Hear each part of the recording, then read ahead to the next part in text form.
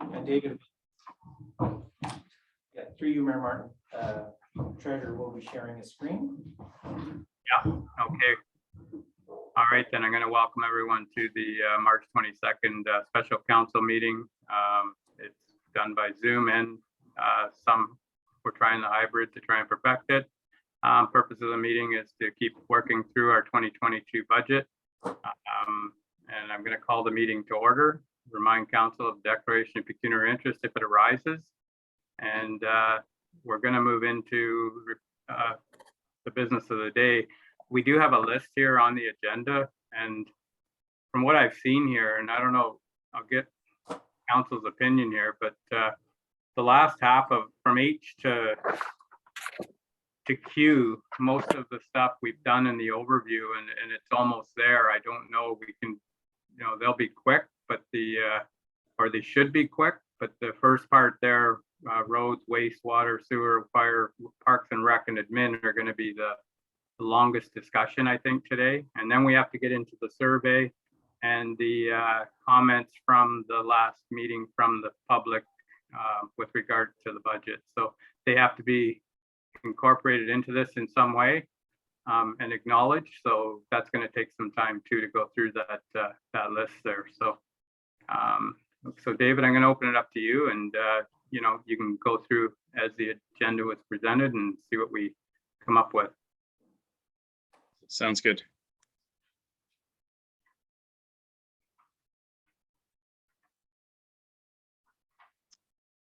Okay. Can everyone see my screen? Oh. No. Nope. Okay, 1 second. And I will remind council, if I can't see you and I'm not answering, you just speak up, because when it's sharing the screen, there's not too many squares. So.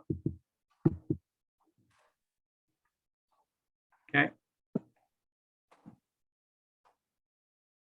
Okay. Everyone, HPM community, our respective councillors, Mayor Martin, and our staff, thank you for coming today to step through our final tie-in of all budgets to date. Over 4 sessions, we've gone through operation across each departments.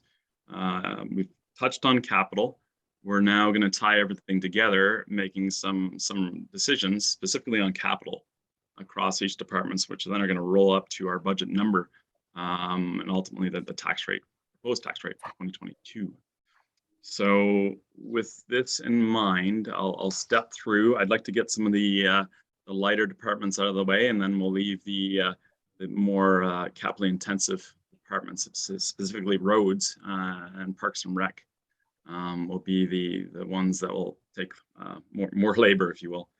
So on that point, let's jump right in here. I'll lead us off with an easy department. I shouldn't say easy; it's a very important department. But I'd like to get into building right now, and to give you a quick snapshot of where we were. The increase year over year for this department is less than 2%. The decision we have here today is the earmarked, the truck and capital expenses. Need a decision on that. Before anyone speaks, I'd like to really bring us over to the budget summary tab, and we can look specifically at this department. So I'm in building here. You can see that year over year, the increase is a lot because we're comparing a printer to a truck. We have the ability now to toggle this on or off. If we exclude it, it drops down the budget. It drops it down by a fair bit with this department specifically, given it's an uptick of $37,000 on a department that runs fairly lean. I'll open it up to council for their feedback and direction on this first capital expense. Okay. All right then, council, I'll open it up to you. Any comments around that?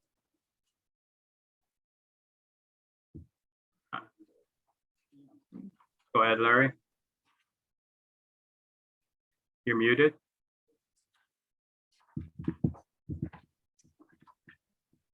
Excuse that. This truck that we're speaking about, it's one that's been planned for as a replacement vehicle that's in a fleet, correct? I believe our department head, John, is on here. John, by all means, step in. I'm happy to answer that. John has diligently, year over year, put in $4,096 for the last 10 years for this truck. There is therefore an allocation that's been planned year over year. John has run a lean department, and it speaks year over year. My humble opinion is yes, he's done a good job at it, and it's budgeted for. If you want, I'm now switched over to the reserve tab. If we get into the planning, rather the building, I'm just looking here, we have quite a, well, we have a surplus. Total amount here is $270,000 plus after we dedicate or withdraw all the trucks. Correct. And thanks, Dave. A good example of planning on how to replace vehicles over the years. So I would just have one question to Dave, if I'm allowed there. The year and the condition of the truck that you are replacing. John, if you could comment on that, please. Good morning, Mayor and Council, through you, Mayor. Councillor Ellis, yeah, so that truck was here when I started 8 years ago. It's got 190,000 kilometers on it. We spent approximately $4,000 last year on repairs on the front end of it. It will probably need tires this year. So over COVID, that truck has been shared when we had to do social distancing with staff. So Parks and Rec has used that, staff has used that truck, as well as the roads department. So presently it's shared between the bylaw enforcement officer, which he's using it this morning, as well as the building department, and the planning department also uses it to go out and do their site visits with it. In the past, when roads needed a crew cab truck to go on training out of town, they have shared the building department trucks. So that one, I believe that's the 2011. So it is getting on now. And it, like I said, it's still in decent shape, probably worth something to put on the market and sell, but it's probably going to cost us in repairs if we continue to keep that truck. Through you, Mr. Mayor, again. So the repairs you speak to, John, are this set of tires? So this past year, we had to do some front end work. The trucks are the vehicles we use on the fire roads, which a lot have potholes. So it does take a fair bit of wear and tear on it. But the tires only go about 2 years. We run snows year round on them because of the conditions, and we get about 2 years out of a set of tires, and it will be due this year. Okay, I guess what I'm kind of beating the bush around here is the fact that that truck possibly could be handed off to one of the departments that normally receive handoff trucks that come out of our fleet. Through you, Mr. Mayor, 100%. That truck still, we had the body done on it 3 years ago. It's still in decent shape. It's still in good running order. And it could be used in another department if that's the direction that council would like to go. Thank you, John. You're welcome. Any other questions or comments from council with regards to the building? Barry? No, I think John has summarized it very well. His department put more miles on a vehicle, while both vehicles, as we've seen in our reports monthly, than any other department here. So, and the truck is what, 11 years old? So I think it is. We said 8. How long is he? How long is John been here? So 2011, he said. Okay. So it's 11 years old. 11 years old, yeah. So I think if any department needs an updated vehicle would be the building department. So David, if we've been putting $4,300 away every year since we've had this vehicle, there should be a surplus in there because we've kept it longer than we were supposed to. So that Yes. money, does it go back in somewhere else then? No, it's topped up the reserve year over year. There is amount after of 272,000 remaining in reserves. So holistically, I mean, John's contributed north of 40, well, call it 48,000. So the math is there, and yes, to answer your question, it is cycling continuously, keeping that reserve balance high. So that'll be something before we finalize the budget. I think we're going to have to look at, we've talked about it over and over, and I think Councillor Webb's been talking about it quite a bit, and that's a reserve policy. And that's something we're going to have to talk about at the end of the day here, because we need to look at all our reserves here. We have a ton of reserves, and there has been comments that we may have too much in there. So we need a policy in place that we can, move forward here. So because there's another example, when we keep these vehicles or equipment longer than what we've been taxing for, that money should be going back in somewhere else. So because we've overtaxed for it. So we'll talk about that when we do a policy, but for now, I think we'll just focus here on the building department, and it's running pretty lean, and it sounds like it should stay, the truck should stay in there. Okay, Larry, go ahead. Through you, Mr. Mayor, are you looking for a motion regarding this truck? I think we can do it at the end, Bob. Is that okay with you, that we'll just keep, like, if this one's okay, we'll check it off, and at the end, we'll make a motion to take it to the next step? The whole budget? Or do you want them, sorry, do you want them individual? Through you, Mayor Martin, I think we just need yes, nos as we go through the questions. Okay, And it is helpful to take a resolution now, and then there's no question Okay. about the direction of council. all right. Councillor Webb has a question for you. Okay, go ahead.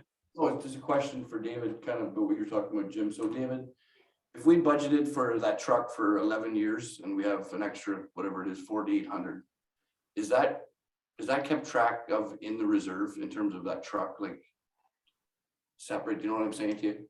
Or is the money, the 4,800 just remain in there? I'm just wondering, because if we do that, right, then we're going to continue that budget process for 10 years instead of maybe we only need to do it for 8, right? So I just wondering if there's a way of tracking that. No, certainly there is. The advances we've made in the last 4 months in terms of tracking things and having an ability to separate is improved a lot. My suggestion after this would be a true budget software that can really answer Councillor Webb's question in real time and can have total visibility to it. But the Excel model that has been stepped through and worked on has that capacity to get granular and drill down to what you're asking. Thank you, David.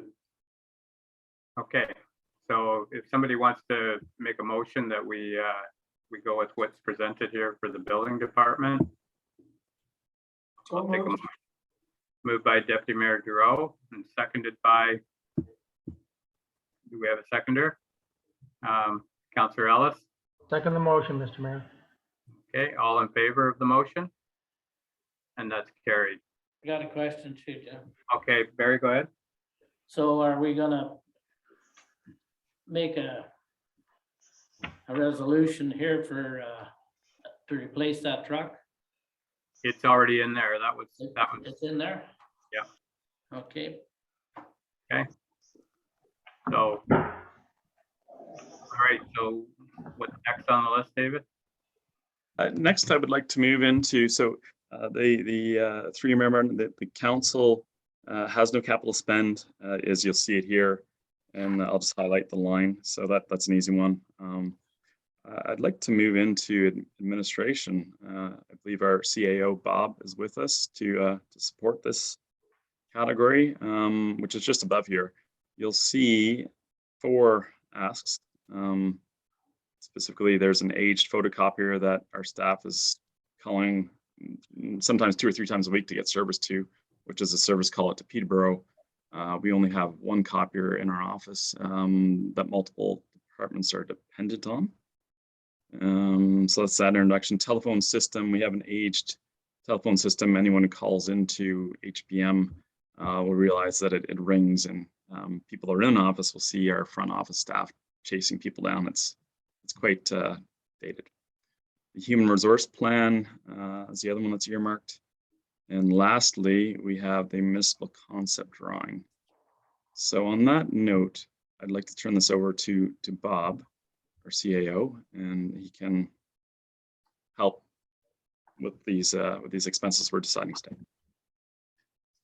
Through you, Mayor Martin, not really much to add there. I think the treasurer did a good job of explaining what's happening. Key items, that certainly the telephone system is very antiquated, does not function properly.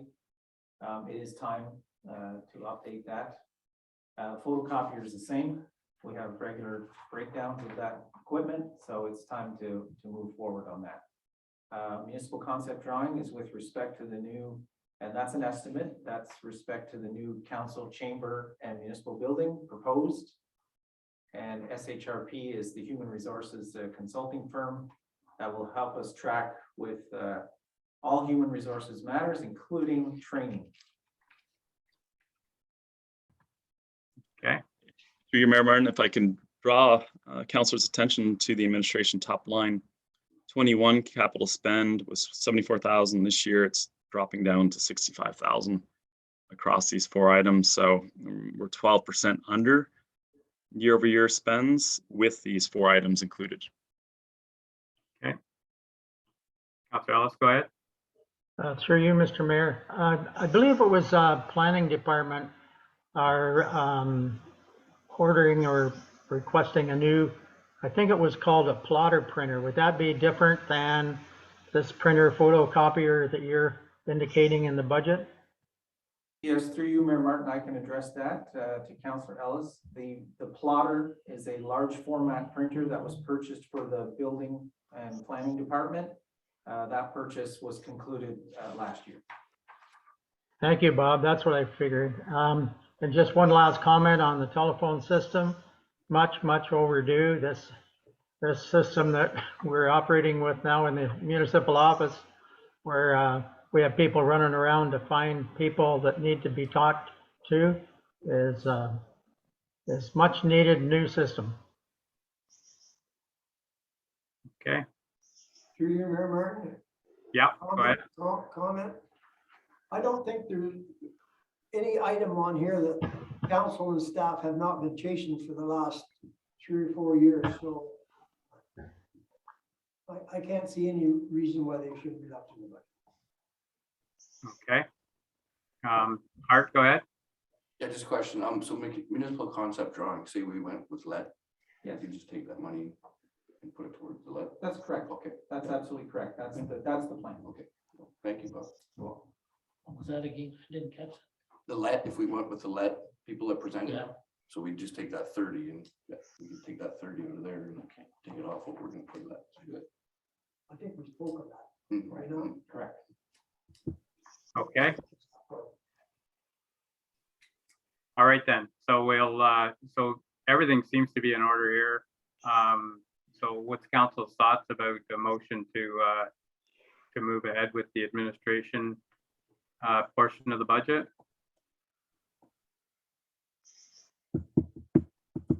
I'll make that motion through you, Mr. Mayor. Okay, that's moved by Councillor Ellis, and Councillor Webb, are you seconding that, or? Yeah, I'll second that too. Okay. Any other questions or comments around the admin portion? I'll call a question then. All in favor? Yay. And that's carried. Okay, thank you. David, the council one there, I just had a question with that. I see 0 in there. I just wanted to make sure.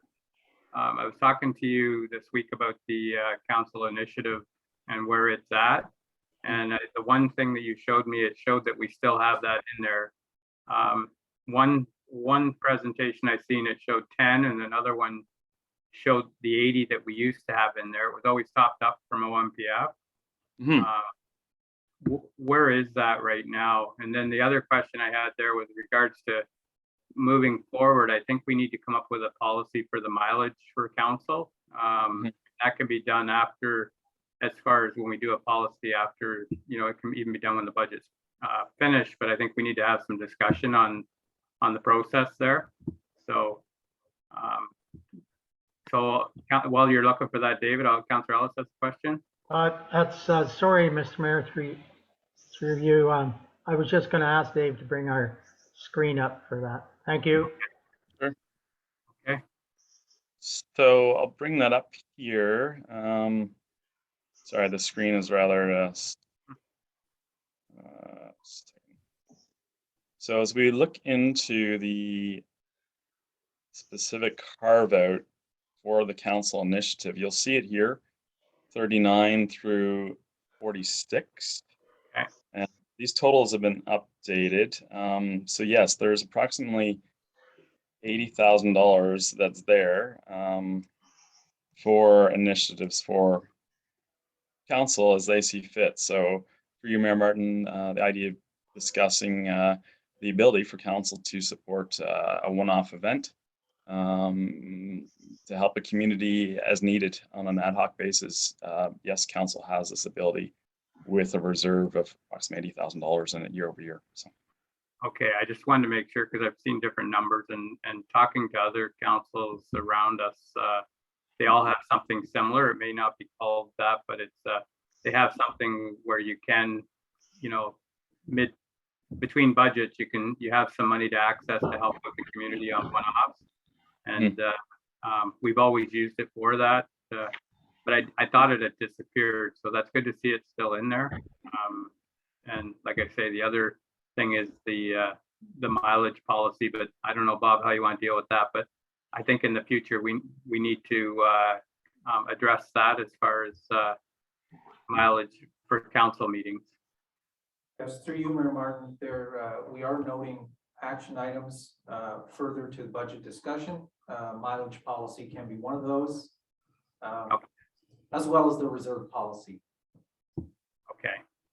And the one last thing there was the computers for the new term of council. I would think that's allotted in there somewhere because there will be we don't want to get into what we had this term where, you're replacing them midstream or whatever. So best to start off on the right foot. Go ahead. Councillor Ellis, go ahead. Through you, Mr. Mayor. That was one of my questions as well regarding mileage for the year 2020 and 2021. Those two amounts, did that go back in a reserve because there would be no mileage in either of those years? Through you, Mayor Martin, yes, that the unspent dollars across any department would be carried forward or put back in the reserves and taken out in the current year. That cycle of cash, if you will, is been looked at closely and it's rolling out correctly. Thank you, Dave. And the other one is for conventions, the same thing. Those 2 years, there were no conventions other than, I believe, in 2021, Mayor Martin attended some.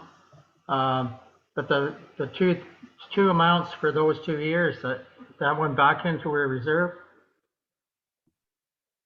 Through you, Mayor Martin, yes, that's correct, yes. Okay. So once again, this budget, we've done good at pulling out some of those things that are going back into reserve, and that's where we'll later in the meeting about a policy for these reserves and how they're dealt with.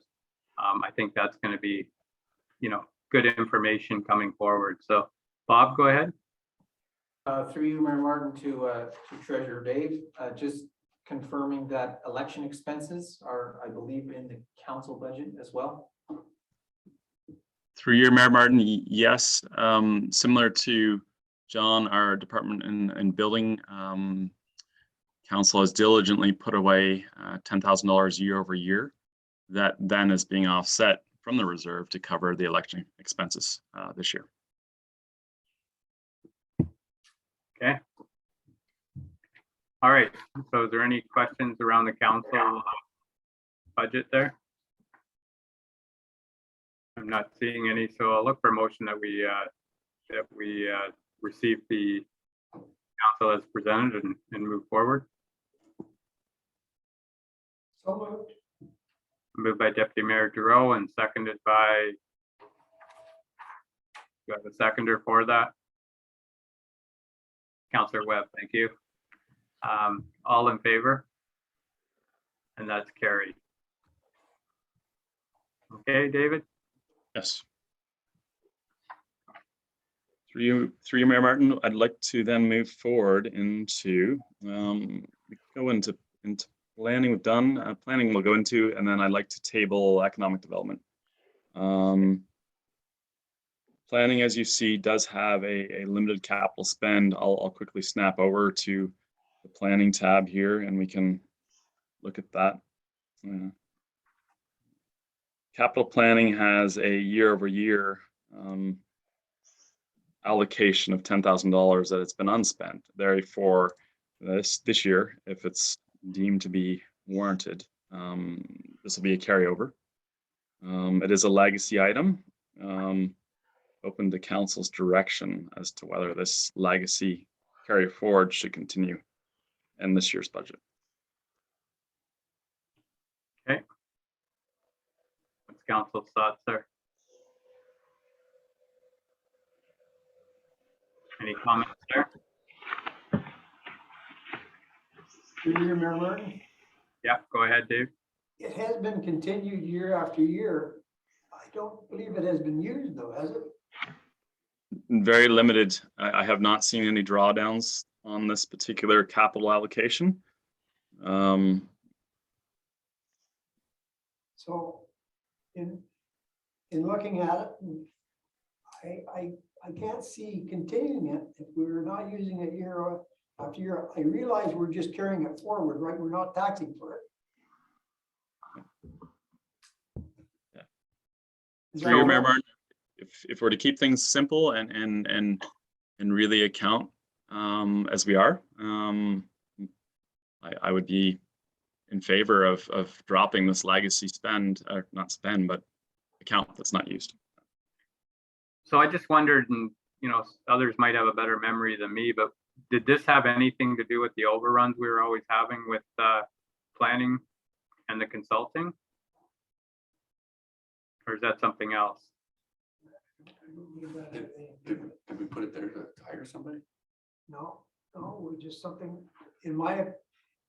I recall we just put it in there because we don't live in real time. You think, well, what happens a year from now if we overrun it? What happens? But we're not, as David mentioned before, our treasurer mentioned before, we're not living in real time. We're trying to guess. When it comes to trucks, we're trying to guess. A truck is worth $40,000 now. What's going to be worth in 10 years? Well, we can't continue to do that. We're not living in real time. So I think that $10,000 was put in there to cover council and cover staff if we need it. But the way I read this, it's never been needed. So We don't know. unless I'm totally off the page here, David, you'll have to correct me. Through you, Mayor Martin, Councillor Giroux is correct. I really think it's a good time to pivot away from legacy things that it's a whole that's just the way we've been doing it in the past. We should clean things up and really avoid these legacy things that don't serve a purpose right now. There is, I highlighted over on the reserve tab here, planning economic development, which historically has been rolled together, has a current reserve north of $400,000. So there is a contingency reserve there for incidentals that may come up over the course of a year. So That's sound like Oh, go ahead. the overall budget, but it's Yeah, through you, Mayor Martin, I just as the numbers skimmed by here. I would caution that I think our legal budget in planning is a little light. Mhm. Given that we are compelled to often attend Ontario Land Tribunal hearings with planning consultants and lawyers. That one seems a little light at $10,000. And potentially that reserve may have been buffering that, I'm not sure, but it's possible. And you might be right there, Bob, and I think that's the caution is the key word there as far as any of these things, and that's where I'm talking about. We really need to dive into these at the end of this budget and do a review on our contributions and make sure we know what we're doing before we pull it out, because it was there for a reason, but it's unfortunately there seems to be a little gap here to put it where it's supposed to be. But I think you're right, and I think that was some of it was for is our consulting and other things for planning. The other thing that came to mind when you've got it mixed with economic development, I don't know whether it was anything that we do through it as far as some of the things, some of the events and things that went on. Maybe I don't know how far back you went, David, but I just wonder if it used to be used for some of those events that we were putting on through economic development. I'm not sure, but I think we need to make sure before we pull it out of there what the idea was. So we, like I say, we'll spend some time after this to look at some of these things and make sure it's not over contributing to our reserve. But go ahead, Bob. Yes, through you, Mayor Martin, one of the action items that the treasurer and I have discussed is bringing forward to council on a regular basis, at least quarterly, an update of reserves and the spending from those reserves. So we have a good sense of where that money is going, and council will understand what's happening in those reserve accounts. Exactly, and that would be a good thing. So for now, I would suggest that that stays in there until we see what, just to make sure if there's such a thing that it wasn't needed when we do the next part of the reserve part of the policy, that could be pulled out then, and deal with it at next year's budget. What's your thoughts? Councillor Ellis? Right. Yeah, through you, Mr. Mayor, I think we're wise with taking the cautious steps as you described, but I wouldn't like to lose our train of thought here if we make sure we track this conversation regarding that line item, and at the end of the day, when we settle and review all the other things that we need to do, I just don't want to lose this comment and this train of thought regarding that. That's all. And yeah, you're totally right. I think hopefully there's somebody documenting all these, because it seems like every category we're going to have a question around the reserve, and hopefully we're highlighting them, and we can, before we finalize this, if there's any small changes, we can do them then. But there is a lot of questions around these contributions. So for now, with what's there, if we can receive this for today, and if it's okay with council, we can move on to the next one. But this one appears to be pretty solid, and the one question there, so we can deal with that before we finalize the budget. Anybody want to? Barry, go ahead. Yeah, so what increase do we have here, David? Through Mayor Martin, I'll scroll down here and Percentage wise? 9 point. summary, I'll draw your attention to this bottom summary here and pause and let you step through it.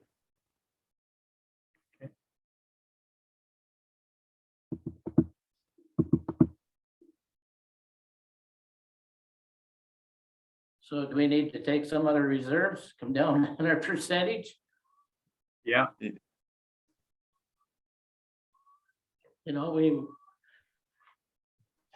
We're telling everybody we got lots of reserves, but we're not bringing Yeah. the bottom line down. That's better. Through you, Mayor Martin, so to Treasurer Dave, we've got economic development expenses in there as well. We haven't separated those out. That's what I was gonna ask. Through you, Mayor Martin, I've another theme that you'll see here is I'm carving out budgets. Typically, Bob has mentioned planning and economic development will be rolled together. It's easier from a cost accounting point of view if we separate them and have departments rolling up individually versus combined. So we'll move right into economic development after this, which is standalone. So the plan, So if I can just follow up there, there's $36,000 in economic development expenses in this planning budget Let me get There's a sheet there. at the bottom. Scroll down, there it is. yes. So I'll make should that sure be- that isn't carrying over in the economic development tab. That's not, I can tell you that it's not. Economic development that we're going to go to next opens up in 2022 onwards. So it's standalone as of this year. So if we remove that 36,000, does that change? It must change the percentage at the bottom. It certainly will. We can then back down the reserve again. Right. No, duly noted, yes. So we could even go lower than that now. And this, keep in mind, this reserve currently has north of 270,000. So it's healthy. Yeah, so we can even go lower if need be. However, per the discussion 5 minutes ago, legal likely needs more attention, and the history on capital planning needs to be discussed before we finalize. I've noted these and we'll follow up before end of days to make a decision. that would be the safe way of doing it, just to make sure that we have enough in that reserve for future, because it can empty out really quick if we get into some of the things we've talked about. Art, go ahead. So those two have been separated now then, David? Correct, yes, and I'm through your Mayor Martin, I'm open to council's direction if they'd like it combined. I mean, I can run them separately and combine them in a summary table. Whatever direction council sees best is. Well, I think they should be separate, especially now if we're gonna have an economic development person, right? Right, New I think person. separate it creates more clarity. Yeah, And then the other question was with the reserve, how do we know what's planning reserve and what's ec dev? I don't imagine the ec dev reserve is substantial, put it that way, but I mean, just how do we know exactly which is which? 1 second here, I'll go to the reserve through your Mayor Martin and address Councilor's webs. Right now we have, you're correct, it is rolled together. And I'll make a note to create a new GL to capture, or a new count to capture the economic development, and we have to decide on what that opening balance is going to be. Okay, David. okay, so I guess the motion right now would be for the planning side of it, that and like David said, we're going to come back when we move forward with the budget to try and pass it. These things that we've talked about hopefully will be addressed, and we can or we'll make sure of that. So right now, the planning as presented, I would look for a motion that we move ahead with that, and separating the economic development out of there. We'll do a separate one for economic development. Councillor Webb, you're moving that? Yeah, I'll move that, Jim. Okay, and a seconder for that with Councillor Ellis. Any comments around the motion? Okay, go ahead, Larry. You have. Just a quick comment. I totally agree with keeping them separate for, as CAO Angione commented, for the clarity of the two departments. Okay, I'm going to call the question then. All in favor of the motion? And that's carried. Thank you. All right then, David, did you want to do the economic development one now, or and get that Through you, out of Mayor the way. Martin. Yes, I'd certainly like to address that. I'll switch over as I'm talking. Economic development has $0 allocated for capital spends this year, but of course there is the new person that's been earmarked. So that will be the decision today. I'm opening it up top down. You'll see there's an offset from the reserves to address the total salary plus benefits. You'll see per our CAO's remark that yes, there was $36,000 allocated that's been carved out of the budget and is now appropriately in economic development, which you'll see here. I'm scrolling down now, and what's highlighted in red is what's to be discussed, the salary bandwidth. I'll hand it over to you, Mayor Martin, to address this. Okay, then. So that was in the middle. That was from our previous position.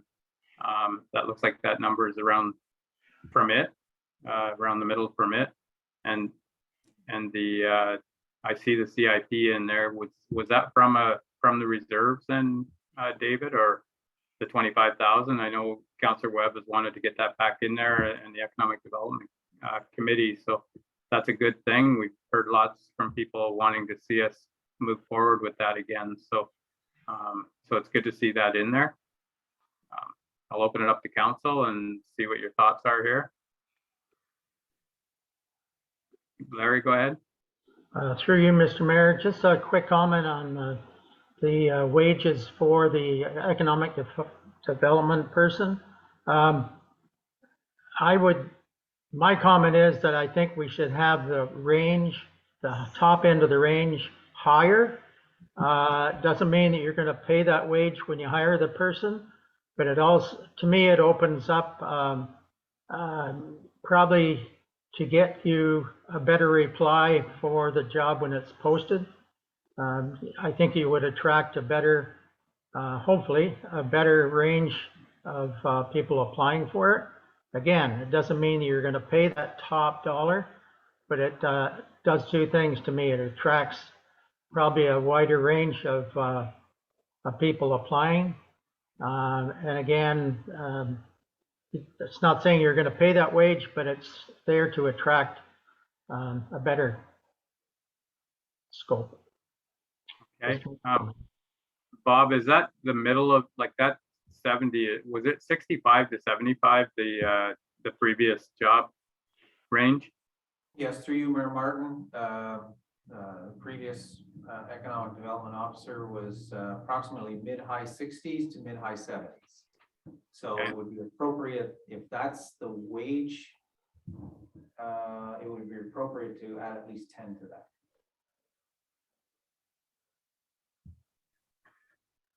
Okay. 75 or 80. My math says 5, but but anyways, okay.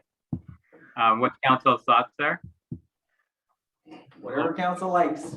Yeah, okay. I'm just kidding. I'm opening up to council here. Any comments around that? It is something we need to move on with here. Deputy Mayor Giroux, go ahead. And I'm not going to comment on that, but I am going to comment on our economic development, $25,000. Yeah. Economic development covers a great range for our municipality. We've been chasing down a lot of stuff for a long time for economic development. So, my opinion, $25,000 is light. yeah, that was specific to the community improvement plan. I'll let Councilor Webb speak to it. No, I'd like to thank the Deputy Mayor for his comments. I really appreciate them. That number is just carried over from about 4 or 5 years ago. So to your point, you made it a few minutes ago, and don't live in the now, live in the future kind of, is we probably should look at maybe upping that, but I'll leave that to the rest of council to decide. But I see your point, Deputy Mayor, things aren't getting any cheaper. So $25,000, well, you can build for 25 even 5 years ago, it might cost you 50 now. So Well, to your point, Councillor Hart, I mean, we have $25,000 selected there for the time being, at least, and maybe stay there. But a $10,000 add on that to me would tell me that when something come up in 2022, 2023, that's really important for the people of the community, the money's there. And let's face it, there's a lot of stuff that's coming up. I'd like to, I agree, and Council couldn't agree, holds them together on certain things that had to do with economic development because we didn't have the money to do it. So just for the public's sake here, for anybody watching or listening in, CIP is Community Improvement Plan, and we've had a few successful candidates over the last, I don't know, 3 or 4 years with regards to facade improvements and redoing some buildings, and it's really been a successful program. And we don't want, it kind of slipped off a little bit there, but I'm really thinking with the way the economy is this day and age, I think there's more going to need this. And I totally agree. If there is any way of bumping it up a little bit and see where it goes this year, I think there's going to be a lot of people can see the benefit of this and use it to help them, present their businesses better. You don't have to look too far from the council chamber to see some people that were successful and it really helped them, and they've said that in the past. And there is a video out of it that we'll put out for the public eventually here to see what it's all about. The public needs to understand the CIP program was a good program, and it kind of slipped off the cart here, and we're trying to bring it back. So it wouldn't take much to put another 10,000 in there to see if there is going to be a surge of people here and to help them. So it's up to council. I'll leave it there. Councillor Pomeroy, go ahead. Yeah, back to wages, I think you have 70 down. Yeah, I think Okay, so then you add the benefits, that brings you up to 92,000 for that person. okay. The benefits are in another category, are they not, David? Right there.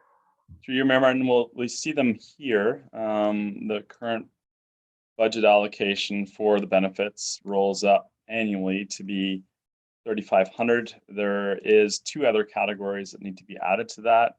It won't bring it up to 90, but it will bring it up closer to 82,000. I'll make note of this. Okay. All right then. Any other comments around this? And that 70 is still hanging in there, David. So on the wage side of it, so it might need to be bumped a little bit. But so there's the 2 things that seem to be the discussion here, and that's if that was put up to the 75 and then the or 80, whatever Bob's suggesting 80. He knows more about that than I do. And the 25,000. What's council's thoughts? Because there again, reserves, we could bump it up another 10,000 from that reserve and see what kind of use it gets this year. But Councillor Ellis, go ahead. Through you, Mr. Mayor, you took the words right out of my mouth. I think adding the 10, bump that up. I think that's a great move, and the place to take it from is the reserve. There's the money's there for it. Okay. All right then. So looks a little different there now. What's council's thoughts? Yeah, that shouldn't affect the bottom line. With No. taking another 10,000 out of reserve.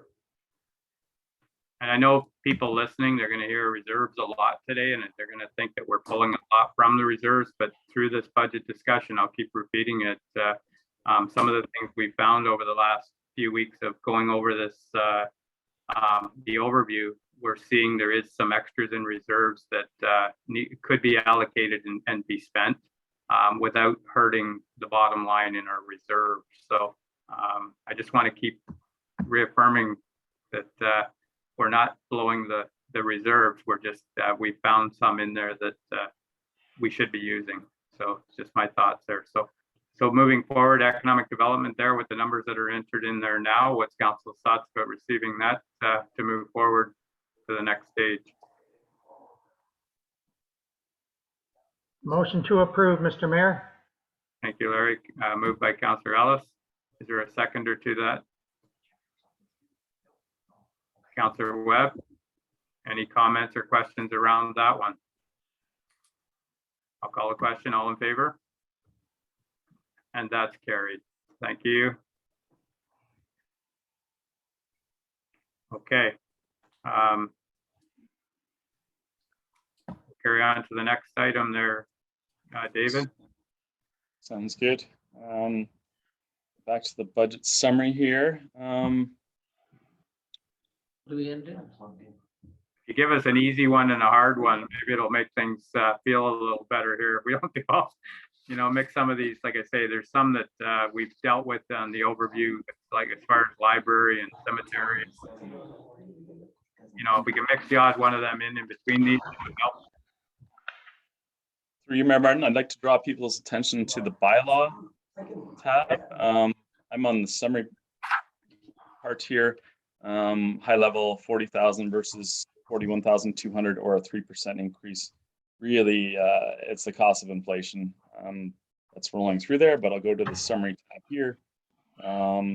Another thing that I'd like to draw people's attention to here is the reserve part. Right now, this is more for demonstration purposes, but if we pull money out of reserves here, it gets put in this category and it offsets the tax, which I'll get to. So right now you see a shortfall of 41,000 here in this category. So everyone can see that. I know it might be a bit small. If we enter in the 41,223, you'll see that, well, it solves 69 cents with a rounding. But anyways, that's how it flows, and that's how we're drilling down in real time to what a number is supposed to be. You'll see now in zero, there's no shortfall, therefore there's no effect on tax for this department. So I'm now going to get over to that tab. Second here.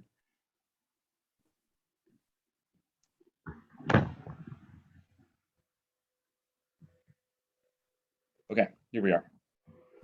So that's what we just stepped through, the noted 3% below.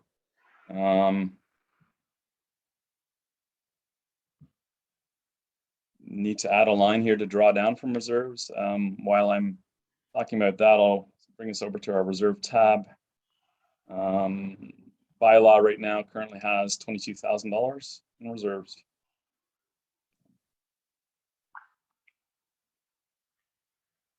Okay.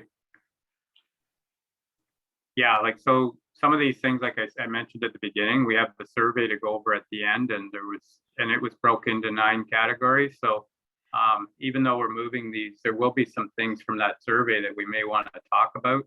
And in this one here, it had the couple of things I pulled out of there was people were concerned about bylaw enforcement, and some of the things in bylaw enforcement were to deal with short-term rentals, and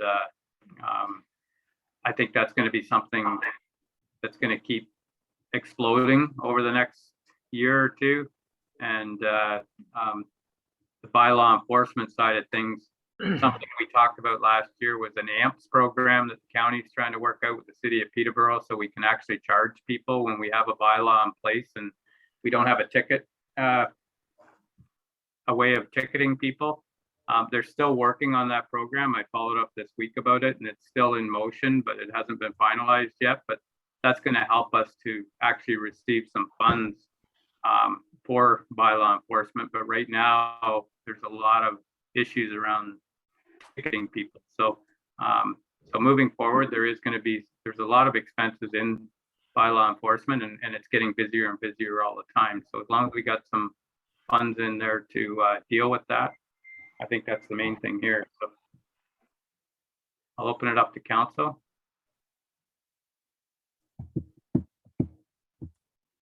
Anybody got any comments around bylaw enforcement or bylaws? Go ahead, Councillor Webb. Oh, just a question. I think we discussed this before, but So the wages are 14 actual, were we assuming that was low for the COVID year, or why is just the wages at double? And I thought we had somebody, I think I've already asked this question. You need- You remember, yes, that's correct. The activities there are rolling up into our accounting software at the actual of under 15,000.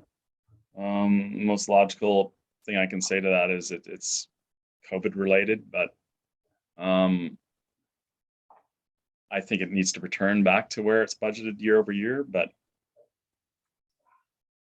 Yeah, like it's, I'm expecting a huge surge here once things open up again. So it's probably safe to keep it there. Understand.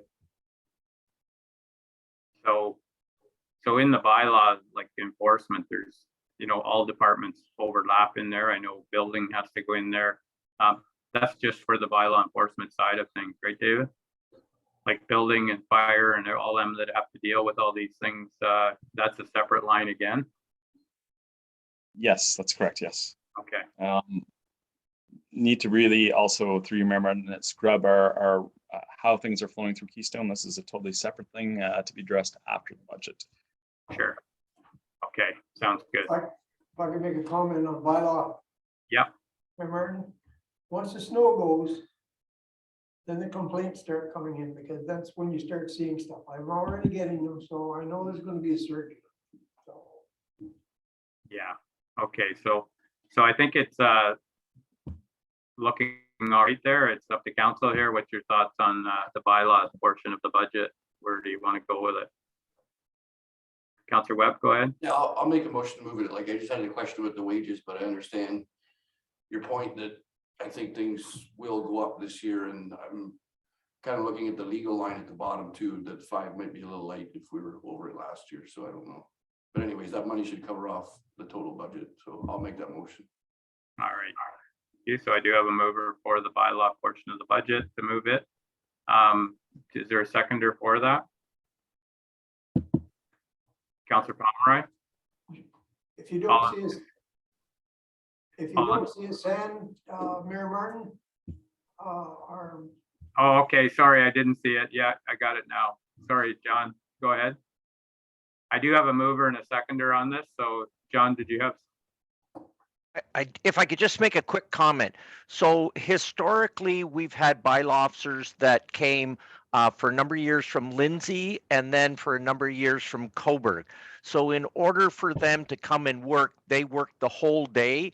Otherwise, the trip wasn't worth it. That's why the wage was set where it was.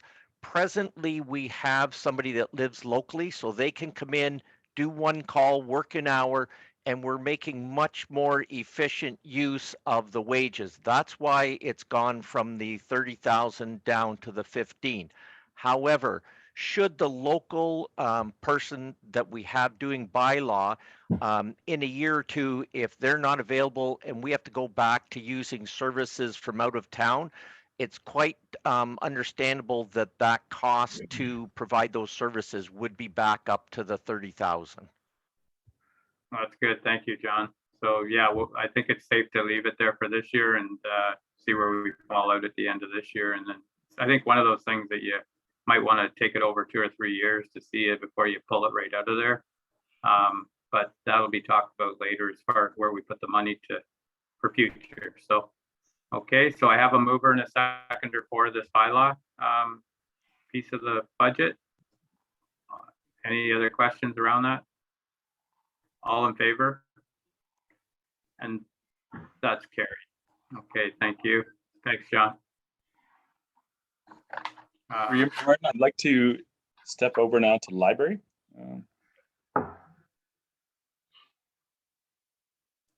So here's the summary. Here's where we left off at last session. Just to get everyone's mind focused on this. Year over year, a well-run, efficiently managed department. An increase of 3% and inflationary pressures is more than reasonable. There is a capital allocation this year that was more IT software driven, which is earmarked here in this account. There will be a carryover for Councillor Ellis's repeated comments on this. It's been taken account. The less than about $9,230 will be spilled over into the 20,000 here. So. Okay. So we did have discussion around this with Kosh Lake. It's called a library and it's not in here, but I think that's going to be something this year that needs to be discussed. Whether it's a library or where it falls in, because it doesn't have a line item, and there's been some requests even in the survey there, and we've had requests throughout the year about a phone line in there and other things. It is a township building. It needs to be looked at here in the future as far as how we move ahead. There was a lot of questions around Wi-Fi and things like that. If it had a phone line in there for even people that, if they do decide to go up there, you know, there probably should be something, but that being said, that's where, you know, we can have more discussion on it, and that's an ideal thing for council initiatives when you get into things like that mid budget. And if there's something there that council thinks needs to be there or whatever, that's where it's a bonus to have that in there, because we can have more discussion on it and don't have to decide that today, because we still have a Kosh Lake library, but we don't have a line for it as far as you know, expenses, and there's expenses there. So we need to deal with that and move ahead. So through you, Mayor Martin, Yep. for your last mention, sorry to interrupt, this has been pulled out and carved out, if you will, and it's in the Parks and Rec and Facilities tab. I've just scrolled over to it. We can get that to it when we get to Parks and Rec, but that's where it's flowing through in the facilities part of our budget. Open to council's direction as to how that should be presented. And that works too. It's just as long as it's highlighted which departments pay and the cost. Go ahead, Councillor Webb, you got an idea? Oh, no, I was just gonna say for that, I'd be more concerned with the operating costs than the capital expenditures on that building. Yeah. I think we would remember most of those, but I just would like to know what the yearly cost is of running the building. Right. Your Mayor Martin, it's been budgeted at $4,500 this year across all services rolling up to there. But I'll break that out for Councillor Webb's diligence. Okay. Thank you, David. All right. So we have the library budget there. Like you say, it's always pretty lean. And what's council's thoughts here about moving that forward? Anybody, any ideas here? If it's okay, I'll look for a motion to move it to the next step. I'll make that motion through you, Mr. Mayor. Thank you. Moved by Councillor Ellis and seconded by, were you scratching your nose or seconding it, Dave? I'll second it. Okay, and seconded by Deputy Mayor Giroux. Any other questions around that budget? All in favor? And that's carried. Thank you. Through you, Mayor Martin, just for clarification, would council like to see this rolling up to the library budget or into facilities? My hunch would be rolling everything out underneath the library tab. If we could have some summarizing thoughts on that, I'll make sure to enact it. Which part of it there, David? Sorry, is that that portion that you had in the library facilities? Yeah, Kosh Lake specifically. Where would you like it rolling up going forward in the budget presentation? Yeah, like it's okay, Dave, go ahead. I think it should have its own tab under libraries. I struggle to see why it should be under Parks and Rec. No, I know there's different comments on it during the last couple of years, but unless it's a struggle for our treasurer, I don't know why it wouldn't be under its own tab. Okay. Easier to track, I would think. Yeah. Maybe I'm wrong. Barry? Oh, That's sorry. Go ahead, David, and then Barry, I think, has his hand up. Sure, I'll be quick. Through you, Mayor Martin. All the operation sections of our buildings are rolling up to facilities. From an operation point of view, are in facilities.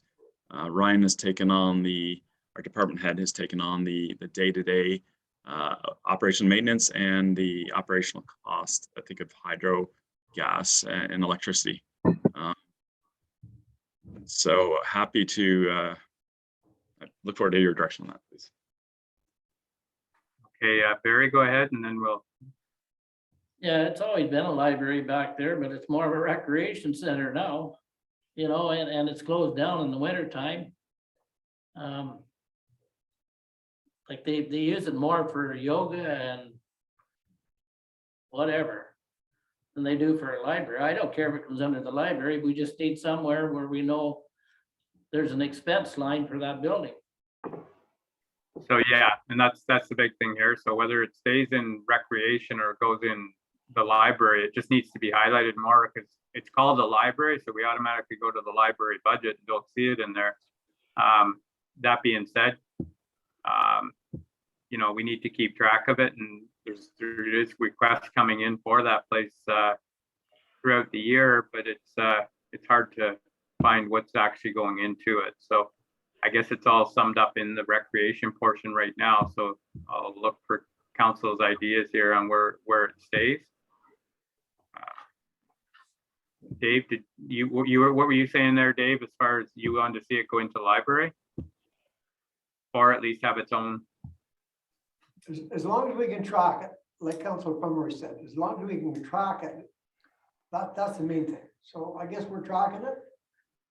If it's in Parks and Rec, that's fine, as long as we have both capital and operating, so. I think it gets lost in Parks and Rec sometimes. And if it's in library, it's gonna stand out more, to your point. So it's just my. The one thing different there is the board deals with it when it's in library, where if it's in Parks and Rec, it would be dealt with, you know, through Parks and Rec and council. So that's just another thought, but yeah, it's just, we just need to have it, you know, be able to find it. And obviously it was there. So whether, go ahead, Larry. Yeah, through you, Mr. Mayor, rather than prolong this, I think from what I'm listening to here, most of council would prefer to have it separated and into the library. But I think that's one of those items that we need to have further discussion about. If it's more of a recreation hall than it is a library, then at some point we can have that discussion and rename it as a recreation hall, put it under Ryan's care. But I think for right now, to keep it on track, I think council is, from what I hear, is wanting it moved and under libraries. Good point. So yeah, and that's like you say, that's one of those things that I see David making notes there. It needs to be looked at, but right now I think it should be into the library portion, and that'll be a discussion I think, you know, Councillor Pomeroy is going to have with the library board and the people back at the library, and we'll have an opportunity here to see if we move it out of there. It's not really affecting the budget very much there, I don't think, David. Yep. So for today's purpose, I think we can still move we could add the Kosh Lake Library into the library budget and have further discussion before we finalize this on, you know, where it needs to go. And that can be on when we pass the budget, it may have some tweaking, and that might be one of them. So, okay. Very quickly through you, Mayor, thank you for your patience on this. Keen on getting the structure and keeping things simple. So I'll stop this section here and move on to the next. Okay, I'll just get a motion to accept that as presented with other than adding the library or the Kosh Lake Library to it for the time being, and it won't affect the bottom line too much. Am I right? No, it's very limited. Okay. What's council's thoughts of that motion, and to just absorb it into the library for now, and before we pass the budget, we'll have further discussion on that. Councillor Pomeroy can look into that, and you know, it may go into its own, it may stay with rec, but for today's purpose, I think it's a pretty solid budget there for the library, and I think we could move forward on it. You looking for a motion? So moved. Moved by Deputy Mayor Giroux that we move forward with the library budget. Do I have a seconder? Oh, we already did that. I don't think I got a seconder for it. Through you, Mayor Martin, we have a motion from Councillor Ellis, seconded by Deputy Oh, Mayor. sorry. Okay. Oh, yeah, I should read my own Thanks, thing. Bob. Okay, thank you, Bob. I'll just call the question then. All in favor? Thank you. You're welcome. Too many lines on here. Okay, go ahead, David. Through you, Mayor Martin, I'll like to step into another quick one, which is animal, although an important service. I'll switch to it now. So here we are. I'll give everyone the Coles Notes version here. Increase year over year, less than 3%. Debbie does a great job in her department. The one thing to keep in mind here is there has been some negotiations with Peterborough Humane Society. That negotiation or that agreement has changed, which may be an incremental cost increase when we're looking to kennel stray pets and animals. That'd be the only point that I'll make here as we look at this budget. Okay. All right. So do you think we have enough if anything changes drastically there, David? Are we okay with that? Through you, Mayor Martin, I'll jump to the reserves just to see where we're at unless. So if I get into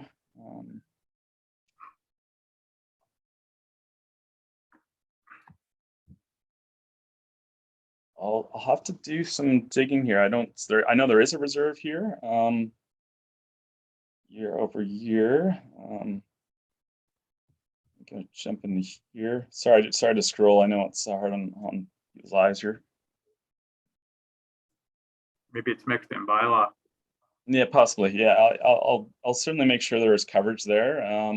Regardless, with our overarching stabilizing reserve that's rolling up to administration, we're more than covered. So, but I think for continuity and keeping things simple, we should have something rolling up to that. Okay.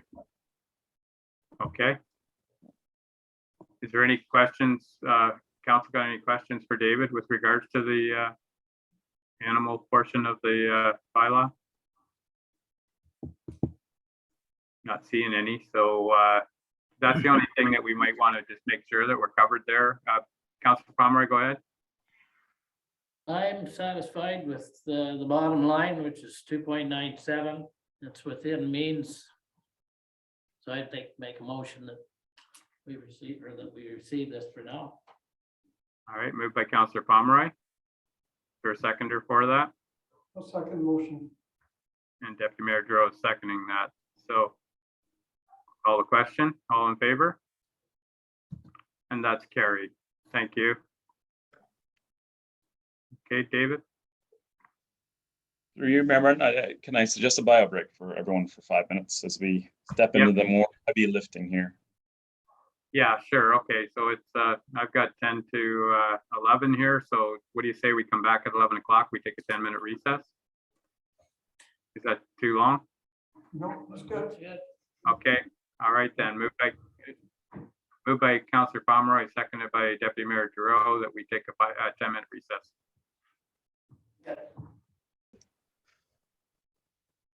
And we're in progress.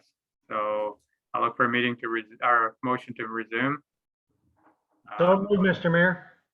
Yeah, moved by Councilor Ellis and seconded by Councilor Pomeroy. All in favor? And that's carried. Okay, David, so we'll move on. Very good. We'll get another couple of the lighter departments out of the way that are consistent year over year. The ones that come to mind are cemetery, conservation, and police.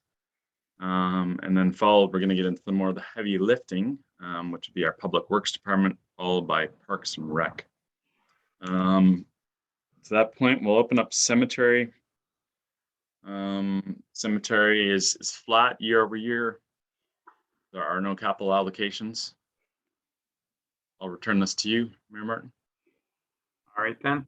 So it's a pretty straightforward one. With this is one thing though. There is quite a contribution to from from the township of over $60,000. So it's a board though. I just did suggest to the board that they put this out for tender and look for efficiencies in it, but that was just my opinion.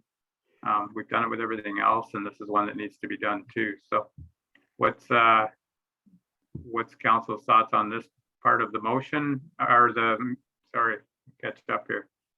On this part of the budget there, I look for a motion to move the cemetery portion, moved by Councillor Pomeroy.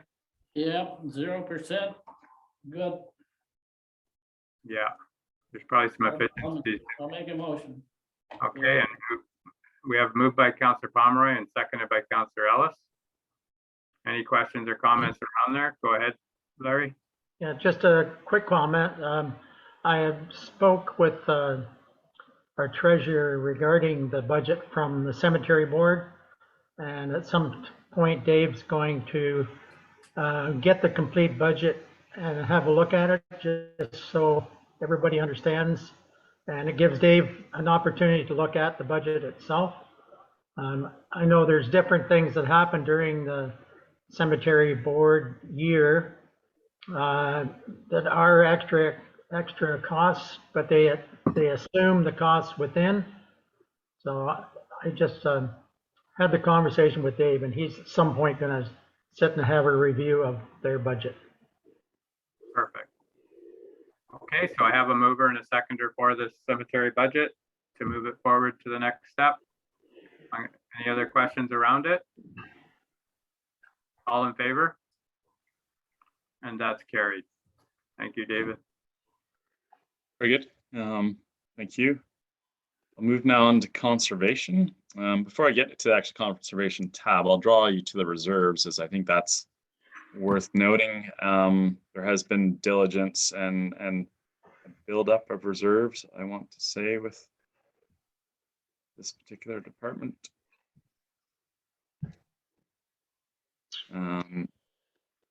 Environmental capital is likely going to roll up to this, and there's also another reserve fund as well, which is here. Anyways, we're covered is what I'm saying, but I'll snap back over to conservation. This is the year of change.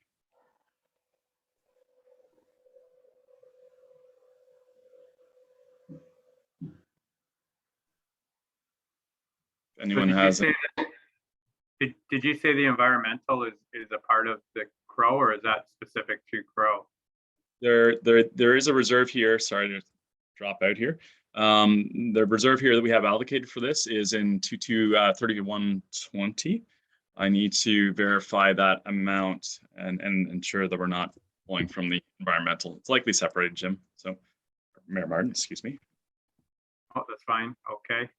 Yeah, because that's something when we get to the survey part of it, there was a few questions around environmental and invasive species and some other things there that if there is a reserve to draw from to help with that, it might be something to look at. So I don't know where if the environmental is in the CRO portion or if it comes out of administration, I'm not sure, but that'll come up later. I'll leave it till later, but for now we just have the conservation authorities or the conservation budget here. What's council's thoughts here? Go ahead, Larry. Just a quick question through you, Mr. Mayor. Total expenditures for the 3 years we've been tracking it here. Is that correct? It's the same number all the way across there. The number through Mayor Martin, the number as reference was a budget that was online provided by the Conservation Authority. I'll certainly circle back to make sure that historically year over year it's rolling up correctly. Noted. I'll have an answer quite quickly on that. Okay, thank you, because I'm quite sure that it's not the same number in 2020 and 2021 because they had increases there. Yeah, I'll look back on my notes there too, but is that what it is for this year? Like I don't have them with me, that portion of my CRO budget, but that's what you pulled offline, David? Correct, yes. we'll certainly verify that. If you'd like, through Mayor Martin, we could verify that during the noon hour break, and I'll make sure that we're on the same page. Yeah, I thought there was a slight increase. I'll take a look back while we're going through here, but I thought there was a slight increase every year. I don't think we've experienced zeros too often, but from the Crow. But anyways, good question there, Larry. And for today's purpose, the number that's here, is there any questions around that? Seeing none. Oh, Larry, go ahead. No questions through you, Mr. Mayor, just to be verified on my comment, and I'd make a motion that we approve the recommendations here for this budget. Okay, moved by Larry, Councillor Ellis, that we move this portion of the budget forward. Do I have a seconder for that? Councillor Webb? Any questions? All in favor? And that's carried. I now propose we switch over to the police reference here, which is here. I'll zoom out. There was a modest increase, really accounting for inflation. But I see there is also a reserve that we do have carved out for this. Jump over here.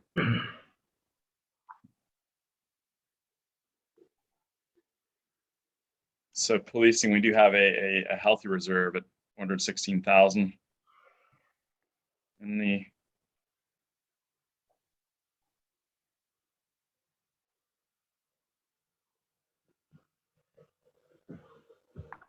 I'll pause. Remember. Okay. This one seems to be staying at a same level, similar level. We are over 3%, but what's council's thoughts on this one? Not much we can do with it.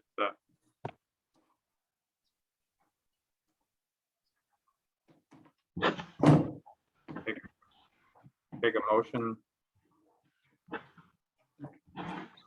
Trying to fix the screen, Jim. Okay. Larry, go ahead. I'm just trying to see online here.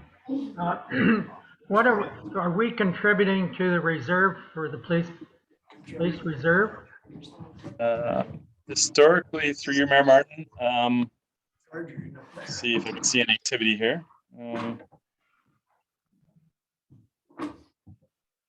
That was one of those ones that we were seeing a lot of spikes in the budget year over year, and the one year there we created a reserve of, I think it's 500,000, just in case. So, Councillor Ellis, go ahead. Yeah, I'm looking at my book here, and we're budgeted to transfer to reserve over $54,000. As we always talk about the amount that we have in reserves, I wonder if that should be a discussion when we get to talking about the reserves and the other topics we will be discussing, because that would be a good example where we're going to transfer that much money and the reserve is very healthy. Yeah, I think we should highlight that. Like, I know why we created it years ago when there was a lot going on and things were spiking like crazy. But the past few years, if you look at the history, it's kind of leveled.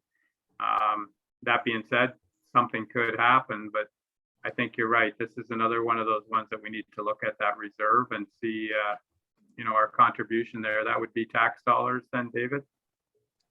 Correct. Yes. But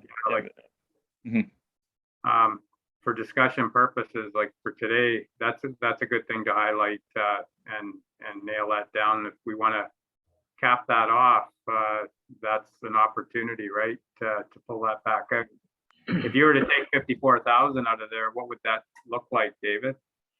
Or the sure. through Mayor Martin, it drops our reserves down from the original 500,000 down to 416,000 as we go here. So Yeah, I just meant, I thought we were over 500 Oh. already. So I just meant if we were to cap it at 500 like we had, I thought we were already capped at 500, but okay. So if there's a contribution going in this year, if it didn't go in, it would leave it below the 500. yes, Okay. Okay. Because that was one of the things that, and that, you know, my memory's not 100%, but there was a reason why we did it back then, but things have leveled here. So, you know, is that one of those things that we need to look at later? What's council's thoughts? Okay. Okay, Larry, go ahead. I'm just trying to catch up with David. So that, have you made a change there, David, and that reflects now a 3.02 increase? Did you No, change? yeah. So that's what it's been leading up to today. No changes yet. So, Okay. so there's no contributions from the reserves? There needs to be through Mayor Martin with the reserve level we have of 417,000. The dollars have to come from somewhere. That's what's going to be coming out of this meeting is when we're finalizing each department by line item. We're going to have to draw, and I'll take you over to the budget summary quickly. I won't spend too much time on this, but if we jump over here, you'll see that the items in red here are what the reserves are going to pick up based on feedback today, which then is going to flow in. You'll see the ones that we are injecting. Well, there are zero balances we're pulling from reserves, and this will be common throughout. So I would ask for people's patience as we drill down on this number here, specifically the reserves primarily, which then are going to give our total withdrawal in the reserves, which then will offset what is going to go through grants, reserves, other, and ultimately tax. So that's what we're driving to, or it's today, which is this category here.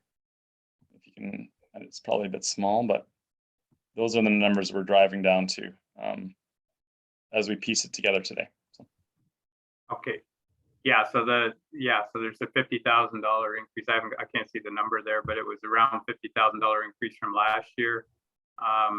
So that would be taxed for, and then the reserve that is there is 400. Did you say 416?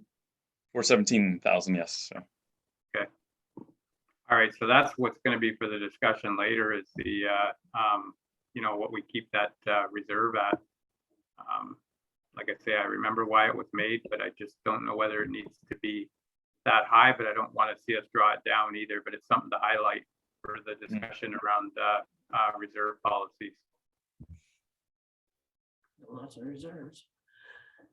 What, Jim, do you know when they're redoing their contract? I thought I heard that it was either this year or next year. I think they just did it. You mean the Well, no, our contract or their contract? they're redoing their contract, so we'll get hit with it probably a year or two after that's done. I thought they're going through that process now, or just finished it. So I'm just wondering, the last time we got hit with that, right? We got hit with a $300,000 or $400,000 increase, and I'm wondering if in the next year or two the same thing's going to happen. So, good point. Larry, go ahead. Through you, Mr. Mayor, I think it was last year or the year before, we were given the information that there was a large number of retiring OPP. And I think we were indicating or hoping that the next budget would be less because of the new staff hired would be a much less wage, at a less lower wage. I'll get it out. Anyway, I think that's my recollection of the OPP budgets that we were hoping. So I think it's a good point there. Hard to check into when their contracts do, but that's probably one of the reasons why we have such a reserve here too, is every time they renew their contract. It's nice to think that they'll go down, but I you know, we'll see what happens, but we should check into that. But for today's purpose, because where we're at right now. Any other comments? So I would suggest that, you know, we look at that, we keep an eye on that reserve also. That's the theme of the day, I think, is all our reserves.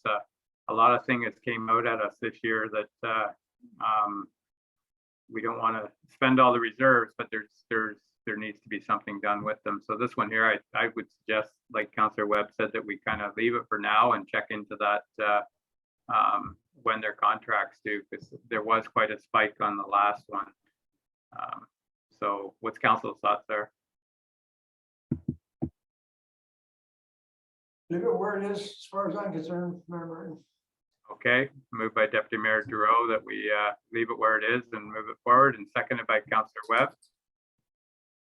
Okay, any other questions? All in favor? And that's carried. Okay, thank you, Dave. Thank you. And I'll draw people's attention to this reserve summary page that's up right now, which is important as we're going into the more heavy lifting departments through Public Works and Parks and Rec. Right now, this is a snapshot of what it looks like, and this will change as we go through today. But tentatively, we're north of 14 million. With the contributions that are earmarked here as well, which is a 2022 contributions. So on that point, I'd like to snap over to roads. I think Peter's on the call. Peter, you're there? And while you're talking about the reserves there, David, that is something that when we're talking about what we have there as far as what we need, there's also, I think that shows when we're collecting the county portion, the school portion. So you end up coming out around, I forget what it was, yeah, county and the school. Mm-hmm. And then the area rate that we collect, all of those come into play. And then the water and sewer are a totally separate reserve. So once you get down to that, as much as it looks like we have a ton in there, that's the things we need to look at to make sure that it's all, you know, exactly what's there and what's not accounted for. So yeah, I had 1.4 in the water reserve, which we all know we could spend that overnight. So anyways, just keep that in mind when you were talking about them. Your Martin, duly noted, and the impact related driver is a separate tab. I won't go through the agony of this summary here, but it is rolling up separately, and we'll get to that towards the end of today. It would have been nice once we get the 2020 accounting done. Unfortunately, it's not completed yet, but from what I've seen, the biggest part of our reserve is the OMPF that's been stored in the administration budget. And that's the thing that's sitting there and needs to be, you know, adjusted. So. Through Mayor Martin, this is the line here just to the mayor's point, which is highlighted at north of $6 million. Historically, HPM has been drawing from grants and putting them in the reserves at year's end. It is my recommendation to keep the grants and the reserves separate for simplicity. Right now, it's convoluted. There's transfers in and out. And a simple question that council asks is, what are the grant levels and what are the reserve levels? Well, when they're intertwined and mixed and constant in and outs, then it's difficult to drill down on that simple question. So, well, and the big thing there, David, sorry, but it's we're working from the 2020 audit until this 2020 and 2021 are done. Some of that OMPF we did spend on roads and things last year, so it's kind of a false number. So until we get the real numbers here, we're just looking at, looks pretty high, but I'm sure we've used some of it in 2021 for some roads or some things that we, you know, contributions. So yeah, I don't think it'll be but then we have this year's going in there too. So that's what we need. We need an up-to-date number there to work with. It's just a little deceiving. Some of the public are looking at it like we have a ton in reserves and we're healthy. And there's money to work with there, but it's just, it's deceiving because we're so far behind on our audit here. Duly noted. Is our department head Peter on with us? Yes, through you, Mayor Martin. Yes, I'm online here now, David. Remember, Martin, I'll hand this over to Peter as I switch over to roads, and then we'll get into his other departments, wastewater and sewer. Okay. All right, second here.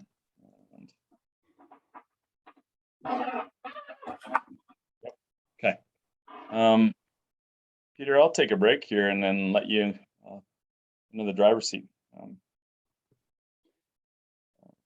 Sure. Yes, through you, Mayor Martin. I can't control the screen, David, but I think if we're just hitting on the capital items today, it would be good to get the yes or no here on some of these of importance. On my sheets here, I'll start right with the housing project of Smith Drive for the $40,000. Yeah, I think we won't. I think that has to stay in there, Peter. So. Yep. So that's a yes. My next road is the Old Nord Road to finish from the concession Highway 30 over to the 10th line for $215,000 in the proposed 2022 budget. Okay, and when we talk about these roads here, the one thing I suggested to Peter in the future is these are microsurface roads, the new stuff we used last year. But to make our dollar go farther as they perfect the surface treatment again, it might be something in future budgets to put a option there. If it's a low volume road that, you know, might not need the microsurface. They are working on some things there at the county. Dave and I have sat in on a couple of meetings with a guy that has explained why things have gone bad. So it's something not to totally ignore. And moving forward, if you're trying to get more roads or a bigger bang for your buck, we all know that surface treatment is cheaper, but we have had issues with it. But they have figured out a lot of things there, and I don't think we should turn away from it completely in the future. But for the time being, these are pretty busy roads, and it's probably a good idea to finish them with the microsurface. But if you want to get more bang for your buck, we should still the odd time look at the surface treatment and have a comparator to help us decide these things. So just Dave might have more to add to that, but this guy that we were dealing with at the county gave us a really good explanation of surface treatment and where things went bad over the years. So. Yes, through you, Mayor Martin. I would, staff probably would recommend the completion with the ultra-thin asphalt on the finishing of the Old Nord Road and the Round Lake Road as well. Possibly when we get down to the third line reconstruction, council could make a decision on going with the ultra-thin asphalt or the surface treatment. We have a tender in with the county as of right now for the surface treatment. So yeah, moving forward with those tenders, that's going to change in the near future here. If we say we're going in on a tender, you can't back out of it. In the past, we've said we're in on it, and then changed our mind, and it's not fair to the people that are bidding on it. So there will be something coming forward. Maybe it's there already, Peter, but but for today's discussions, yeah, third line might be something to consider, but those other two roads for sure are pretty high volume roads, and probably I would say that they should stay with the microsurface. Larry, go ahead. Through you, Mr. Mayor, just a quick comment regarding the surface treatment. If if they're changing or improving their surface treatment, would be my suggestion that we wait and see the results from the new and improved surface treatment Mhm. before we go away from the new and improved micro. That's right. Okay. So the roads that are in there, Peter, do you want to do them individually here? And we'll just, I think, you know, we've agreed in the past overview meetings that that they should stay in there. Yes, through you, Mayor Martin. So if we could get a yes or a no on the old Nord Road to complete that with the new ultra thin asphalt for $215,000 for budget. Okay, council, what, you want to keep that in there? Moved, yep. So Second that. That's moved and seconded, Peter. So carry on. Yes, through you, Mayor Martin, down to Round Lake Road to finish the finish from all the dance hall or the North 7th over to the 6th line. It's in at 230,000, and again with to complete it with the new ultra thin asphalt. I'll move that. I'll second it with a question. Okay, go ahead, Dave. Peter, that's all been ditched and fenced and everything's ready to go as usual there? Yes, through you, Mayor Martin, I would just the only thing that is concerning is the big cross culvert there, the big steel cross culvert. And when the road was done, I think it was 5 or 6 years ago, we did have Engage come and do a study on that culvert just to make sure of it. So that might be a factor, but as of right now, I think I'll do the same thing and get Engage to have a look at that culvert just to be sure it is still in good standing order for. But yes, you are correct, Deputy Mayor Joe. Everything else has been ditched, and the cross culverts were all changed, and there was even some land acquired there too to create some ditches. I thank you, Peter, for that. I couldn't remember what the turnout of the cross culvert was. I knew we ditched and I knew we acquired a little land and fenced, but I didn't remember about the cross culvert and what kind of shape it was in. So that's the reason I asked the question. Because that'll be a considerable amount of money if we have to replace it. Did we get a new one in there? But they did that work. No, I don't think so. Yes, through you, Mayor Martin, to Deputy Mayor Joe. That one was not replaced. That large steel culvert that was not replaced. Engage gave it a thumbs up, shall I say, for inspection. I think it was, like I say, back 5 or 6 years ago. So if that does need to be replaced at this time, then I will have to bring that back to a future council meeting. Okay. Just to clarify, thank you. All right. So through you, Mayor Martin, that was all the roads that I had to finish Old Norwood Road, to finish Round Lake Road, and to have the third line from end to end. That is the last road I have in the budget here for 2022. And that was a discussion we could go back to the surface treatment or carry on with the new ultra thin asphalt. That number from 810,000 came right out of our current roads need study. And that road will need to be right from bottom to top, from brushing to culverts to ditching to end right from Highway 7 all the way through to County Road 48.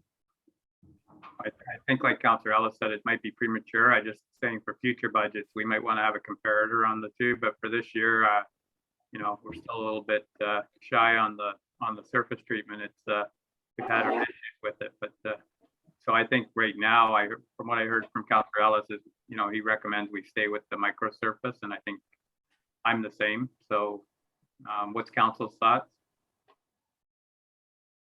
for the third line? Oh, third line. Yeah, third line doesn't have much traffic. It's just, you know, like I say, I don't know. Is that priced at micro surface then, Peter, or is that? That through you, Mayor Martin, that is priced through the surface treatment. Yes, that's not through the ultra thin asphalt, but Okay. I believe there is some leeway there with that number. Okay, Well, I just like to add that road is at the top of the list for our roads need study for reconstruction. So for Yeah. priorities. So okay. Go ahead, Deputy Mayor Giroux. Thank you, Mayor Martin. I'm trying to stay positive here on the third line.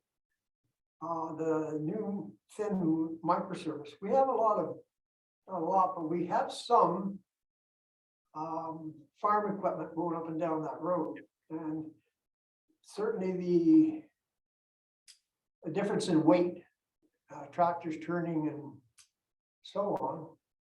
Peter, I guess I'm gonna have to ask you this question.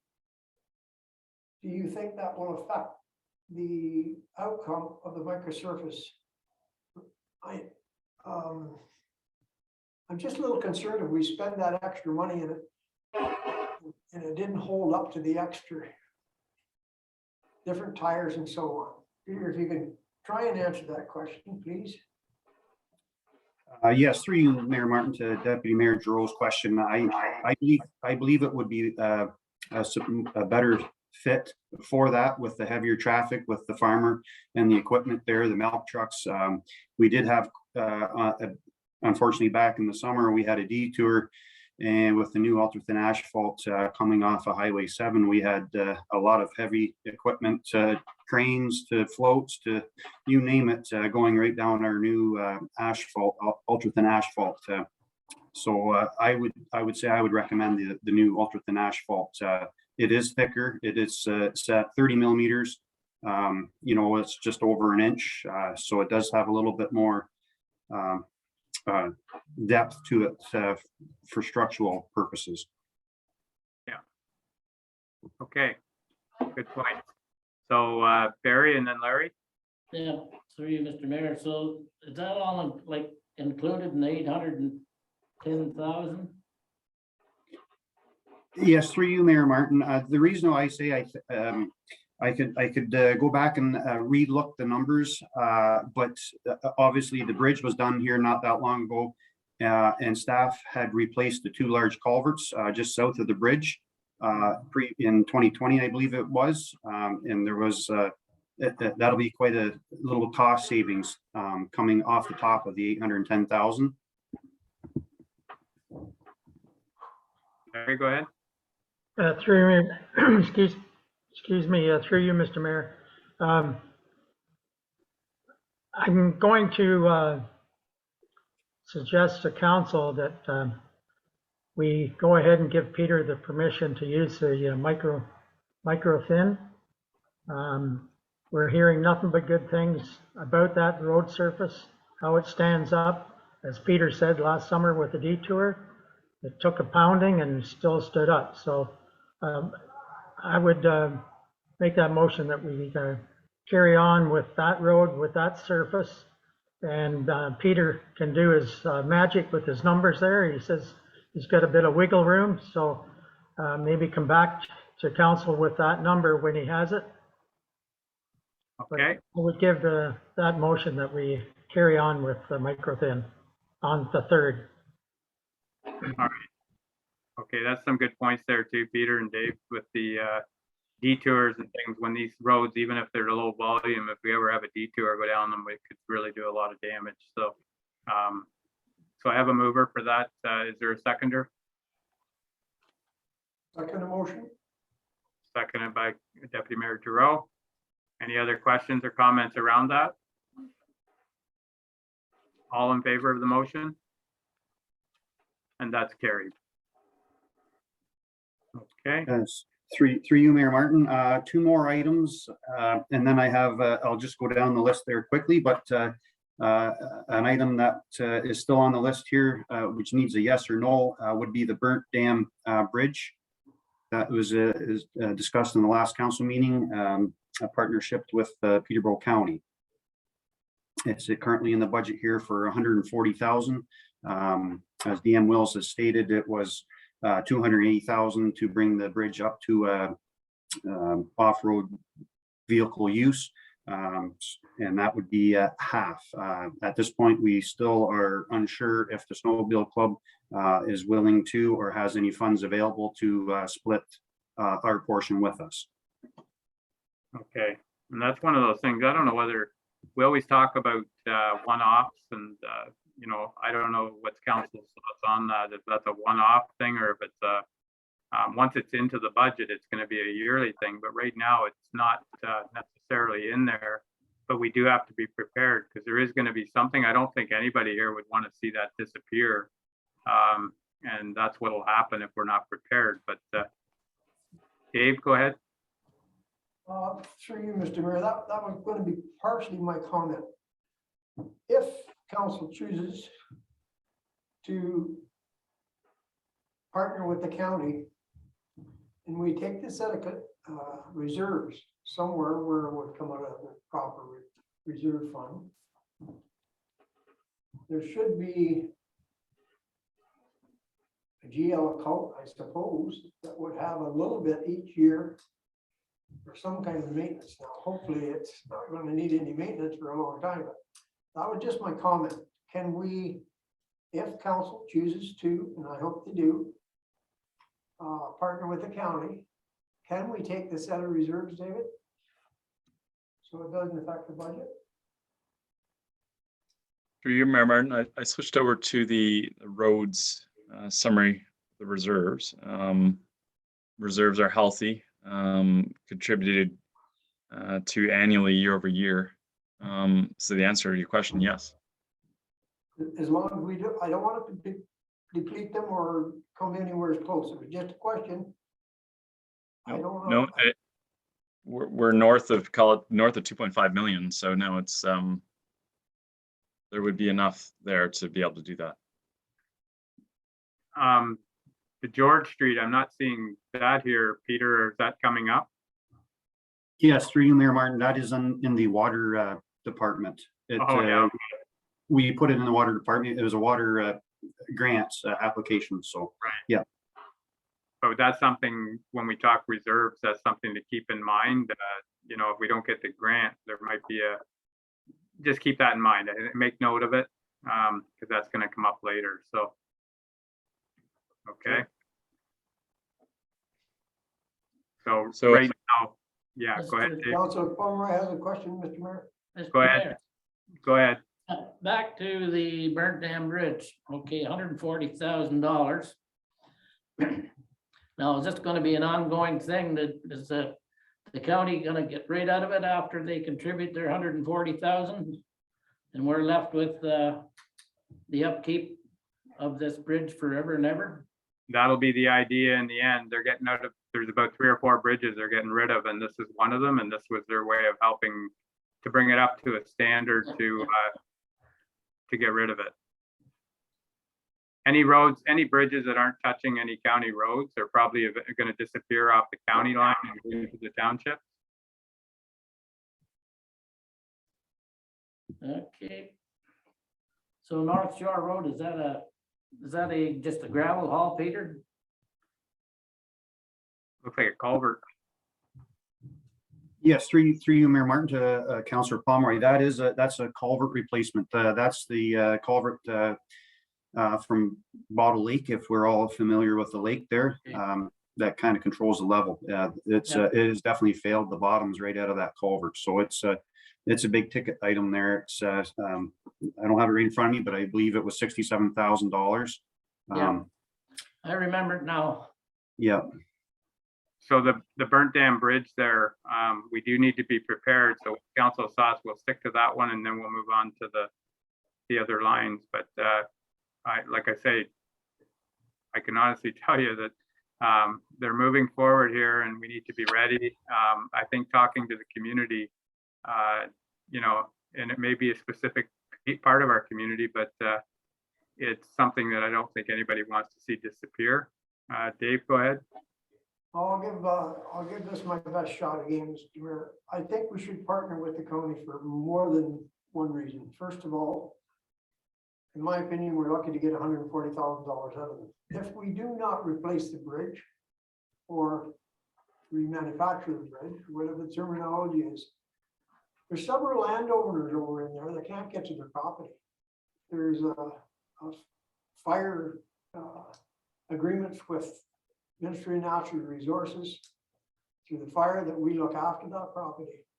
The only other way in there is an old road allowance, which is not even possible other than a small four-wheeler off Anderson Road. And I don't think you can get through some of the swampland over there.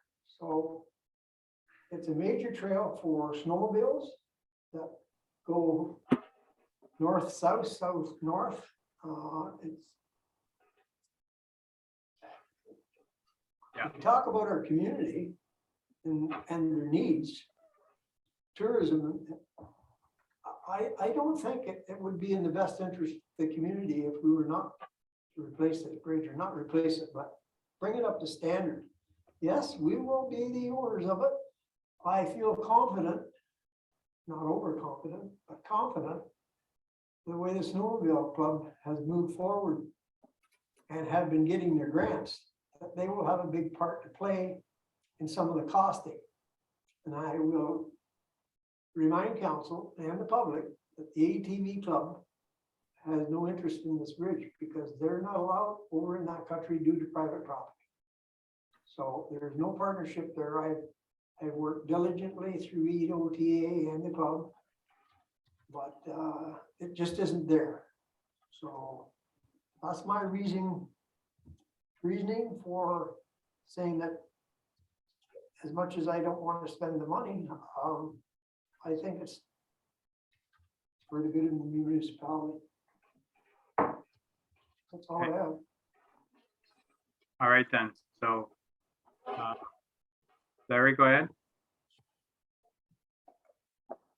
Through you, Mr. Mayor. We've known about this for quite some time now. Has there been any communication or feedback from the Snowmobile Club? Bob, you can go ahead with that. They've been involved in several meetings with staff and the county. Yes, through you, Mayor Martin, they have been involved in meetings, as you say. They are still working on a proposal to potentially contribute to the cost. So the 140,000 would be an upset limit if council were to budget that amount. And hopefully there is a contribution from the Snowmobile Club as well.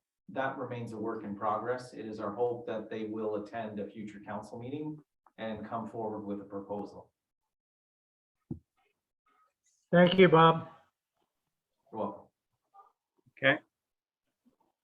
So right now, David, is that being taxed for, or is that out of a reserve? Right now, it's out of a reserve, Jim, or Mayor Martin. Okay. So leaving it in or taking it out isn't, it's affecting our reserves. It's not going to help the number any at the end. Correct.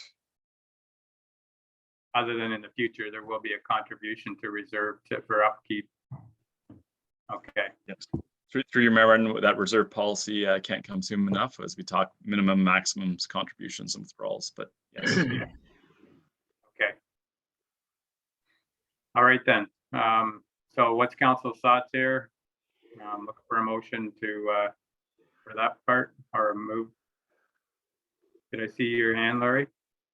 Yeah, I was just waiting for you to finish there, Jim. Okay, go ahead. Well, seeing that it's coming from reserves for the present time, and until we get some more feedback from possibly the Snowmobile Club, I would make that motion that we carry on and leave it there in the reserve and plan on, I guess, we're going to be the owner of the bridge. But just that I'd like to say it leaves a bad taste in my mouth when the county has come along and say, yeah, that's it. And there's another one, there's the culvert they're going to do the same thing with, or want to. Owners of culverts and bridge, and then all of a sudden you say, oh, don't want it anymore, it's up to you to do it. So yes, they are giving a contribution towards it, but it's just the long and the short of it is it just leaves a bad taste in your mouth when they can come and do that. But I'll make that motion to carry on if it's coming from a reserve. All right then. So moved by Councillor Ellis that we leave that in there. Do you have a seconder?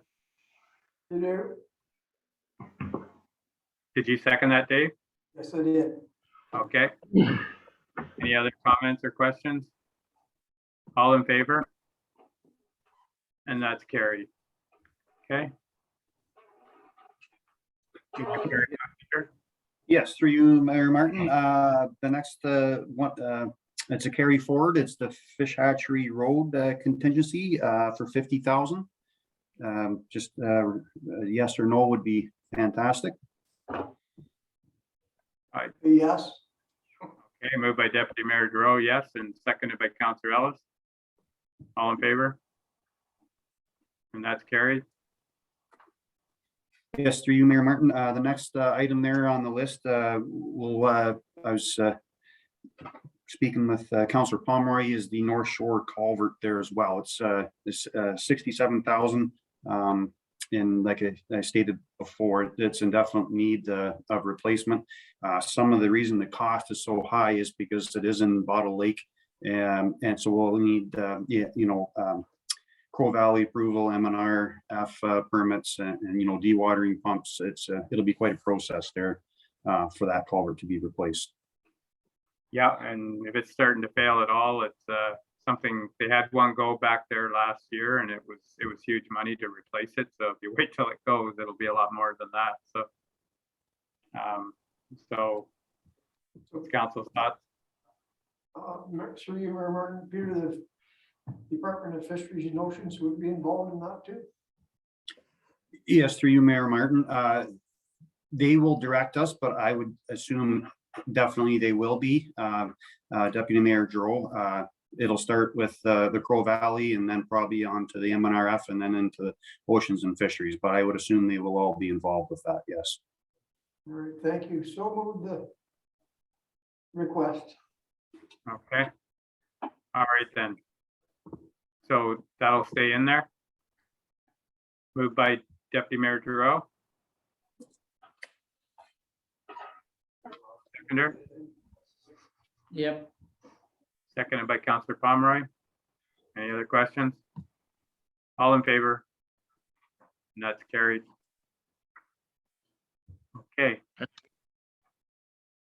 Carry on, Peter. Yes, through you, Mayor Martin. So down into the capital expenses. I'm trying to look at my sheet and the screen here. I have some highlights here. If we drop down into the sander for the back of the pickup for 10,000, as well as the plow, the V plow for the pickup for 10,000. They kind of go hand in hand. We did replace, or I just shouldn't say replace. We added slide in and a new plow last year to our fleet. This is to replace the old existing, and as our policy states, they're supposed to be replaced every 5 years. So we've got an extra couple of years of life out of these two items here. So Wasn't it nice when it used to be $5,000? Now it's $10,000 for a plow. yes. So. Okay, do you want to do these individually, Bob, or can we do these? I almost say, is there anything to pull out of here for discussion? Because most of these things we've talked about and we're okay, other than a couple things in there was for discussion. So. Yes, through you, Mayor Martin, it might be more efficient to just vote on what to remove. Okay. Yeah, what's council's thoughts here? Go ahead, Barry. Yeah, we go down to the bottom there, rubber tired excavator, 66,000. I don't know where they come up with that figure because the last sheet I got, it was $357,945.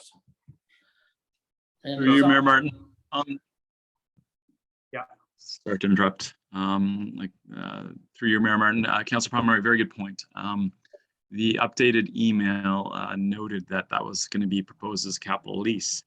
It's important that we look at this from 360 degrees and either financing, purchasing outright, or further capital or operating lease.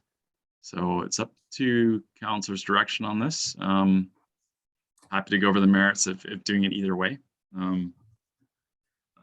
Councilor Pomeroy, duly noted. Thank you for bringing that up. Okay, did you want to finish out I there? still have to go back to. Yeah. I still like to go back and say that, you know, there's wants and needs, and we gotta watch the taxpayers' dollars, and it's something that we hire contractors to do our roads. We don't have the manpower to do it. And ditching, you know, it's the same thing. I just can't see the Okay, spending that much money on something that we really don't need. And it's not 66,000 in the it's a $360,000 piece of equipment. it was a good way of presenting it, though, as far as even with our loader, we rent it every year and we have no residual value at the end of the year, and we give $30,000 a year. Right now, we could have bought one and had some money in the bank, but that works right now. But this is just a different way of looking at it, and David brought it up to show what it costs. Yeah, So- but we wouldn't have had any money in the bank with the loader either, Jim, because then after about 3 years, and it's proven out with even our big trucks. We have expenses, big expenses, you know, when you go back to your tandems, you know, even the new ones, we're spending a pile of money on repairs. And so you say in 10 years we'd own it. Well, we'd own it maybe 2 or 3 times with repairs. And it's, we take all the responsibility after we get it. Well, it's one of those things that was a different way of bringing it into the budget to show that it is affordable and there is a way of doing it. And we would own it.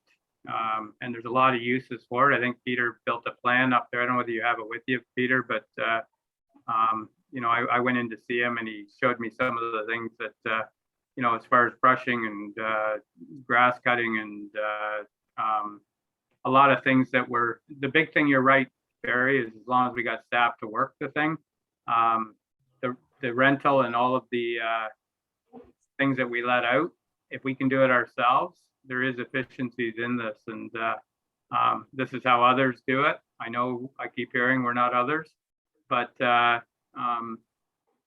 is some efficiencies if we were doing our own thing. But I'll leave it at that, and I'll open it up to council. You're just trying to get Larry's okay there because you're using the word efficiencies. Yeah, well, after so many years, it starts to sink in. So it's in there now, it's burned in. So efficiency. So council want to talk about this one here. It's a different sort of thing. And like I say, the way that David presented it there, it shows, you know, when you capital leasing, at least to own, it shows a way of doing it. And it's not as big a hit as it was with the 377,000. We're still paying it in the end, but it's spread out over 7 years there. And then I don't know what the lifespan is on a rubber tired excavator. Norwood just got their second one. I'm not sure how old the old one was, but there is a way of doing it. Larry, go ahead. Through you, Mr. Mayor, I was wondering if Peter could comment on, excuse me, that specific piece of equipment. I think one of our other council meetings, he talked about that piece of equipment and the number of things that he would use it for, where presently he's contracting out or renting people to do. Anyway, if Peter could just comment on that equipment. Yes, through you, Mayor Martin. So as an example, our backhoe right now is its life cycle is 10 years. So so I took it over 5 years. So I went back with our contractor for grass cutting, brushing for 5 years. And that invoice came in at $236,000 for the 5 years. I went back on 2 different roads last year, and then I went back into North Shore, or North School Road, I'm sorry, and got the hours for the excavator just on those roads. And that averaged out pretty close to 15,000 per year. You take that over 5 years, you're at $60,000. So it came in at just over $311,000 and for road construction and a brush cutting, roadside mowing. And that doesn't include, water service leaks or ditching or culvert replacements, other things that would we can use our backhoe for, but for the time and efficiency and the road closures, it would sure be put to use in those areas as well. So I don't know, it'd be probably, it would probably be amortized like the backhoe at 10 years. So if everything is in the last 5 years is consistent going forward, we would be 5 to 6 years possibly with the machine accounted for. Okay, excuse me, saying that, Pete, do you have anything in your works fleet there now that is close to being replaced as well? You mentioned a backhoe. Yes, no, the backhoe, we still have it for top of my head, another 5 years, I believe. It was a 2017. The grader, it is 20 years. It's 2015. The next thing we'll have probably coming forward would be another tandem. We have the pre-approval there for our 2 3/4 ton trucks. So I'd be looking in next year's to get a tandem. It'd be 1 year earlier, but with the delay of the COVID, I would recommend next year would be a tandem coming in for the following year. Okay, thank you, Peter. Okay, Barry, go ahead. Yes, through you, Mr. Mayor, Peter. This is the price for the excavator, but now you want to add a brush cutter for the side of it. How many $1,000s is that? Every piece you put on this, it's gonna go up, but you could get all that in one package. I don't care, but the whole thing of it is now you're gonna be looking at another man. You're gonna be looking at another $80,000 a year in manpower plus machine. Peter? Yeah, through you, Mayor Martin, we currently have staff that are very capable in that machine. So I'd be just working with his holidays throughout the year to have him in it. Well, that doesn't really answer my question, because if you're taking a man off a job in the summertime and putting him on something else, we're letting something slide somewhere.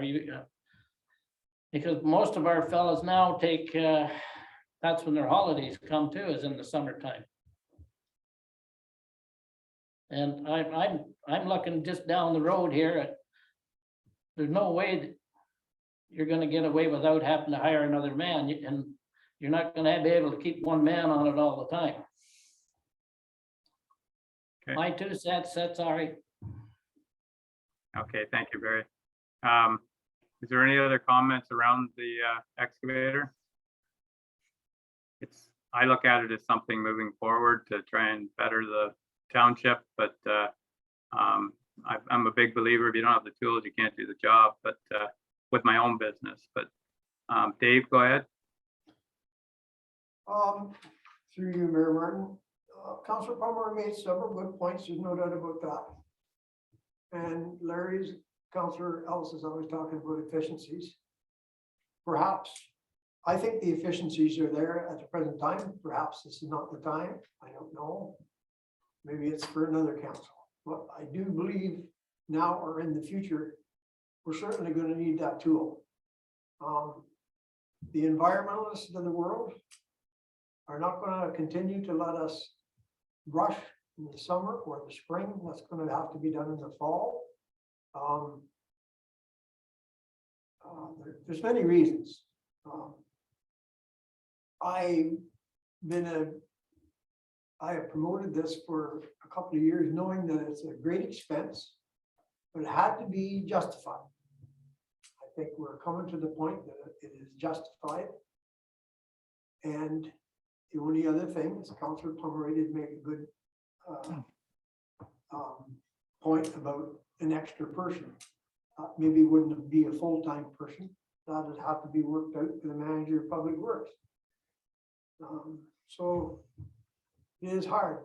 It's a hard decision. And then there are other attachments that I'd want to see with it personally, or it wouldn't be efficient for us.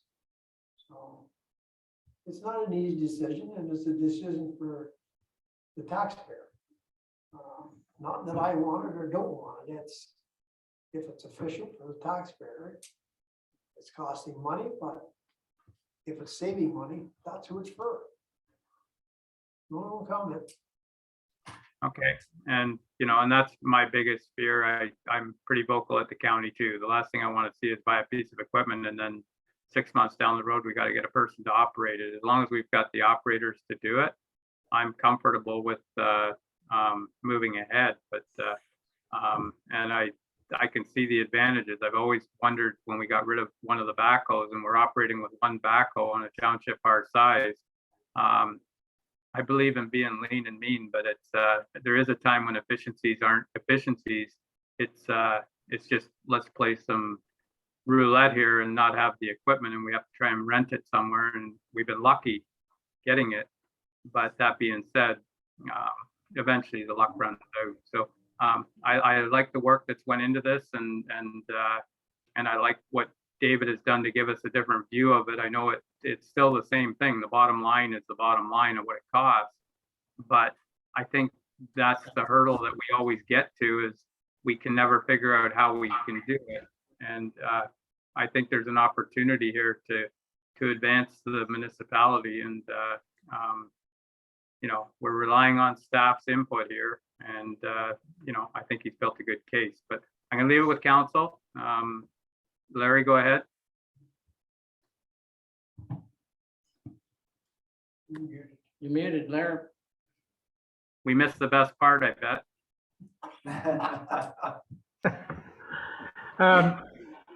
Through you, Mr. Mayor, when we talk about efficiencies, efficiencies always doesn't have to come down to a dollar value. Sometimes it's how you do business, how you change doing business, and that comes under the umbrella of efficiencies. I respect our input from our roads manager regarding this piece of equipment. He's done his homework. Yes, it's a lot of money, but I'm going to make a motion that we approve the recommendation for that piece of equipment. As I've heard Mr. Lawson say, he doesn't need more manpower to manage it. So again, I'm going to make the motion that we approve that recommendation for that piece of equipment. All right then. So so I have a mover there. Is there a seconder? Deputy Mayor Giroux, go ahead. I'll second the motion with a question. Okay, go ahead. So What attachments come with that? my question is, Councillor Ellis, are you going to rent to own or lease to own, or are you going full out? How is that going to work through David? Through you, Mayor Martin, it's my recommendation that we seriously entertain a capital lease. There are multiple heavy equipment providers that do this day to day. It limits our upfront cost. We still own it outright. The lease is typically the length of the machine, i.e. 10 years, you finance that 10 years. Rates are competitive because we're in a municipality and we're cash rich, i.e. we're able to borrow. Our credit rating is very high, that's what I'm trying to say. Given the high credit rating, given the nature of the machine, in summary, I propose a capital lease. Thank you. Thank you, David. Okay, Barry, go ahead. Yeah, the only other thing is with this lease now, what equipment do we have to go with the four-wheel rubber tired excavator?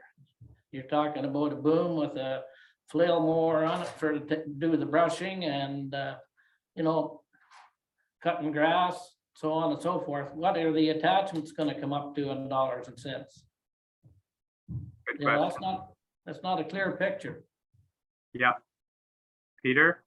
Yes, through you, Mayor Martin. I can answer that. I'm currently actually waiting for the salesman to get back to me. That's where we come in with the 377,000 there.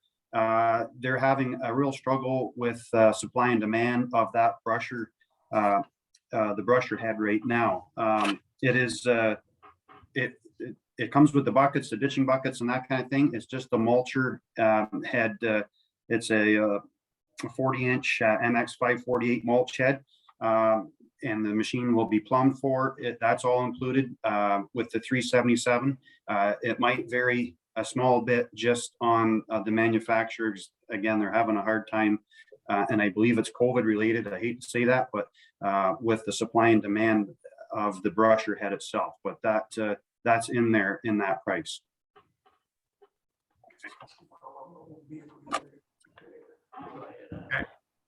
Dave, All right, Dave, Dave, go ahead.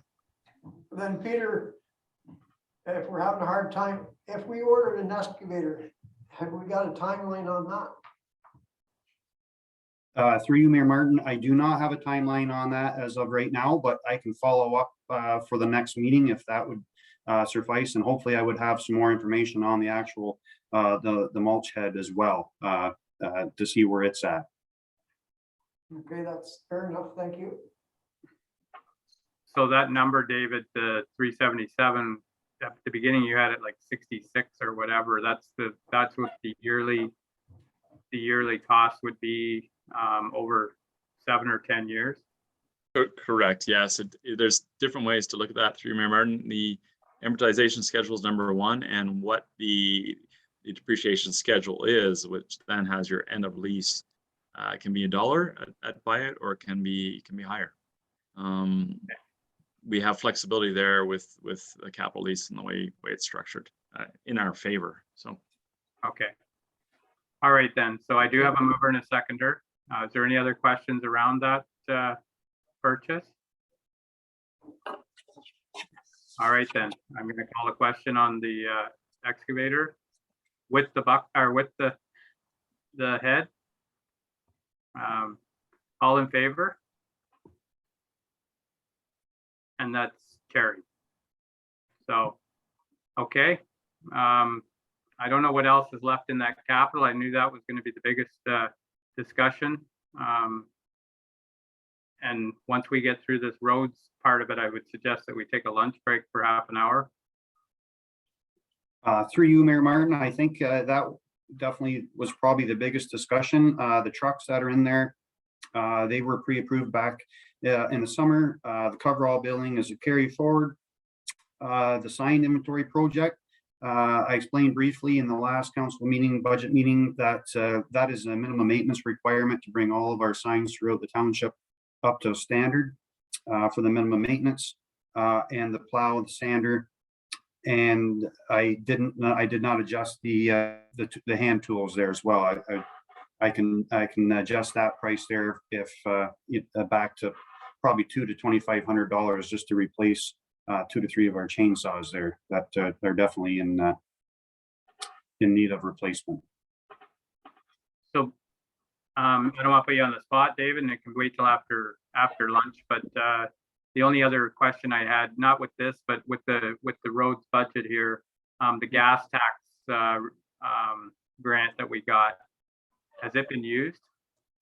We have some available for that, Jim. I can cycle over to that. I believe it's 283,000 left on unspent dollars in that grant that we can use as we wish. Yeah, it's one that's more flexible. Like I know people that are using that one even for building their new buildings. It's pretty flexible, but that's something to keep in mind. Again, theme of the day is we're getting to the part where we're getting to the bottom line, and we want to make sure that we're not depleting reserves, but we're using them for what they're meant for. And those grants that were given to us weren't to put in the bank. They were to work with and give back to the community. So just keep that in mind. That gas tax reserve there is pretty healthy. And I know we have a lot of things on the go, but you know, you don't usually use it for one-off things. You don't, you know, incorporate it to something like a piece of equipment, but there is things that we can do. So keep that in mind. And I don't know what's left in this roads portion of the budget, but what's Through you, Mayor Martin, that was all there was there for the capital. Dave, unless you have anything else to add to the roads budget in the capital sections? Through you, Mayor Martin. Well presented, Peter. Thank you. That's it. okay. So I think, oh, go ahead, Larry. Just one quick question before we let Peter go. You have two vehicles that are being replaced, half-ton trucks. The one vehicle has had an extensive amount of repair done to it. I believe $14,000 was the number that I read. Transmissions, and I don't what all. To take that vehicle and keep it as in maybe in the Parks Department, for example. Is that feasible after it's had that much repair done to it? It should be good. Through you, Mayor Martin. Those two vehicles, they're definitely through their life cycle with the township. Staff recommendation would be not to do that, but to put them on gov deals and sell them. There is other vehicles I can see repurposing, but those two I don't believe it wouldn't be a staff recommendation. Okay, thank you, Peter. Okay. All right. So I'm going to look for a motion to receive the balance and move it forward, the balance of the items on the capital portion here. Is there a motion to move that forward? Motion to move it forward, Mr. Mayor. Okay, moved by Councillor Ellis and seconded by Councillor Webb. All in favor of the motion? And that's carried. So I'm going to say that we should take a half-hour break here for lunch and come back and finish up what's left here. What's your thoughts? Bob, what's your thoughts? 1:15. Yeah, through you, Mayor Martin, whatever council likes, we can take our break and then carry on. Okay, what's council's wishes? We can keep motoring through if you want. You want to just take a 10-minute break? No. 1 o'clock? Motor through. We gotta eat here, Jim. Yeah. Well, nobody was putting their hand up, so make a motion here. Would come back at 1 o'clock. 1:15. 1:50. Well, how about 1 o'clock? There you go, negotiate. We gotta negotiate now. Come on. 2 o'clock. Go hard. Here, 2 o'clock. Anybody for 2:30? Okay, what's the time? What are we coming back? Morning, 1:15. Just tell you. 1:15 is the motion from Councillor Pomeroy and seconded by Deputy Mayor Giroux. So Yep. all in favor? All in favor? That's carried. Okay, we'll see you at 1:15.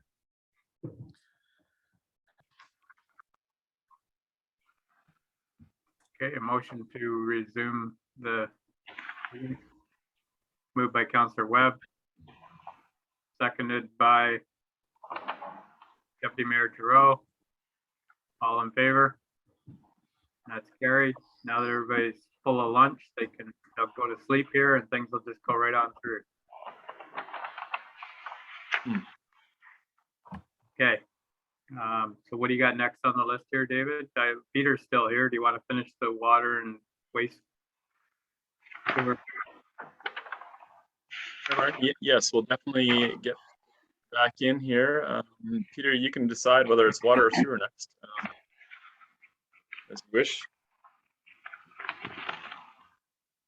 Yes, through you, Mayor Martin. Water, does that work? Sure. Okay,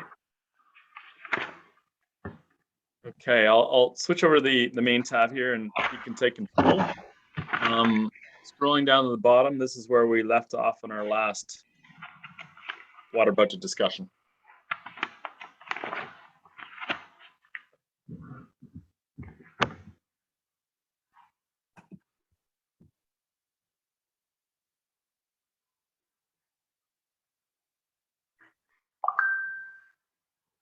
Yes, through you, Mayor Martin, to council.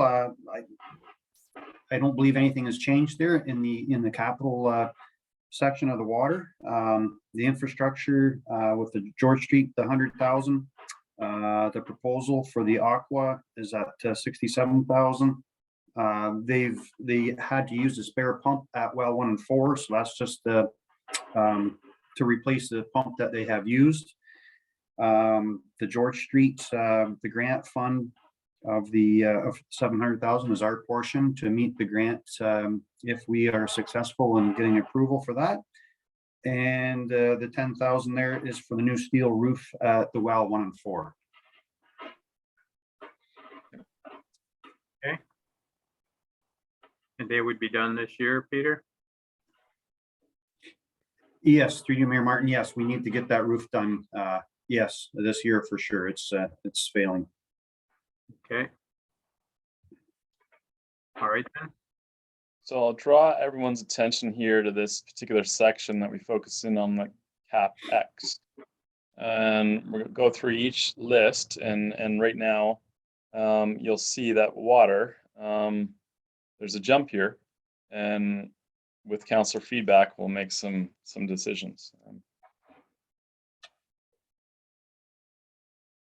Peter, I'll take you back here to the infrastructure master plan, George Street.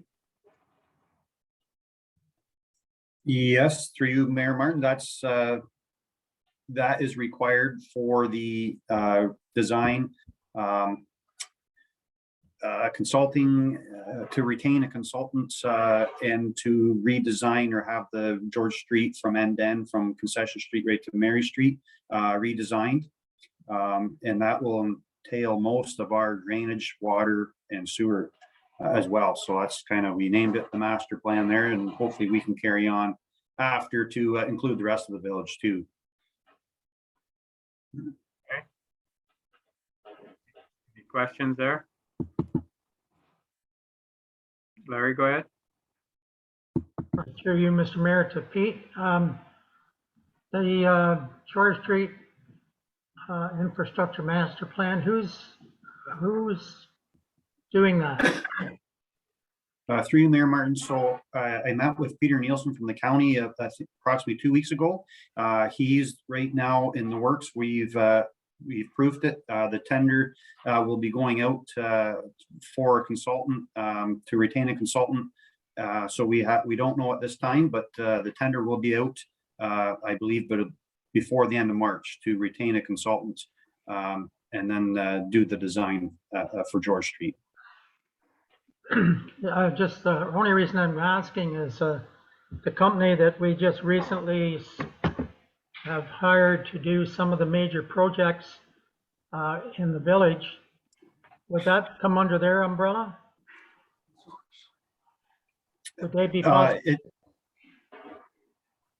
Through you, Mayor Martin, yes, I believe it could possibly come under their umbrella to speak. But for the procurement policies in place, it had to go out for a tender. So they will have all the ample time to put in a quote as well. Okay, very good. Thank you, Pete. Yeah. Okay. Any other questions there? Through you, Mayor Martin. Yep. Just one. Peter, you did say from County Road 46 to Mary Street?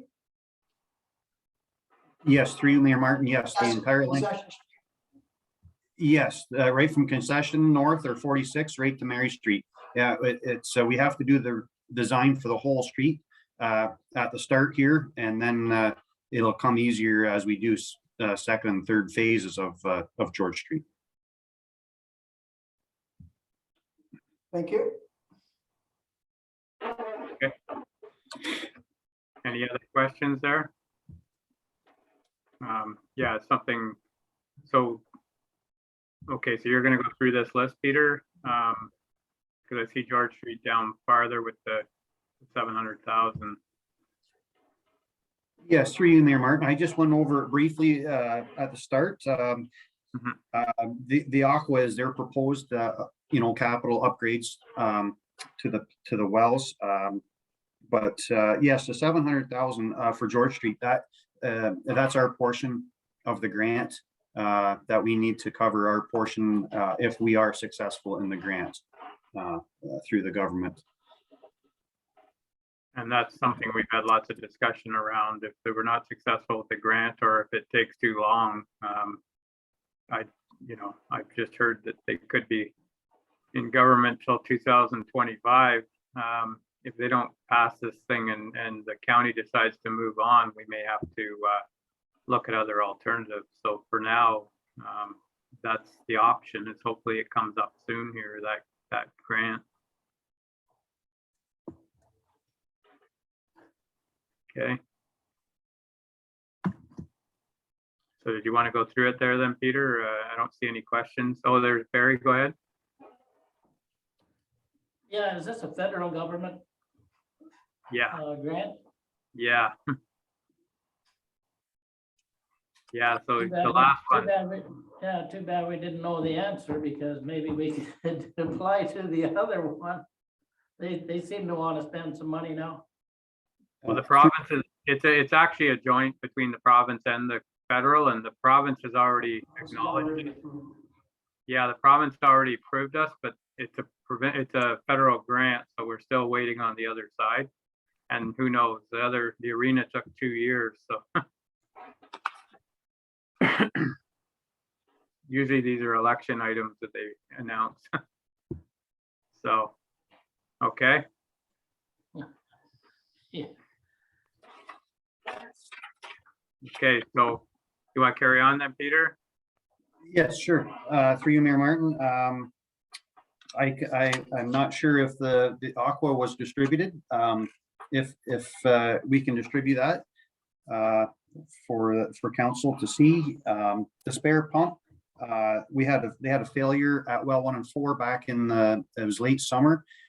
So they did have a spare pump, well pump that was put in place. So it was their recommendation from Aqua that we replace that spare pump in case of another failure. Yeah. And yes, and then just the roof at the well 1 and 4, it's in desperate need of, and that price of 10,170 is for steel instead of shingles. Okay. All right, Barry, Yeah, go ahead. yeah, did that, excuse me, did that go out for tender, Peter? We can put it out for quotes through the local contractors. I believe that's what we did when we needed some repairs done, Councillor Yeah. Pomeroy. So we can go that route again with it. Okay, well, shows transparency. Yep. And through you, Mayor Martin, I'll just make a comment or additional with the water filling station at the bottom. We don't have a price in there. I do have it priced. They put a new water filling station in up on Milroy Drive in Peterborough last year. The Peterborough Public Utilities. It was a company out of Alberta. Flow Point was the name of the company. That's the water filling station. So that one there, you can pull underneath it, with the white totes. You can fill the tote. You can go, you can fill your jug. It's a year-round service. The company has stated on average, it's about a 5-year return payback.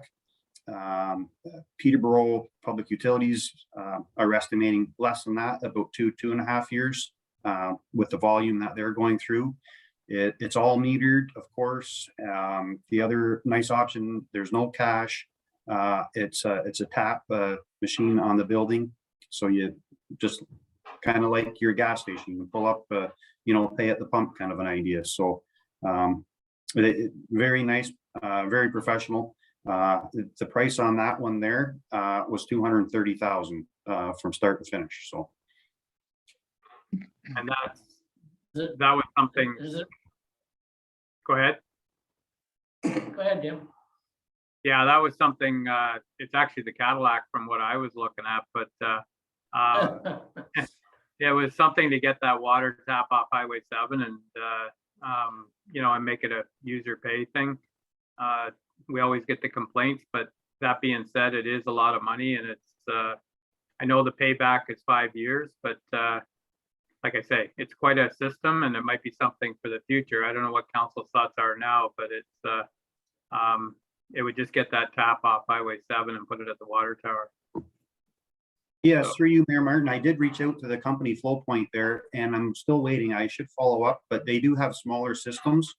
So something maybe for the future to look at, something not quite as large or as costly to install. But this is what I had through Peterborough Public Utilities, who I reached out to. So Okay. All right. So, yeah, like I say, that's up to council. Like I kind of instigated the research into it. I was looking at something a lot more like a car wash where you put your tunies in. It was about 20 grand. And, but it gets the, Look in my puts the cost right back. Chair. Puts the cost over to the people that are using it instead of the water users, so, or the people that pay the water bill. So go ahead, Larry. Well, it's just as you said, something for consideration down the road. We have the info now, but Yeah. a little bit off topic to Pete.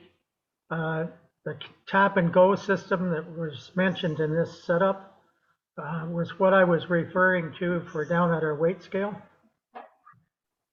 yes, through you, Mayor Martin, to Council Harris. Yes, that seems to be a pretty simple system. So we just need to get the right software set up for that, and that should help traffic flow as well, for sure. Yeah. Exactly. Thank you. Through you, Mayor Martin, I see David's brought up the Aqua capital, what they have proposed.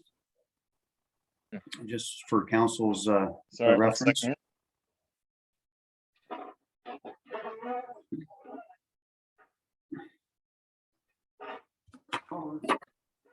Can't see me. Question for Mayor Martin and council? Yeah.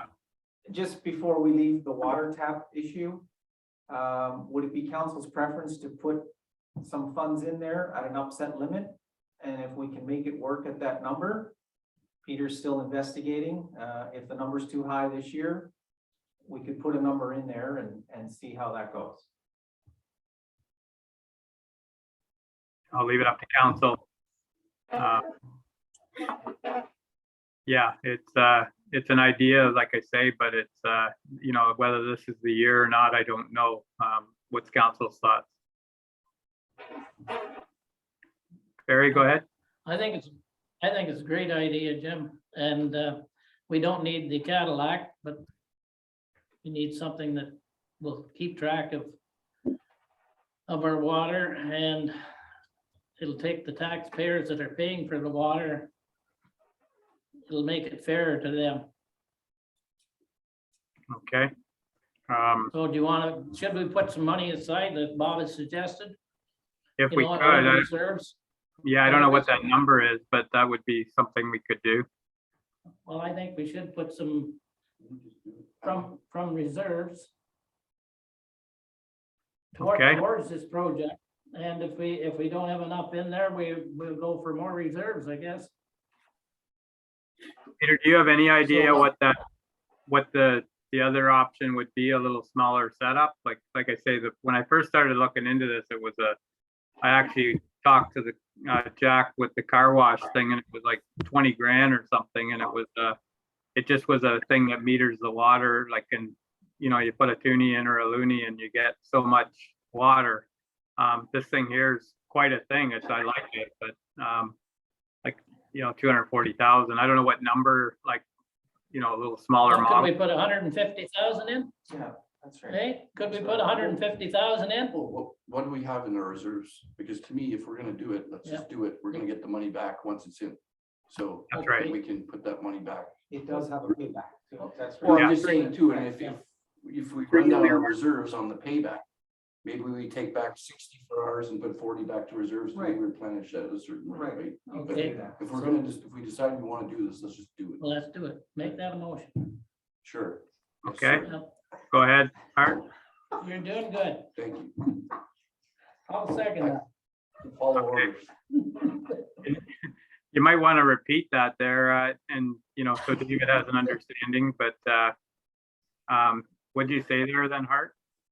Well, through you, Mayor Martin, the motion was to proceed with the water system. as Okay. is, Seconded by Councillor Pomeroy, and we'll get the money out of the reserves with the payback to replenish the reserve. Okay, have you got that, Dave? Certainly David? do. I got it all. Oh, yeah, I gotta say the Dave and the deputy mayor, I better go back to that, so, okay. So we have a motion and we have a seconder. Any other questions or comments around that? Okay, I'll call a question, all in favor? And that's carried. Very good. So carry on there then. Yes, through you, Mayor Martin. No, I believe we're at the bottom of the capital list there. I might turn this back over to David just briefly to talk about the water rates at the top, and just the uptick there with the COVID subsidy being taken away there. If maybe David could help me out on that. I think that's all the key options or key points with this department. Okay. That's, thank you, Peter. Through you, Mayor Martin, I'm going to the residential and commercial rates, and up till March, we were subsidizing the rates, and the rationale here is to roll the subsidized rates into 2022 rates, therefore not dropping backwards. The incremental cost to residential is minimal, within $3 a month per household. And commercial, we bumped up to $5 per month to get to a bit above and beyond. If you look at the 21 commercial rate, budgeted 43,000 in 21, we're up to 46,000 in 2022 proposal. We're of course open and want to hear council's feedback on this. So when we were doing the subsidizing with the COVID money, we actually passed the bylaw, like we did raise the rates at that time, and then we covered it for the last year or two. What was that number? Was it $3 a month that we were subsidizing? It depends whether you're a commercial or a residential. I'm talking residential. Yeah, the breakout, it rolls up to $3, if you will, on the commercial or the residential here, which is here. I'll just run the math here on the side as we talk, just to verify that. One second. Yeah, but please keep on talking. Don't worry from Okay. Barry, you want to speak to that, Barry?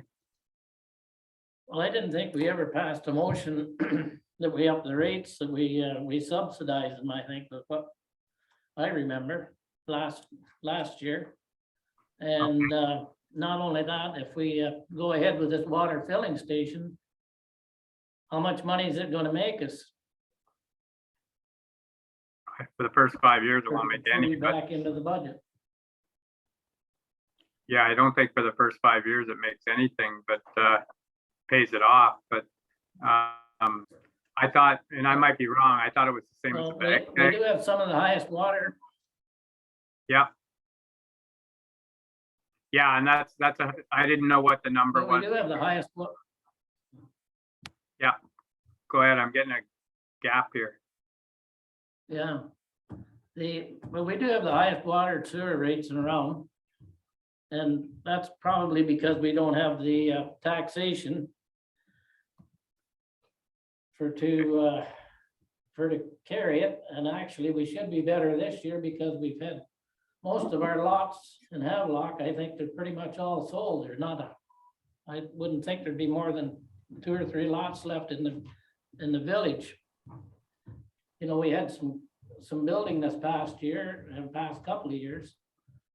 In fact, we had more in COVID time than we did in our good times for buildings. So, and it's quite a substantial raise for, you know, for our senior population. I really don't know how they get along right now, like, you know, trying to pay their taxes and water and sewer. It's, you know, we can go ahead and say, yeah, we'll spend $10,000 here or $20,000 there, but on something maybe we want. Yeah, But, and that's, you know, are we gonna try to keep maybe control over our water and sewage? well, that's what it is. Like, it's always been user pay, and you're right. I didn't remember. I thought it was similar to what we did with the bag tags. We subsidized the cost of the increase that I thought we passed it actually, but I could be wrong. Bob, do you have any recollection of that? Through you, Mayor Martin, I believe you are correct. We passed an increase and then subsidized it to keep it at the lower rate. I'm sorry, I don't have those exact amounts at the tip of my brain here. I'd have to look that up. But I believe that's correct. That's the way it was done. So I don't know whether it was $3. Like, It wasn't that no, so like David said, I don't want to go backwards, but whatever that number was, we passed, we'll have to go with.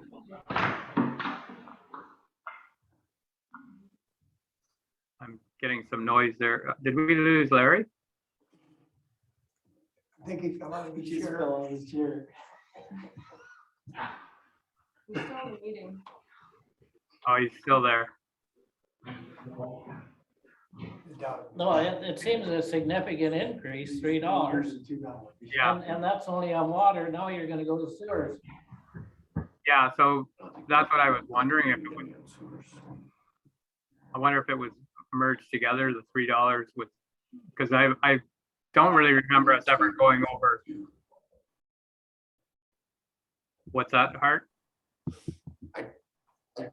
I think we're good on the sewer side of it. I don't know, I'll have to look at that, but I remember I thought that the increase would come just on the water side.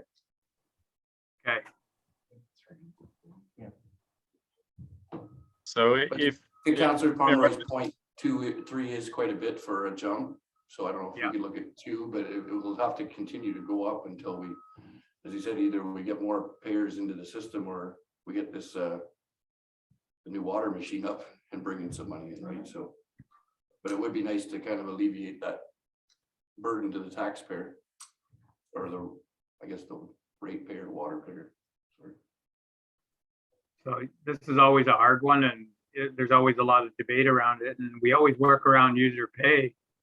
But $3 is a huge increase, and I don't know what we can do to help with that. So I do understand about not wanting to go backwards, and whatever we passed a couple of years ago would have to come back into play. But I don't think it was $3, David, but I think we'll have to look into that and see what it was.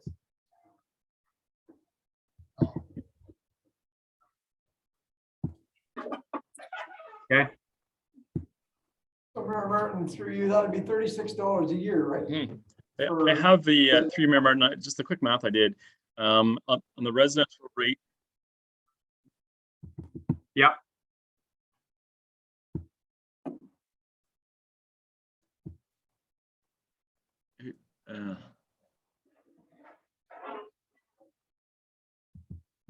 Don't disagree with either counselor. It's or the mayor, it's a substantial increase. I just don't want to see a spike on some council in the future. No, And no, that's no, gonna definitely. And that's what I'm saying is if we can kind of slow down the up rate, and then hopefully this other side, what we're doing with the building and the rest of it will kind of help push it down on the other side. But I mean, we got to try and look for that peak right about now, right? Because we are getting to that $125 a month for water and sewer is Mhm. getting a bit ridiculous. And, So and not only that, we're gonna have the hopefully 128 bids, eh? Mhm. Ron? No, And we've had, I forget how many building permits in the village. I know that John has told me that there's not many lots left, that it's basically full, other than plan of subdivisions, and there's a couple of those on the books. Yep. So Hopefully. the sooner, Like medium of the road somewhere. I don't think it'll take many, we haven't done that calculation, but every user brings a substantial amount. 10 new users. Yeah, so that's what so if we had, I think the way I looked at it is even 50 or 60 if you had 50 or 60 new users, it's gonna almost cover off, is John still with us? John, are you with us? No? Yes, I'm here. Okay, how many lots did we sell in Havelock last year, in the Havelock ward? So in the last couple of years, we've done the 7 houses on Smith Drive and the 24 units on the Peterborough housing, plus the commercial ones.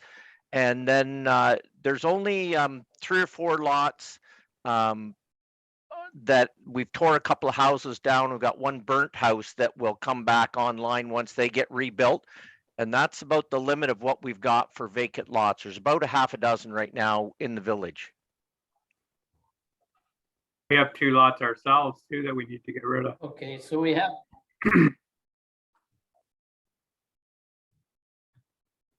So we have picked up some users then in the last 2 years.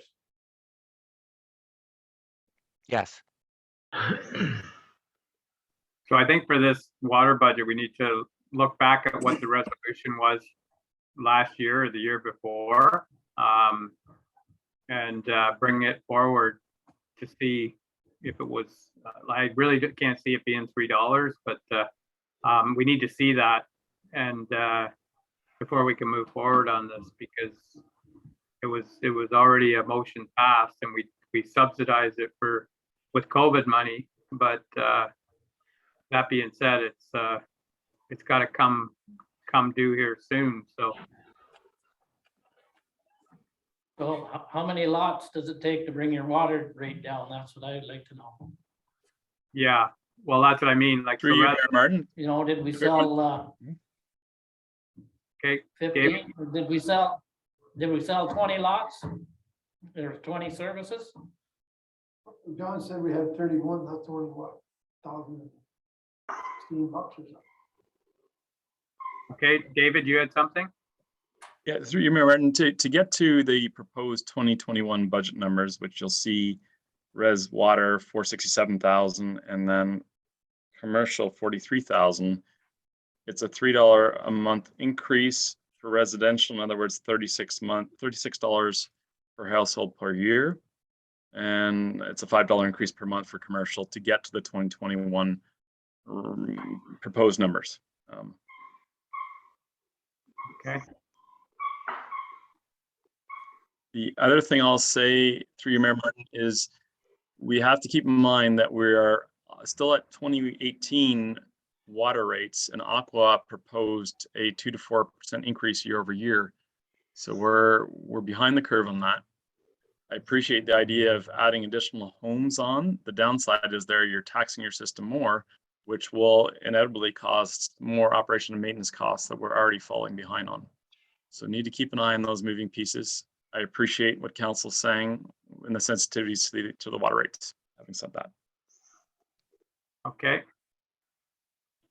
All right, so yeah, everybody, if they could keep their mute if they're not speaking, just to keep from interrupting here, but okay. Through you, Mr. Mayor. Yeah, go ahead. 30 additional. Just a quick comment, I think council done due diligence when we used COVID money to help the village ward residents. But at some point, you have to start to catch back up. And $36 a year, to me, is fairly reasonable. if we don't start and catch up now, it's only gonna get worse, as David has just commented on Not paying it. the water from, the water cost from, Aqua. We're behind the curve there already, so at some point, you don't like to do it, but you have to bite the bullet and say, we gotta get caught back up here. And that's something we've always been trying to control this, because it's not just that $36, it's the other 120 that's already going there. You know, and so I totally get it, and I don't know what we can do here, because it's something that, you know, there obviously isn't enough users to help keep it going. And that's something we're gonna have to work on here, but to get through the next little while, there's a cost to do business, and I don't know what we can do to, go ahead, Art.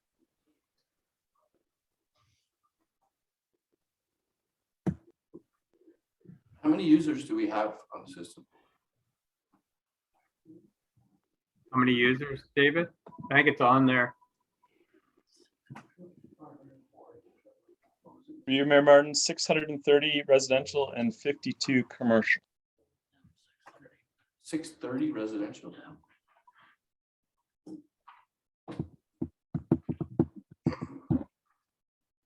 Yeah, right here. I don't have the screen now, David. I've got it. The screen's gone away here.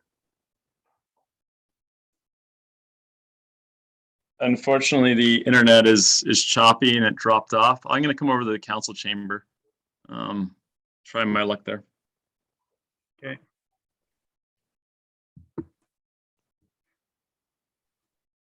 I'm just looking for the total number, right? Because you asked how many extra we need. I don't know how much we're short. Yeah. The contribution, how many, like, say we had 30, we have 31. Well, let's say 30, to round it off. Do you want?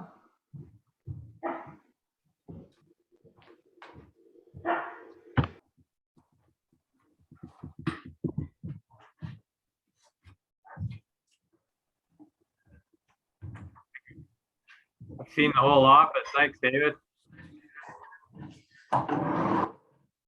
This is one of those tours. If you want to buy the place, this is what it looks like. A virtual tour. All right. At least he didn't take it in the washroom with him.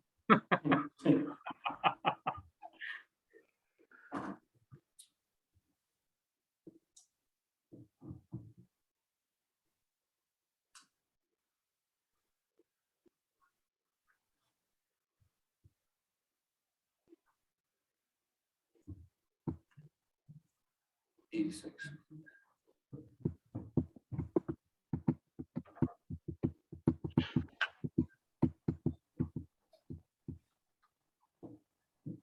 That's Fifth Street residential. Sorry, 80, it'd be 86 additional users to bring us up to par.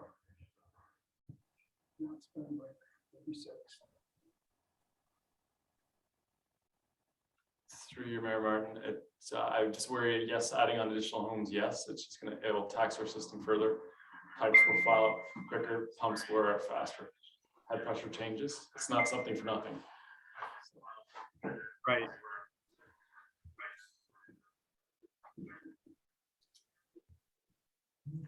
Okay.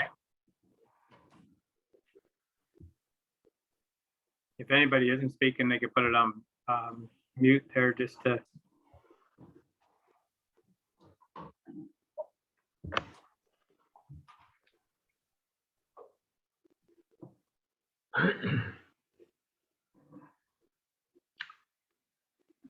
Through you, while we're waiting there, through you, Mr. Mayor, I know in the past, other councils, we've had discussion around water meters.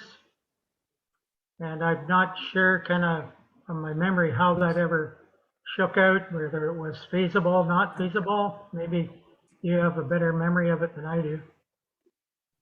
Yeah, it was one of those things that it wasn't necessarily going to save us any money, but because there's the bottom rate is what we got to charge to make it work. And then if anybody goes over that, that's when it starts to help, but it wasn't really an instant fix by any means. You know, I think some of- yeah, so there's, some- go ahead. I think some of the comments were, back in the day was that it was fairer to the person that uses the water. So if a guy wants to fill his swimming pool, and the next guy doesn't have one and doesn't even water his grass, so he sees quite a change in his water bill. Yeah, and that's something others are doing, even just a simple, like a tax for a pool. If you have a pool, you know, it's like a surcharge, but then without a meter, it just works the same as everyone else. I'm paying the water bill. I'm just gonna leave the hose running in the backyard. So,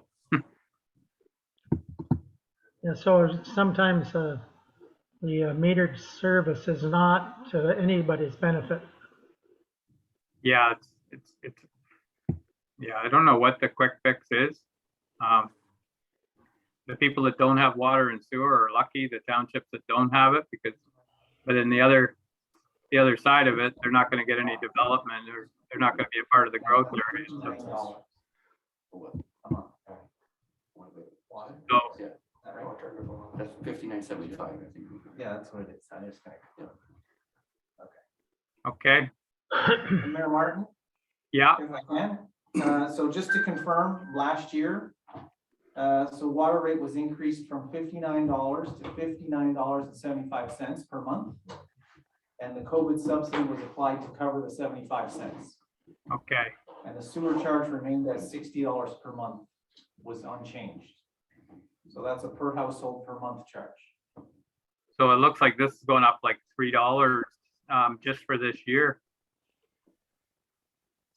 Or I guess it was for last year too, but maybe that's where we slipped back. Or did the subsidy get put into the water and sewer? Like, is that how we did it, or we just I'm just not sure how that subsidy worked, but by the looks of it, then the way you're talking, it was almost $60 without the subsidy.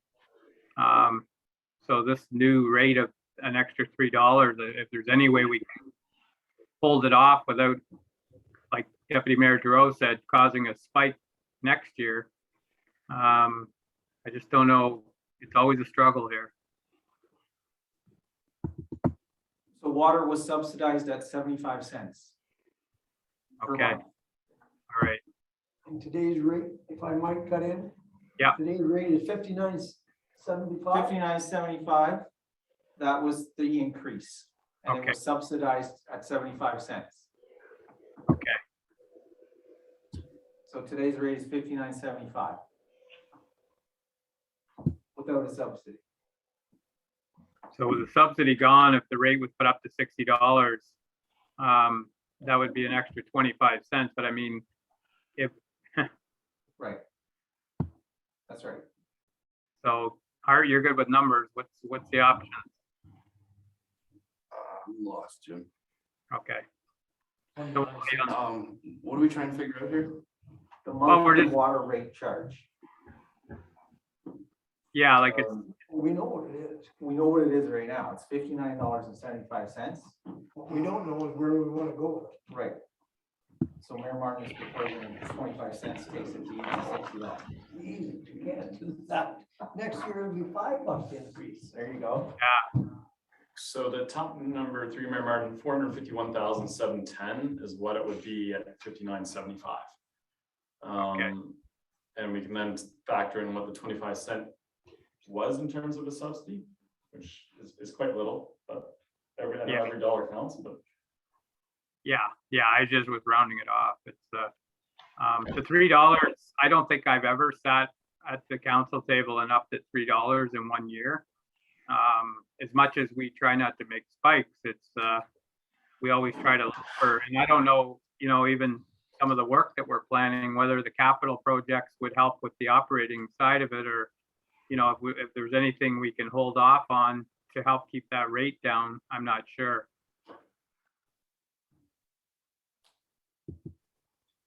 If you know where I'm coming from there, like if there was, yeah.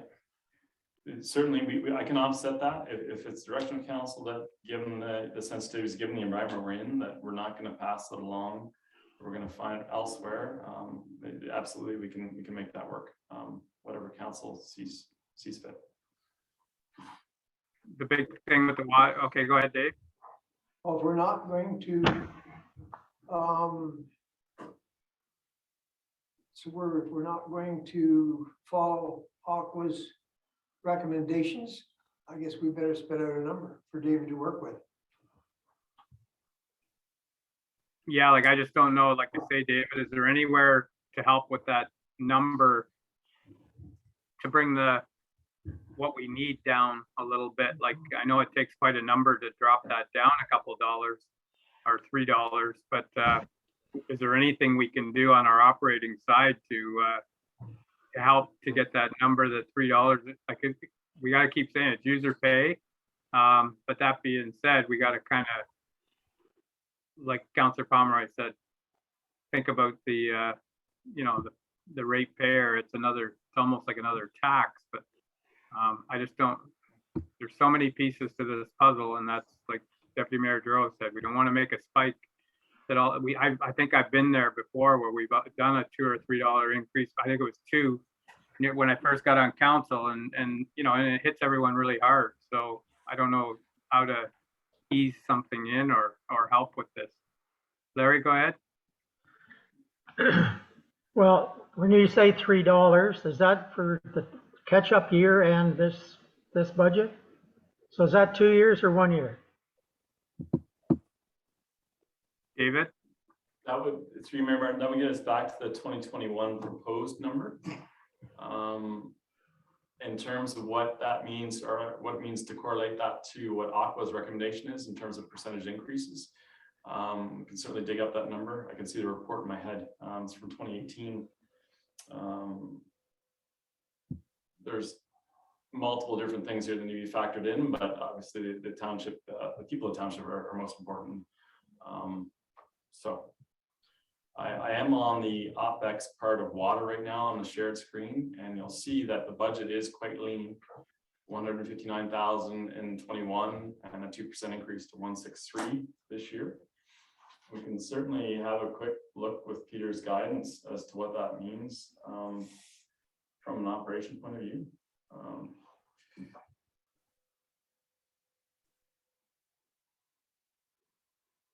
Peter, is there anything there you can? Yeah, through you, Mayor Martin. I think it's too bad we didn't have Aqua on the line there, that they may be able to add some more information, but no, I know I don't have it in front of me either. I know what David's talking about, the recommendation from 2018, and yes, we are at 2018, 2019 rates with the slight increase there, the 75 cents. So yeah, I understand the whole process, and it is definitely something that needs to be addressed. Just I don't know if there's some other way we can do that. Okay. Yeah. So like to get over this for today, it's I think it has to come back to at least the 59.75, like, and remove the subsidy, and then before we pass the budget, we need to see if there's anywhere we can find, like the commercial, they can pass it off to their customers sometimes, but the homeowner, I guess if you got right into it and you found out how many places had, 2 residents in there and stuff like that, we can start, nickel and diming it that way. But it's just, I don't know how we're going to deal with this without creating a spike. So, but for today's discussion, I think it has to come back to the 59.75, or you can round it off to 60 if you want. But just, I know that's nothing, but I mean, it just kind of looks a little, I don't know how we came up with 75 cents, but anyways, it's And then moving forward, we can see if there's any, talk to Aqua and see if there's anything we can do to help keep that bottom line down a little bit. The $3 for 600 households, is that how much we need to cut it to make it zero out? You remember, yes, that's correct. Just to hit that 21 budget number, if you give Peter and I, we can pull together what the Aqua reference was, although I think that's secondary right now to what I'm hearing in terms of priorities. So at 60, I have this number here at 453,600. That's the updated number for residential and commercial. If we put it back down to 70, we're at 43,680.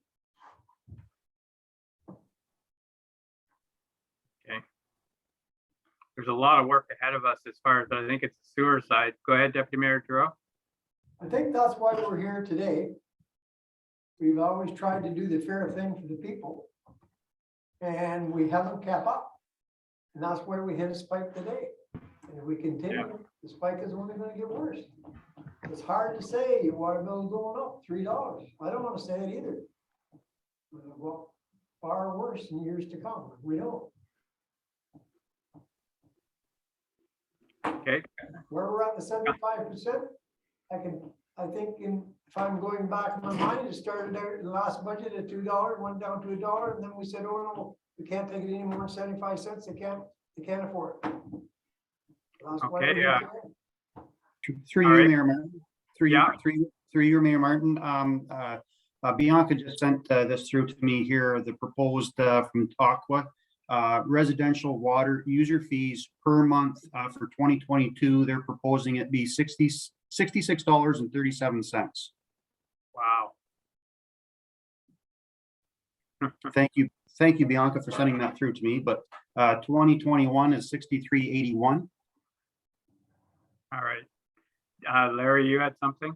Well, just there's prolonging this. I agree with everybody. Like nobody likes to add a burden of a bill to them.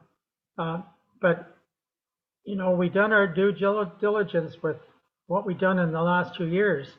And unfortunately, it comes to the point, just like Deputy Mayor Giroux said, comes to the point where you have to do it. And if we don't do it now, and you listen to what Pete just told us, it's only going to hurt more. So, I know $3 seems like a lot to me, if you say it to the total of the bill, but it's $36 total for a year. So it's one of those things. You got to do what you got to do. Yeah, like hearing that $66 number, the 63 still isn't making it to where we're supposed to be. So Great. I do see a problem there. But so, for today's discussion, we could still talk to Aqua, but I do think the 63 is going to have to be inserted in there, and we can continue to work between now and time of passing budget to see if we can find something there to help with that. But, like, it's one of those things that, I know lots of people on well that, say that they wish they didn't have to worry about their water system. It's maybe not a monthly charge, but there's a lot of costs that go with it to keep it going. So I don't know what the answer is, guys. It's but I think the 63 is going to have to stick in there right now, unless we can find something to help without subsidizing it. What's your thoughts? Because that doesn't sound like it's getting to the 66 where the recommendation was. Go ahead, Dave. Do you, Mayor Martin? I'll propose the 33. I'll be the fall guy. But we still need information from Aqua before we move on past that point. We're below that point. So the $63. Okay, so moved by Deputy Mayor Giroux that we Don't go. go with the recommendation. So that's mover there in place. Is it $63? That's correct. Okay. Is there a seconder for that? With the note beside it that we, see between now and the budget passing, if we can do anything to help this. Okay, seconded by Councillor Ellis, With a comment, the comment. whatever this shakes out at the end of the line here, when the water bills go, would it be a smart thing to do to put an explanation in the water bill reflecting the subsidy, and now we're catching up? So people, when they get it, they understand what we've done to help them. I think communication is a key thing, and when it comes to this, I think it's going to take a lot of it. So Yeah, whatever we can do it's not going to soften it any, but yeah, we need to explain what's been happening here and why we don't want to see a spike. And this is one of those things, even when you're seeing how much, when we're telling people to go easy on the water, as far as, some people have a thing, well, I'm paying for it, I'm going to use it. I've seen it in the years gone by where they just leave the water running out the back just because they're paying for it. But that's a stupid way of thinking, and it's a costly mistake. So anyways, so I'm going to speak to the motion then, Larry, and then we'll call a question. just one last quick comment, and I don't know whether it's feasible or not, but could this increase go in increments, the X 6 months and then the next 6? Is that any better to the water bill owner? It's probably done on a 12-month thing. So if you do it in increments, it's probably it won't do what it's supposed to do, right? Well, it's okay, just a thought. Thanks. Yeah. Okay, any other questions or comments around this? All right, I'm gonna call a question. Oh, go ahead, Bob. Through you, Mayor Martin, just further to Councillor Ellis's comments regarding communication to the ratepayers. I think that's a key point. Information in the billing itself, for sure. Also on our website, I think the entire budget will be summarized.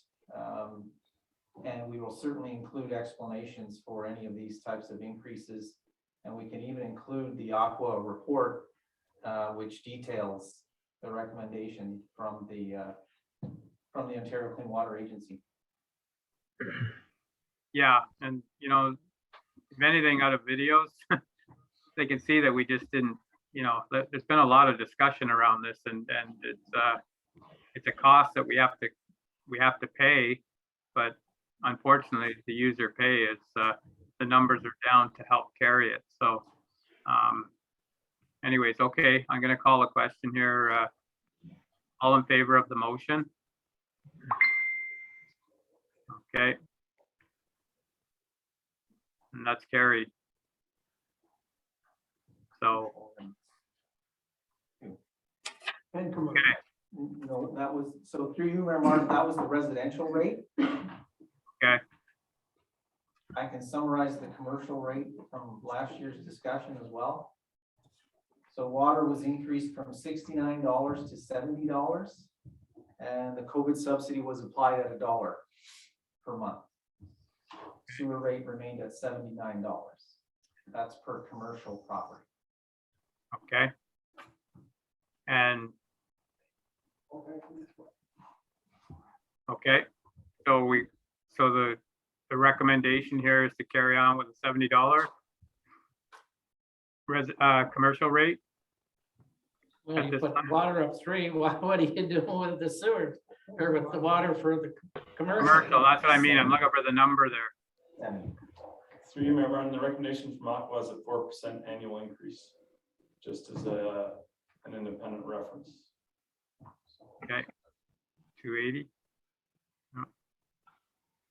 4%. 4%, is that $2.80 increase then, David, or? Approximately, yes. Yeah, so for Brown, it's $3. All right, What's council's thoughts there? Go ahead, Barry. Oh, I just wanted to get back to Aqua.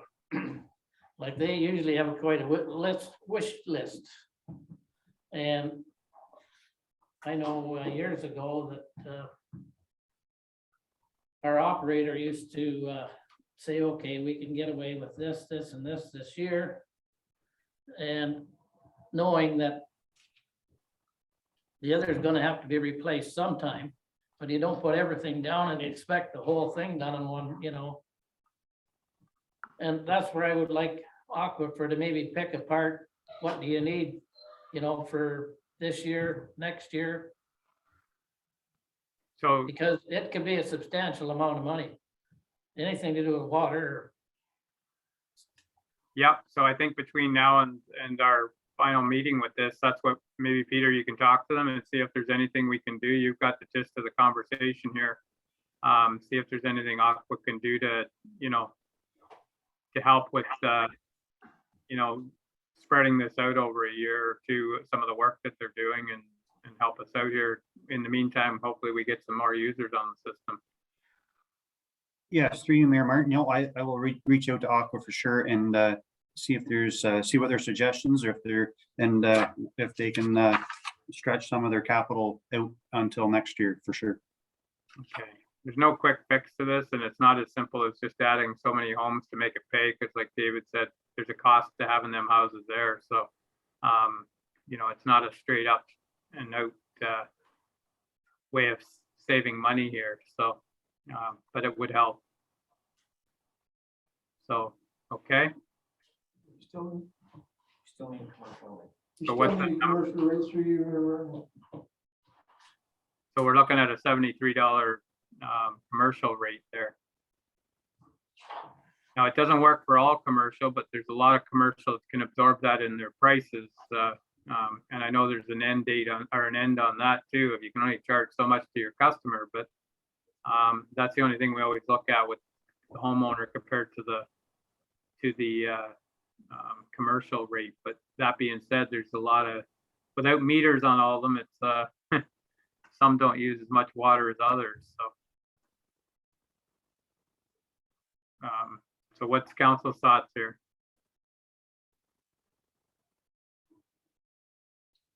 So what is the dollar increase on It's on on, the commercial? it's on $3. I'll really quickly. It So says- it's $73. We're at 55. You remember that number? If you drop it back down to 0, or 7 rather. So it's up to $2,000 a year.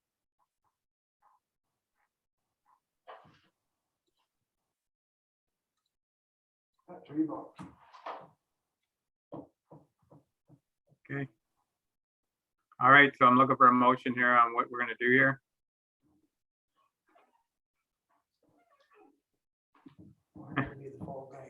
Well, I thought we were gonna get in touch with Aqua, to find out what we're gonna do. I think we should make a decision today to move the budget forward. Yeah, well, move the budget forward. Let's have some. Yeah. That's if we did 3 on residential, we have to do 3 on commercial. And It's keep- pretty and that simple. keeps it exact, a $10 spread between. Yeah. So, We'll hold that for the next 20 years. yeah, He caught that. That'd be nice. Make sure that's in there. Bob, Yes. Before we okay, close. Larry, you had something? Just a question, I guess, or a comment. So the proposed here, does that bring us up to where we should be? Halfway. Halfway. I think. Halfway. Am I right, David, around 70? Well, we'd be up to 66. 66.31 was what they recommended this time.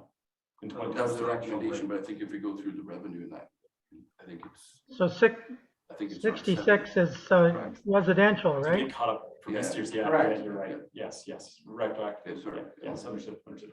Okay, Larry, what was that? I couldn't quite hear there. So we're still at the commercial one, right? Correct. And what's being proposed does not bring us up to where we should be because of the subsidy we did. Is that correct? It looks like they recommended I'm asking David, the proposed here in the budget, I'll run that quick. does that bring us up to where we should be? Given the fact that we did the COVID help? Yeah, like they said 4%, David, so I'm waiting to hear from Dave. Yeah, just 1 second. I'm running the numbers here. We should be, if we're gonna listen to Aqua and well, if we're gonna consider, let me rephrase that, we should be at 78 right now for commercial rate. That's where we should be? Should be. If it's a 4% year-over-year increase. Okay. wow. It's worse than gas. Yep, I'm gonna move to Norwood.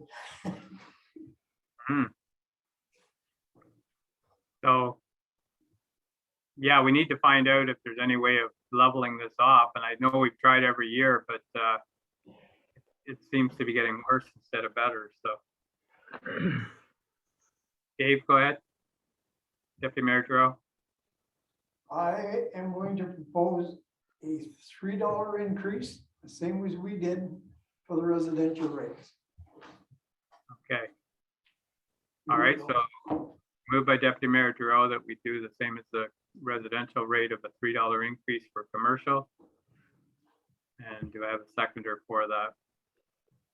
Hoping that Aqua can find some efficiencies. Efficiencies. So do I have a seconder for that? Second the motion. Nobody wants to second it. Seconded by Councillor Ellis. Okay, I'm gonna call a question here. All in favor?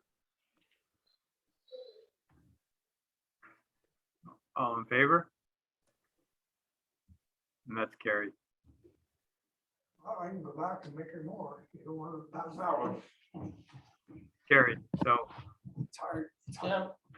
Yeah, Mr. Mayor. yeah, What is the rates in, say, Norwood for water and sewage? I have no idea. I have a feeling that there's substantially less. And maybe we gotta be looking at Aqua. You know, on what they're charging us. You know, we've talked about this before, about getting maybe Peterborough Utilities to give us a quote.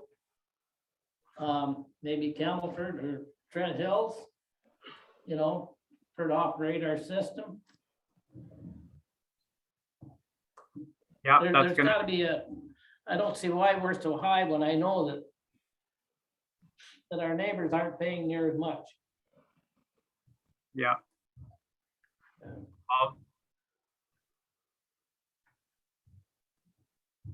I can draw everyone's attention through Mayor Martin to the screen. This is the published Norwood water and sewer rates.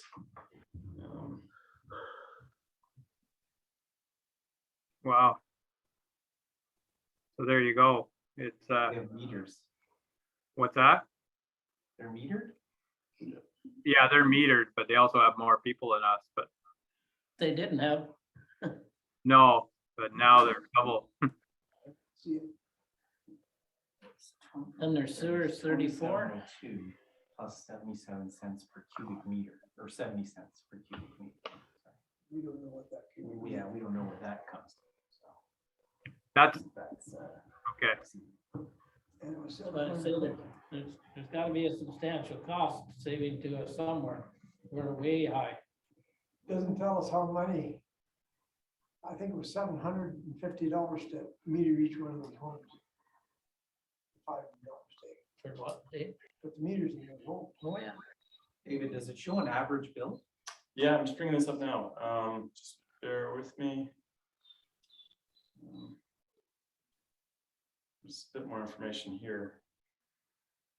I don't think this is gonna help us, but it's those numbers that we need to put into our numbers and just see where the difference is. I don't mean the payment, the price per month. I mean, the cost, cubic meter of water is 70 cents a cubic meter. I don't know how much ours is, but it would be good to know. Hmm. By the looks of our bill, it's probably like 210 a cubic meter. Hard. Go ahead. No, I was just gonna say, we've had a good discussion about this Yeah, for water. Can we just vote on what's on the table here and get moving? yep, that's, we We pretty can- well, We can look in, like, obviously, we're gonna have to look into the water going forward, so I mean, this is something we can do at a later date, but let's make a decision on what's here. but we've already decided on the water here now, so we gotta go into the sewer now. Sewer.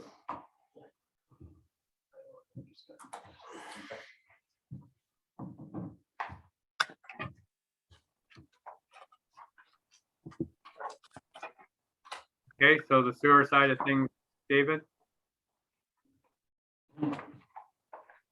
Okay, back to main screen here, just 1 second, it's coming up.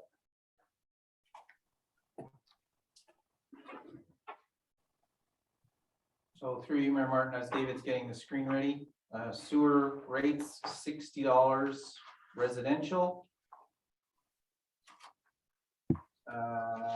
And $79 commercial.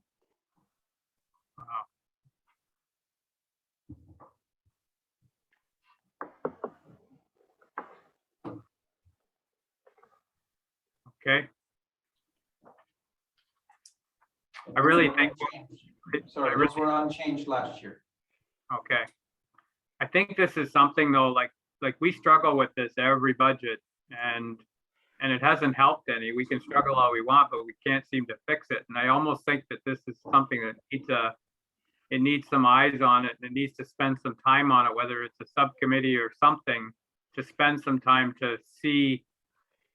I know they're all over the place, all over Ontario, but we need to really zero in on this and see, you know, how we can help this, because, you know, that's, what is that now? It's $180 a month just for water and sewer. If we're gonna attract people here, that's gonna be something they're gonna be looking at. Through your, Mayor Martin, if I can say, I think water conservation is important here, and we need to get a real ability to read households and get the conservation thing on people's minds. For me, it's like lighting. LED lights are great; they're more efficient, but the best light is a light that's off. Well, the same correlation can be made to a tap. A tap that's not running consistently or as much as is needed is going to be a more effective system. So, yeah, education's gonna be a big part of it, but I think, yeah, we're gonna have to, I don't know, you know, if there's anybody at the province or, I'm sure this is happening all over the place.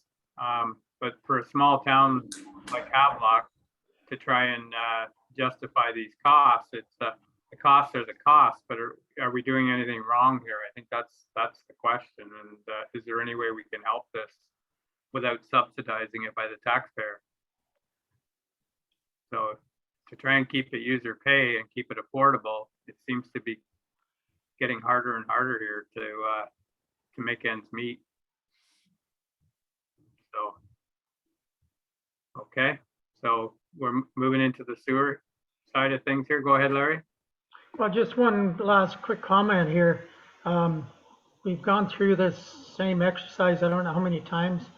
I think when we're finished today, we definitely need to have a conversation with Aqua. And to add to that, again, we've had this same discussion and never carried through with it, is compare other companies to what we're paying. And this is kind of probably the opportune time to do it. Yeah. So put that with the notes there, because I think that's what we're going to have to do here. We're going to have some real serious discussion on this, because every year we're dealing with the same thing. And when you see the projected numbers, it's not getting any better. We're still not meeting the number that they're suggesting. So we need to deal with it and try and help this out a little bit. So Anyways, okay, so let's move into sewer.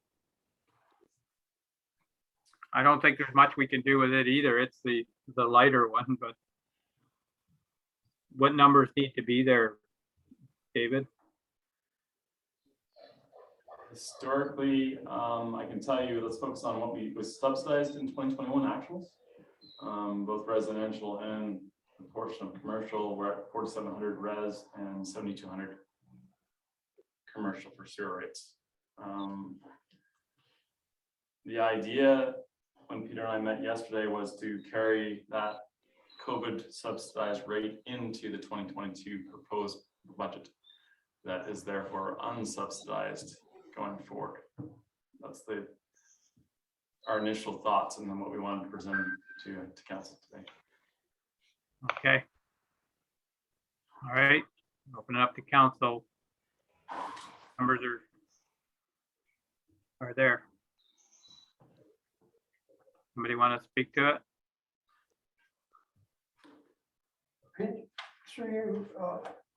Remember, can you do that again, David? Sure. Yeah. So if I could draw your attention here to this cell up here, which was the 425. You can see that, and you can see the formula here. Yeah. So I've got the 420,000, which is the rate in 2021's budget, plus the 4774, which is the COVID grant, equals the 425.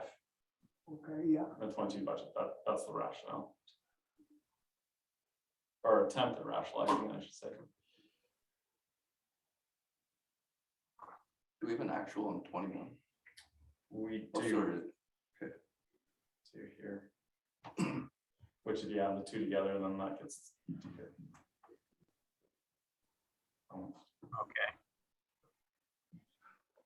Okay. And it was Okay, the we're same gonna- approach then for commercial as well.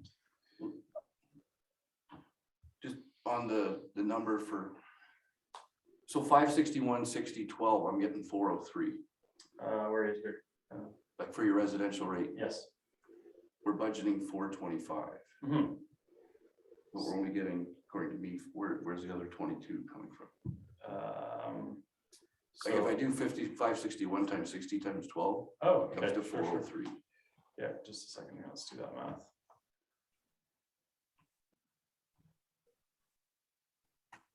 Peter, while I'm doing this, do you want to check on the Aqua proposed sewer rates in that report? Just to use it as an independent reference.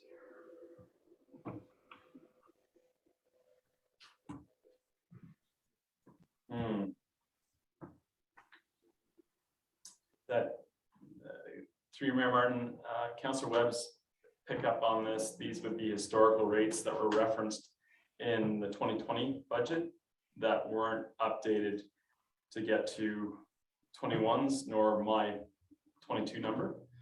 So give me a minute and I'll tell you what that rate would be.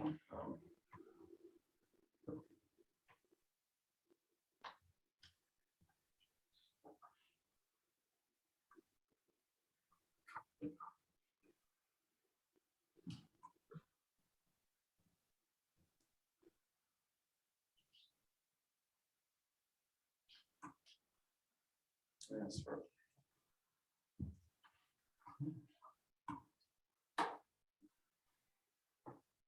Through Mayor Martin, through Councillor Webb's point, that is a $3 increase in 21 actuals and 2022's budget.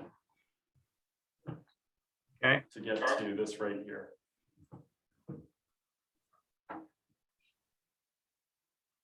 So David, we did not subsidize sewer rates last year. No, I think we just left them unchanged.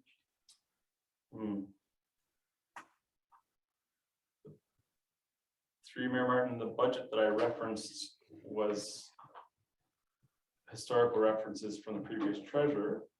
If I need to be corrected on this, I certainly will be. Okay. We thought we didn't, but we did.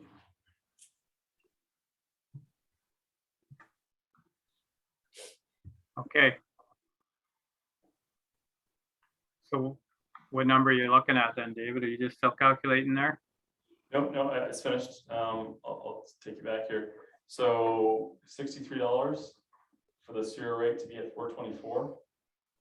Approximately 425 in the proposal. And Peter, if you can dig up the sewer rates in Aqua, we can try and triangulate this to what council sees best. Yes, through you, Mayor Martin. I'm not having any luck there yet, David. I'm still searching here.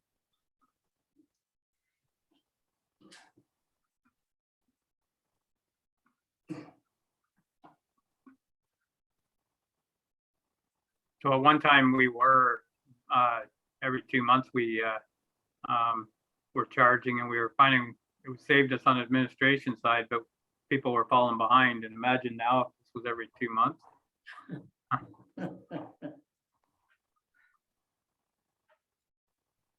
I think it's about $3, $3.11. To break even. To get to your 425. Yeah.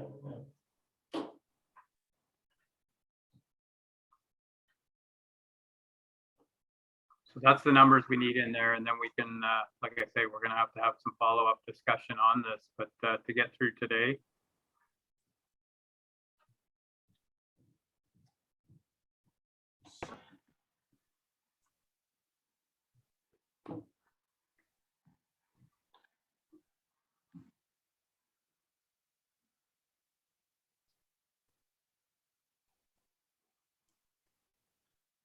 I'm through Mayor Martin, I'm sharing the previous treasurer's 2021 budget. That references the sewer rates on a budget that was passed in the shared drive. I don't know what this means in terms of inconsistency, though. I'll stop talking like inconsistencies here, for what it's worth. Okay. So it was the 60 and the 79, and then the users were 561 and 43. Go ahead, Larry. Just a suggestion through you, Mr. Mayor. Seeing that the time of day, and if we're going to get through the rest of budget today, I'm wondering if this water and sewer, if we should set it aside. We are looking for some information from Aqua and further discussion with Aqua. Maybe set water and sewer aside so we can get carried on with the rest of today's agenda. Okay, so the water, we've got it kind of, it's already been taken care of as far as in principle, and we're still going to follow up, but we could do that with the sewer side of things, David, if that would help you. Remember, certainly whatever pieces the councilors and the group and the agenda today, let's push forward. Okay, Through you, Mayor Martin, I would suggest that as well. Let's leave sewer rates unchanged for the moment. We can revisit this down the road with Aqua and make any adjustments as required on either side of this. sounds good. All right, thank you. Okay, so a motion to just receive this for now, and Motion to receive, Mr. Mayor. moved by Councillor Ellis and seconder. Is there a seconder for that, just to receive it? Councillor Webb, all in favor? And that's carried. Okay, so you want to finish up the waste there and then go from there, David, or? Yeah, that'd be great. Through Mayor Martin, I have waste posted now, just catching up here. Okay. I'll get everyone's wheels turning by getting down to the capital part that Peter can step through. Okay, so I think the way it's going to have to work here, like we are going to have to, like Councillor Ellis said, so for today, if we can get through these things that they're agreed in principle, I think we're going to have discussion, because we have to bring up the survey and the other comments that we had come in. We have to acknowledge them and see. A lot of them have already been dealt with, or and we can go through it pretty quickly. But for today, I think we just need to get through these here, so they're agreed upon in principle, and then see if we can do anything with the other input that came in. So the waste here, with what we have today.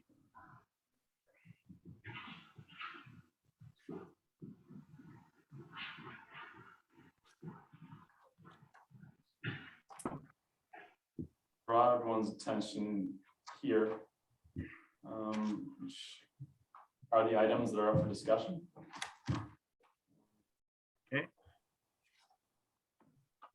So the sheds are carryovers, are they not? Yeah, that's why there's a $0 value here. Okay, It's so there it's for just the capital completion sake. equipment scale. Are the bins, 2 bins? Okay. Well, with the new process down there, I think it's gotta happen, so, I don't know if there's much discussion around this, or if it's a question. We're gonna have to deal with it, Peter. Yes, through you, Mayor Martin, I can speak a little bit to this. Yes, the kiosk, the sheds, and all transfers are carryover. Their scale is 85% complete. And we're down to 15%.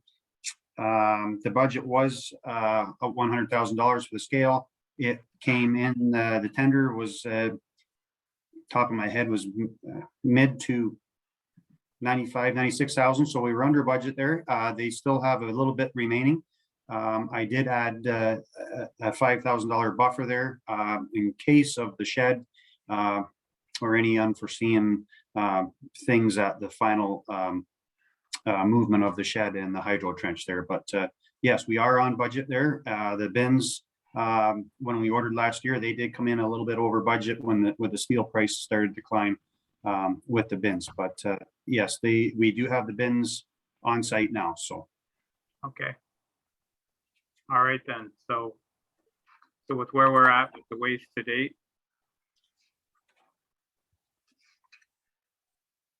This is gonna be a motion to,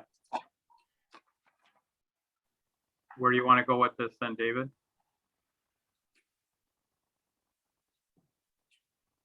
Do you remember if we can round table the 3 highlighted items here on the doc? Okay,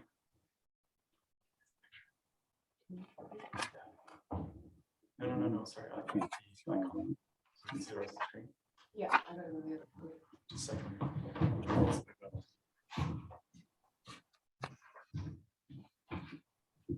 sorry, it's there. there we go. Okay, everyone here, know we're back. Thanks, Bianca. Okay, it's highlighted here, the 3 points on what we're actioning here that Peter just discussed. Okay, If I may add to that, Mayor Martin, through you, the 42,000 is not from the new bins, it's for the actual placement. I call them stalls down there. We purchased the bins last year, but that is to create a spot for the bin to be placed. Yes, sorry for the clarification. okay. All right then, so. All right, so what's council's thoughts here as far as a lot of changes happening down there and a lot of stuff has to happen, so. Barry, go ahead. Yeah, do we sell any steel down there anymore? Like, it's at a premium. Yes, through you, Mayor Martin, it is in the top part of up in the revenues, 4410, 4450. Okay.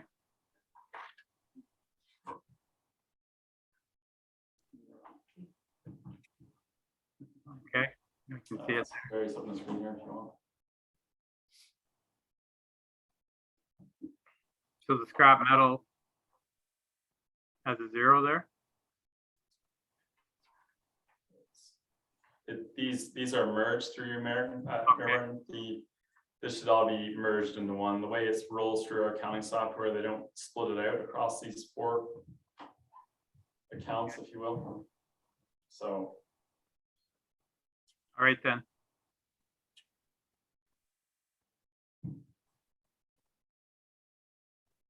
So where's council want to go with this? Is there anything else you need there, Peter, as far as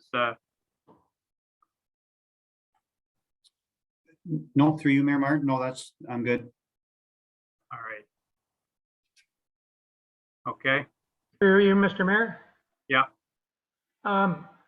Back, the first screen there, it indicates the different sheds for the different waste sites. And it lists 2 new sheds for the 6th line transfer station. Is that correct? 2? Yes, through you, Mayor Martin. The one was for the bottle return program and one was for the reuse center. Again, through you, Mr. Mayor, I thought the Lions Club were looking after the bottle return stuff. They are this year. But we're gonna buy them a shed?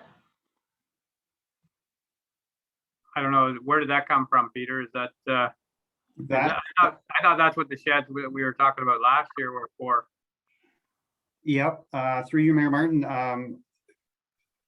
I was a bit, how should I say, I wasn't really clear on that. I thought the Lions Club was looking after as well, but then I had some notion that we were supposed to still be maintaining a shed for that bottle return drive and the reuse center. So if council wishes, we can sure remove those items. That's no problem. I thought they were in there last year. Yes, those items were in there last year for sure. Yep. Yeah. Yeah, I thought that's what they were. Yeah, so that would be something that we taxed for last year. Yes, they were in budget last year and we never because of the bottle return being transferred there. Yes, no, we never put any sheds at any of the transfer stations, no. So it's a carry. That's a carry forward. Yes, it is, yes. Thank you, Peter. Okay. So as it is right now, what's the increase then, Peter? David? Sure.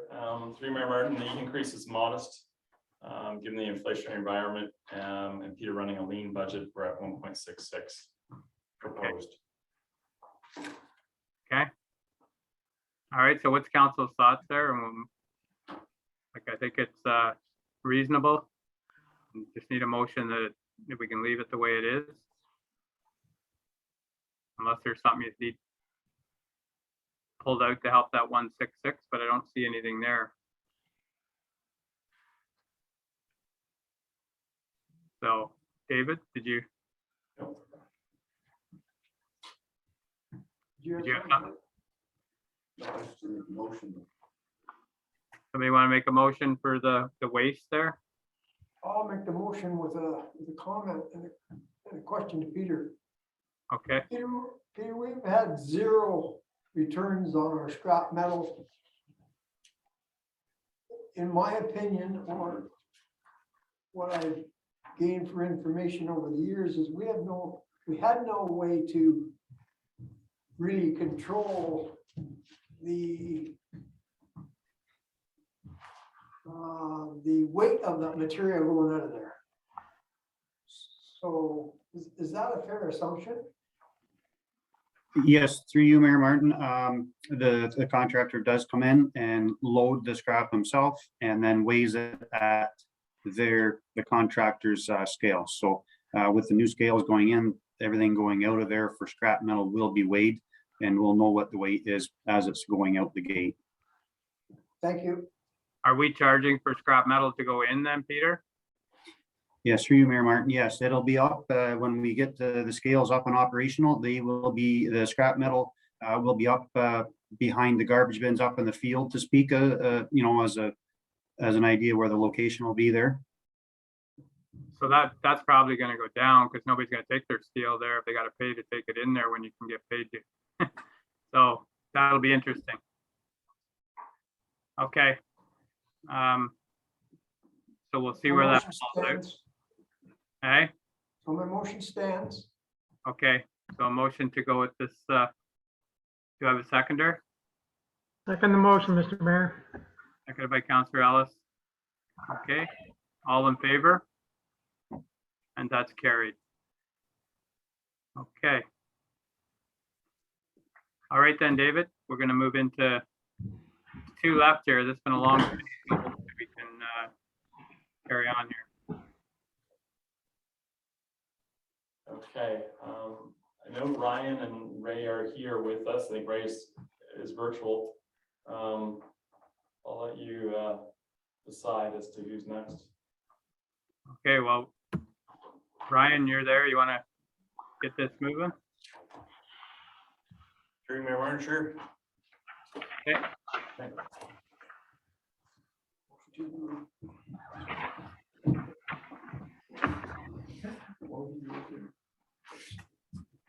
So, through Mayor Martin, I'll introduce, so we have facilities rolling through Parks and Rec here as well. It's been subdivided across operations and capital. And the asset management plans that Ryan summarized and boiled down and put in 2 different blocks are also pulled in here.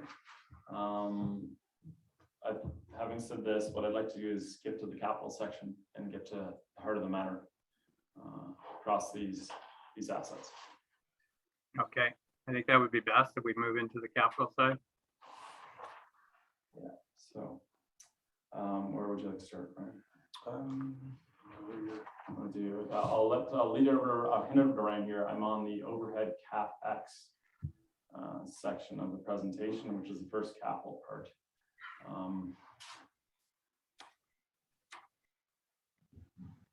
Okay.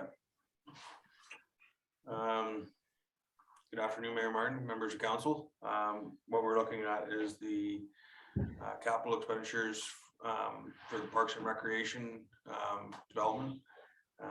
The top item, the strategic plans for the community center. That is that's a carry forward from last year, which was previously approved through the ICIP grant. So that's what that 203,115.39 represents. Replacement of the commercial zero turn.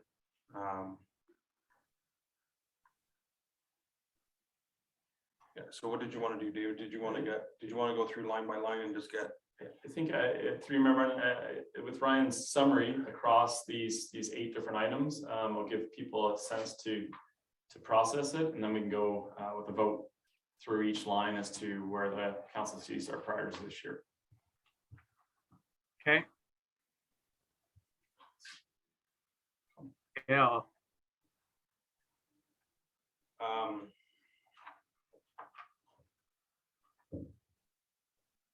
Now on the replacement of the commercial zero turn, which is earmarked for $20,000. And construction of the splash pad. It is a conditional grant. The majority is being fronted by the provincial conditional grant at $380,000. The requirement is that we follow on with $130,000 to get the splash park built. And that amount, 380 plus 130, will be a turnkey to have A to Z operational. So that's that piece. The other one are the 2 trucks, the 2004 and 2011 trucks. Need consensus on that. For Councillor Pomeroy's direction in the last budget, the floral displays have been marked down by 50%. And the last thing we touched on was the banners, which is reserved at 4,000. So I'll start at the top. Strategic plan. That's also part of the conditional grant for the improvement of the commercial center. Mandatory, really, if you want to do that. If you want to have the $5.1 million grant matched with our contribution, the $203,000 is what is needed. Ryan, can you speak to the commercial zero turn? Yeah, through Mayor Martin, this is staff is recommending the replacement of our primary commercial zero turn that we use. It was scheduled to be replaced in 2019. Fortunately enough, we've been able to extend the life of that piece of equipment up until now, so we're recommending the replacement of that this year. As previously mentioned in the other meetings, that it could potentially be an issue actually securing this item this year, just based on lead times. Yeah. Okay, Councillor Ellis, go ahead. Through you, Mr. Mayor, but I believe Ryan has answered my question. The zero turn is the one that we've extended 1 or 2 years, I believe, or is that a different one, Ryan? Through you, Mayor Martin, to Councillor Ellis, this is the zero turn that was scheduled to be replaced in 2019. Thank you. All right then. Any other questions around that? Carry on. The 130,000 construction of the splash pad, I believe to be mandatory, not mandatory, obligation, if you want the splash pad to be completed. And that's, we're still waiting on the announcement of the grant we applied for? Correct. Okay. Larry, go ahead. Yes, sorry, just a quick one here. Do you have the design of the splash pad yet, Ryan? The layout? Through you, Mayor Martin to Councilor Ellis. Yeah. Through you, Mayor Martin to Councilor Ellis. Yes, we have a design, but that was provided in the submission back in the fall of 2021. I believe that was circulated to council. If not, I can definitely send that out again. No, no need. What I was going to suggest that similar to the Matheson property, could we get a coroplast sign and get it up showing the proposed splash pad? I know we don't have the grant yet, but just create some excitement and some interest in the splash pad if it's up so people can see. Through you, Mayor Martin to Councilor Ellis. Yes, there's a number of different ways we can share with the public what we're doing and to get them excited about the new splash pad being built, and having a sign would be one of the ways that we would definitely address the public with this announcement. Okay, thank you, Ryan. Hopefully we can have that ready for Celebrate Havelock. Before. Yeah. Okay. Any other questions around Through you, that? Mayor Martin, just further to council. Yeah, just through you, Mayor Martin, to Councilor Ellis, just further to that.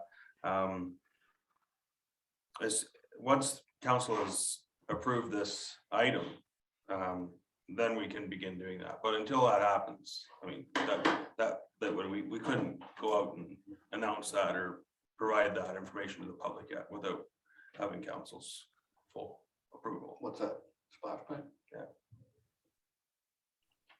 I think that, Pretty well known around town, isn't it, though? yeah, I think it's pretty well given that Yeah.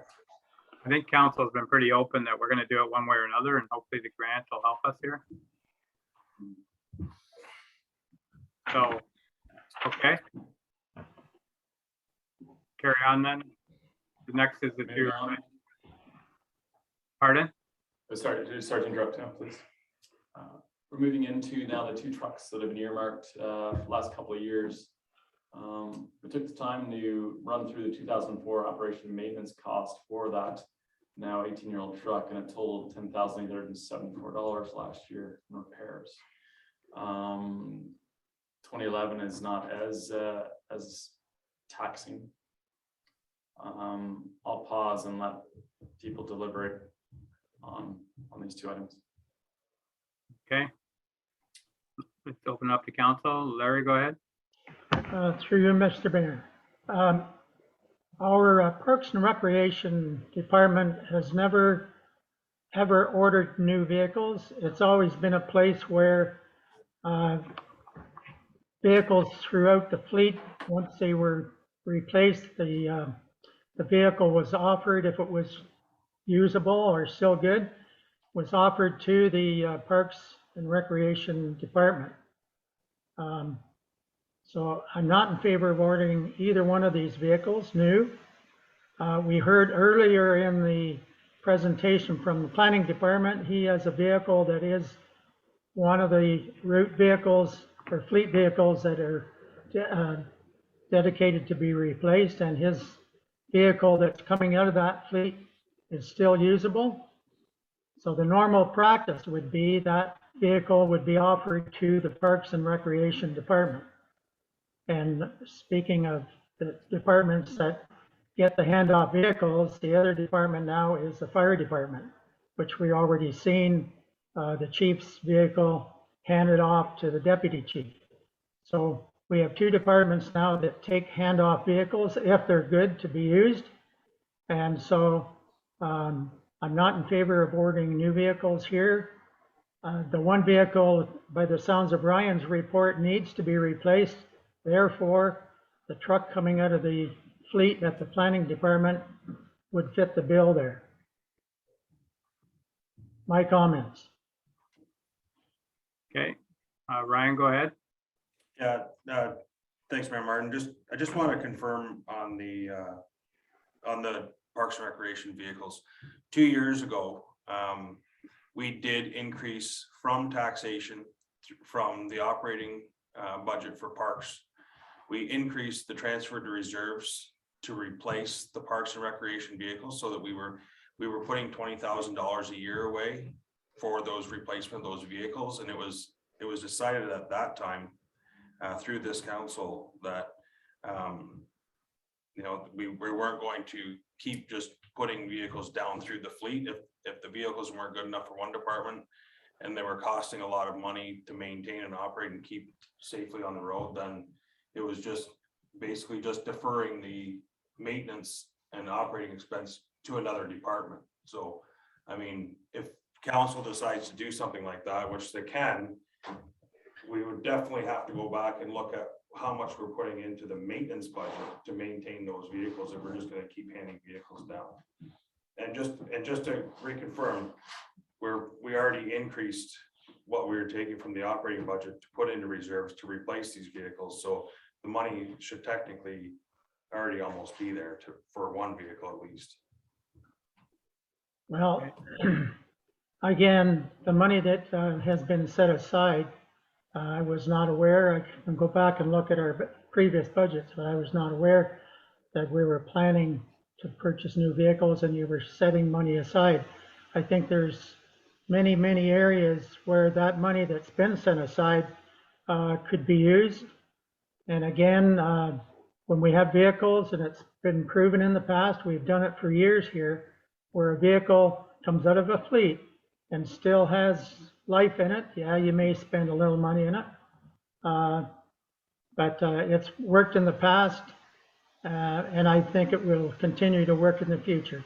We just be careful. We heard from the roads department, he has 2 vehicles coming out, doesn't recommend them go anywhere. We have one coming out of, like I said, planning, that in their opinion is still a good truck. So that would cover one of the trucks. Is it a 4-door? I'm not sure. I believe it is, through you, Mr. Mayor, I believe it is. So there's, unfortunately, and it's usually due to carrying things over and saving vehicles, we end up having duplicate replacements. That might solve some of the problem as far as replacing one of the trucks instead of 2 of the trucks, and replacing one of them with the planning or building department truck as far as to help to get these things split up. But it's just a thought, but there is money in the budget for the one truck, it sounds like. And with asset management and things like that, that was one of the issues we've always heard about, moving these things around when they're past their useful life. But it did, John did say one truck is still got some life left in it. If it has life left in it, I know he does a lot of miles, but I know we have students driving around these things, so hopefully they're safe. So, Dave, go ahead. Thank you, Mayor Martin. I won't say anything different than I have in the past. We tax the taxpayers for these trucks. This council passed that motion. We needed 2 new trucks. Parks and Rec. This same council passed a motion to start saving for those trucks. Time is here. Now, I don't know how I can justify not doing it. We've spent $10,000 on a truck that we got handed down, and we shouldn't have. We shouldn't have spent $10,000 of taxpayers' money on these trucks. Now, we continue to fall in that trap all the time. Let's hand this one down to Joel. Let's hand this one down to somebody else. if I was a manager of a department and somebody was handing down trucks to me, I would say, well, put another $20,000 in my bank account for capital for the maintenance of these vehicles. I mean, it isn't fair. It isn't fair to the taxpayer. Trucks are a big issue. I understand that, and I certainly respect everybody's comments, but I don't know, I can't justify. If somebody's gonna take money from me and say, okay, in 2 years' time or 4 years' time, I'm gonna give you a new wheelbarrow, and I don't get it, I'm gonna be ticked. Same as a road, gonna charge me for a road, I want my road. I don't see any difference. Thank you. Okay, any other comments? Go ahead, Hart. Yeah, how soon are we gonna be looking at the leasing option for our fleets? Because we get into these truck things over every year, right? And I think moving forward from a cost angle, and more so even from a getting things done angle around here, we need to really start looking at that and move towards that as soon as possible. Otherwise, we're gonna have these arguments about passing trucks back and forth.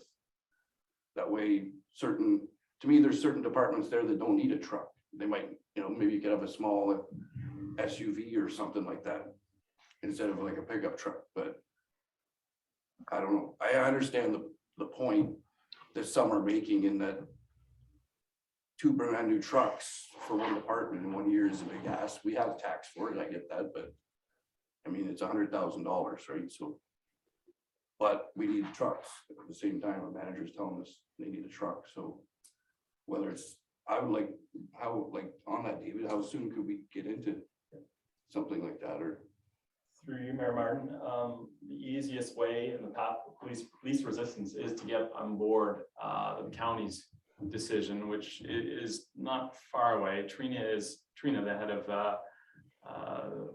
Treasury Department there, is readdressing this with her town council in the coming weeks. She's already had the first round. They told her to go back, have another look at it. She's presenting it again. I'm hoping in the next 2 to 3 weeks, we'll have a real answer. Enterprise wants the business. Enterprises fleet leasing limited quantity is 15. You have to be 15 and above. The county plans on doing 40 a year, and Enterprise is allowing us to piggyback on their plan. That's the ideal scenario. Now, there's lots of other capital fleet leasing programs available. Enterprise is just the easiest and arguably the best. So mostly due because their buying power is so great. We can get the trucks for 40,000, not 48,000. So I really want to give an answer to this on soon, because it is a contended issue year over year from my limited experience here. So that's what I'll say on that. So I'm keeping my eye on it, and I wanted to present it as soon as I can, because it is a strong value proposition for HPM. Okay, go ahead, Dave. So Mayor Girl. my second comment then, is there any way, and I'll ask both David and Bob this question, is there any way to move forward with this budget and yet at the same time piggyback after of Councillor Webb's suggestion to wait until we have some more information on the lease agreement? Sorry. I just noticed, and just to that, the only reason is I'm thinking we got 2 here, we got 1 in building, we got 3 or 4 brand new trucks to or roads or whatever. So that's, you're looking at $200,000, right? We could probably do our whole fleet for half of that, or maybe less, right? That's all I'm saying. I'm not, you guys, I want these guys that they'll have new cars or newer cars and the rest of it. But this nonsense of constantly buying new trucks, go sit on the street. People don't like it. All right. I understand people say we need trucks and that. Yeah, well, most people aren't driving around in an $80,000 truck. All right. And they say, why do our employees that are cutting grass or fixing roads, potholes out here? And if you guys can come up with an answer, please give it to me, because I don't have one. So to me, that's a good question. And that's just kind of why I'm bringing it up. Okay. Through you, Mayor Martin, fair question, to address, comments from Deputy Mayor Giroux. How can we move this forward? The simple answer is to leave this item in the budget. And there's with a upset limit, dollar amount, and hopefully the lease option comes through, and as Councillor Webb said, probably at half the price. And then we can accommodate everything we need to do. Okay, Larry had something to add to it, I think. Yeah, through you, Mr. Mayor, again. I totally agree with Councillor Webb. The information we're getting through David regarding leasing is very attractive. There's 2 trucks in the roads department that are work trucks. I think from what Peter has given us for information, they need to go. But other than that, the other trucks, I believe utilizing the one that came from planning, or that's coming from planning, to replace one in parks, and then hold off until we get more information about the leasing, because it is a very attractive information that Dave has given us. So that would be my suggestion. I'll let council talk about it, but yeah, the 2 trucks in the works department, the workers, they need to go. Other than that, we can survive until we get through some information from Dave, and that's probably not going to happen overnight. So I agree with Councillor Webb anyway. Okay, and so maybe Trina's told David more than she's told me, but I sit on the committee and I don't think it's going to happen, but maybe there's something happening in the background. But the big thing there is be prepared when they're getting trucks replaced every 3 years or 2 years. That was part of the thing with them too, is there's going to be new trucks rolling through more regularly. If you can answer to that, it's the same deal here, other than we don't own them at the end.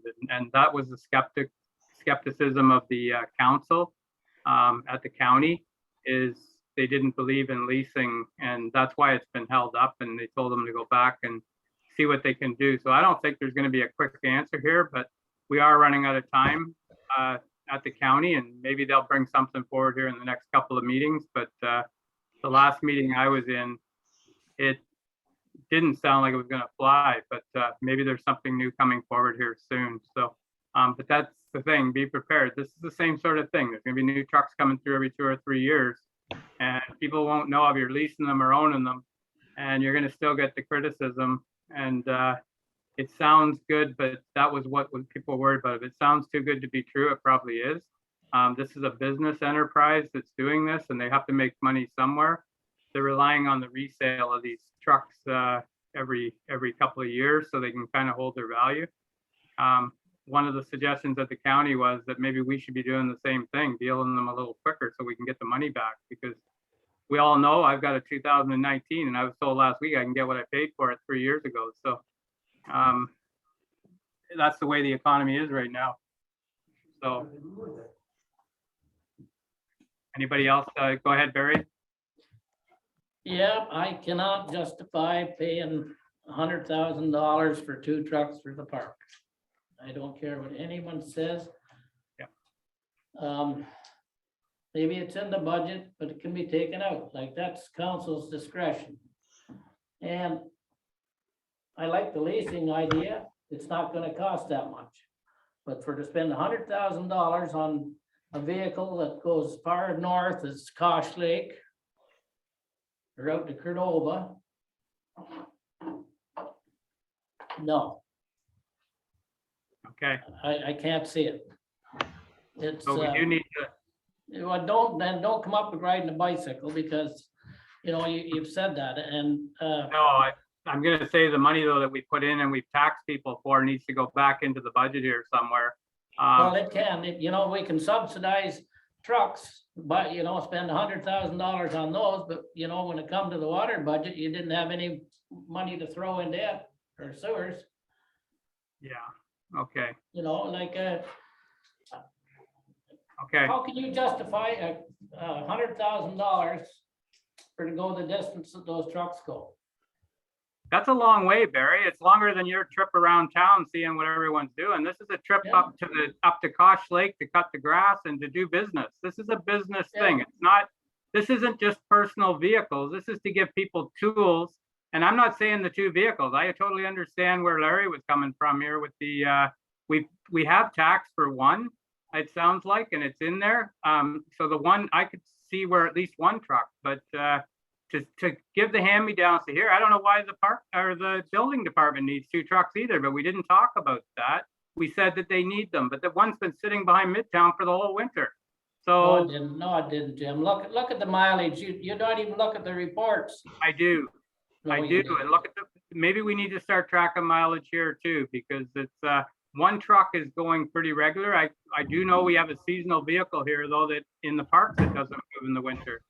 So we had a committee set up to look at this, and it had one meeting, and we still are sitting where we were at the beginning of the year. It's, we never solved anything. So, it is something we talk about all the time, and you know, like I say, the one truck, if it was to come over here and help with the summer vehicle with the 4 doors, that would probably do the job, but we did budget for one other one.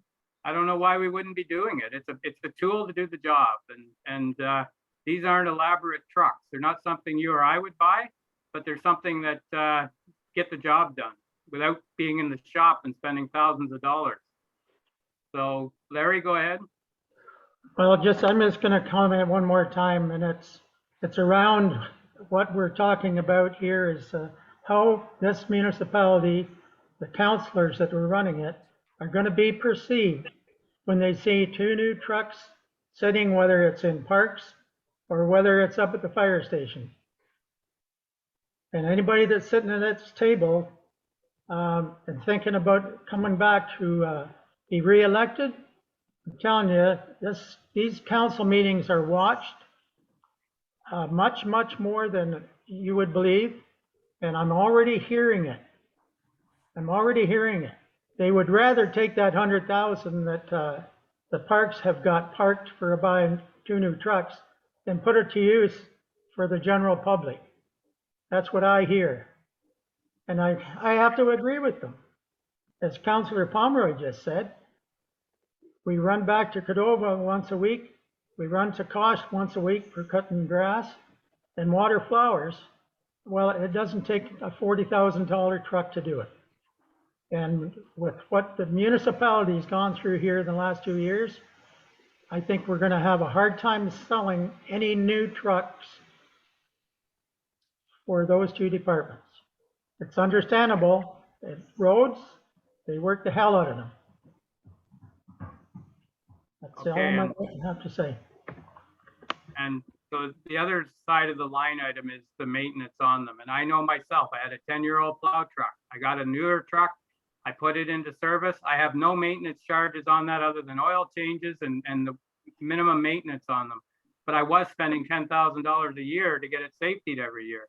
So to get these trucks safetied every year, because they're put into a fleet as a commercial vehicle, we're spending a lot of money. And I'm not saying we need 2 trucks. I totally hear you. We need to find some ways of dealing with these things.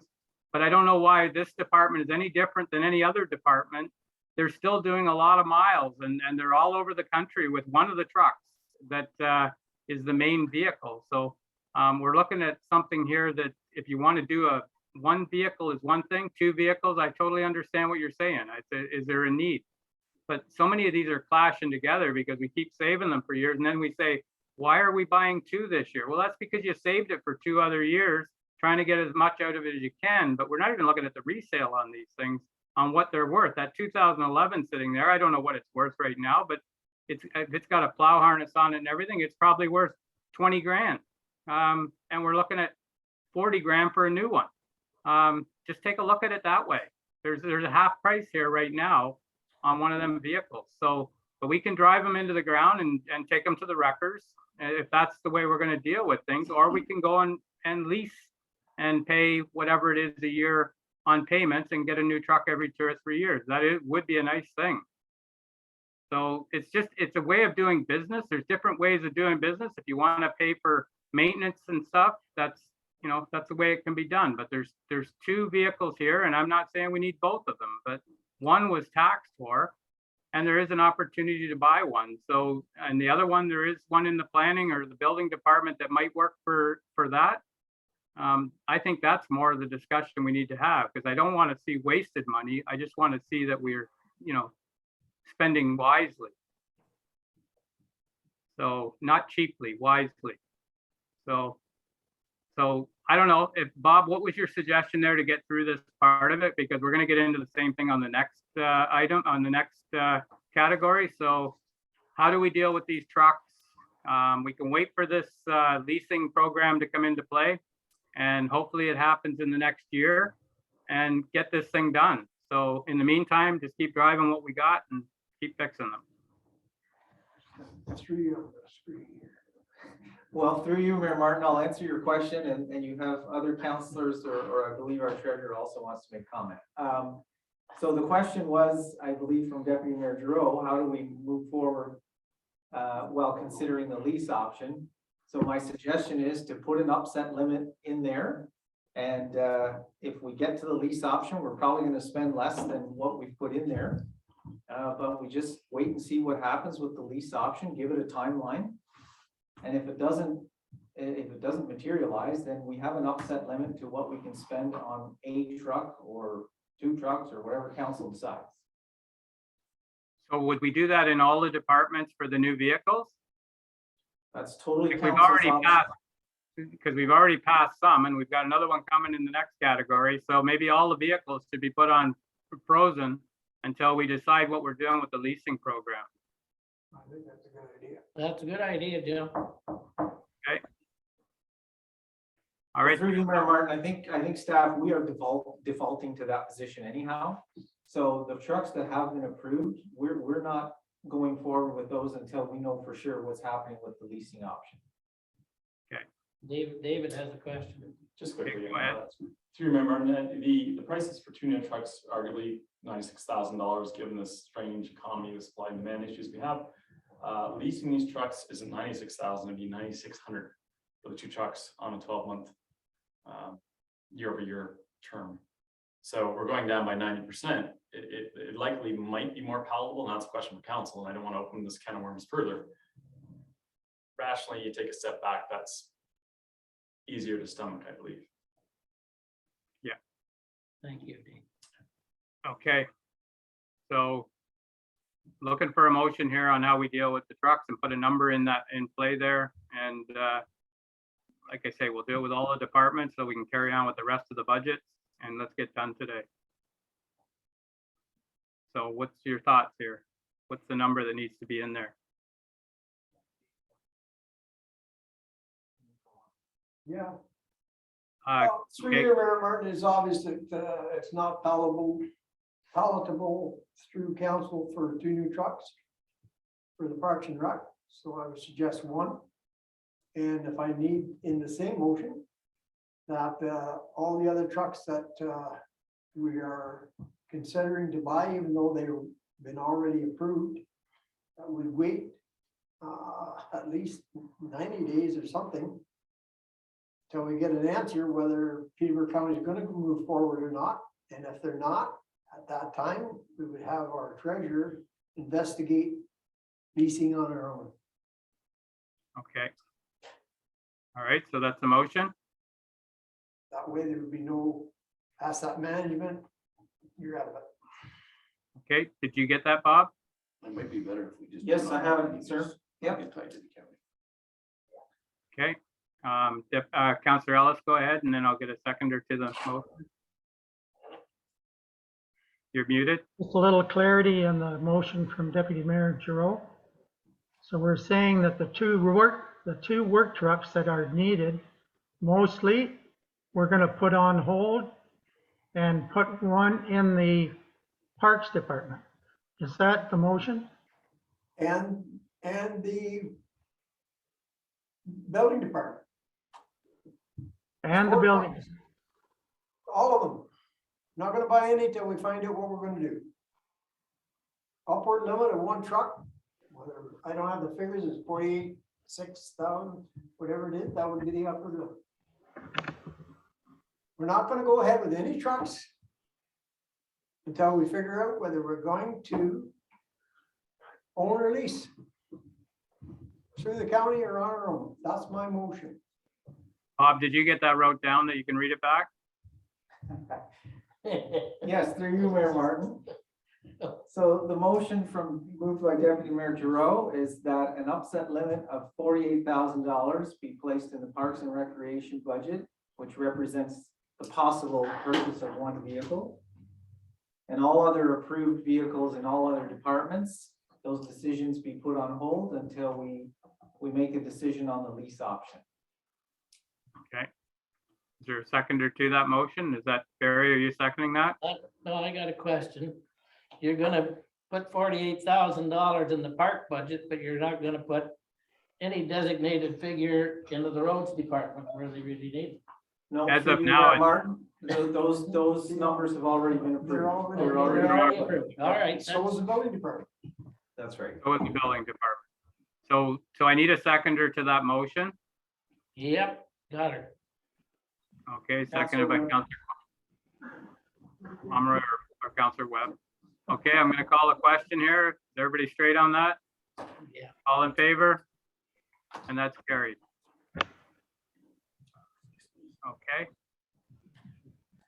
Through you, Mayor Martin, if I could just make one final comment on the vehicle thing, and this is a discussion for another day, but you made a point earlier in the discussion that should the decision be to proceed to purchase vehicles, as you indicated, sometimes the life of those vehicles, if we replace them sooner rather than later, may be advantageous financially.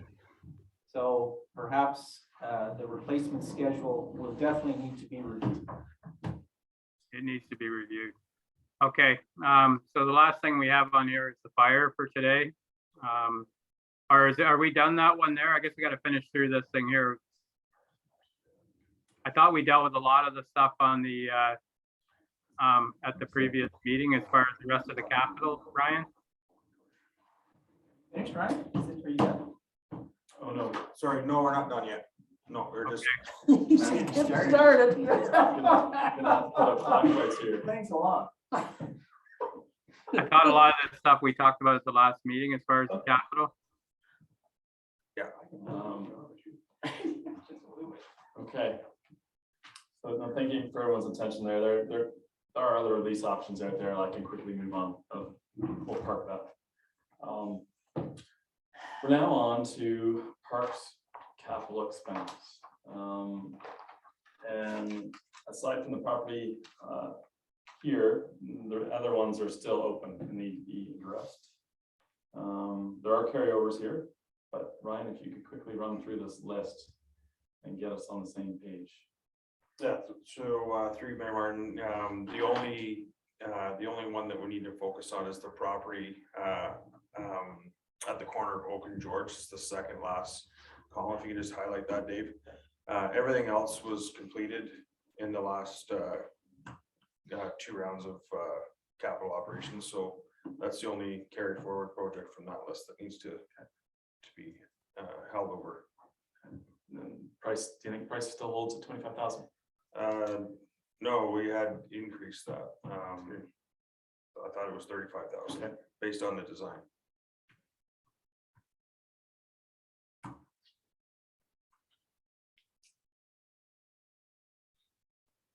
Any comments?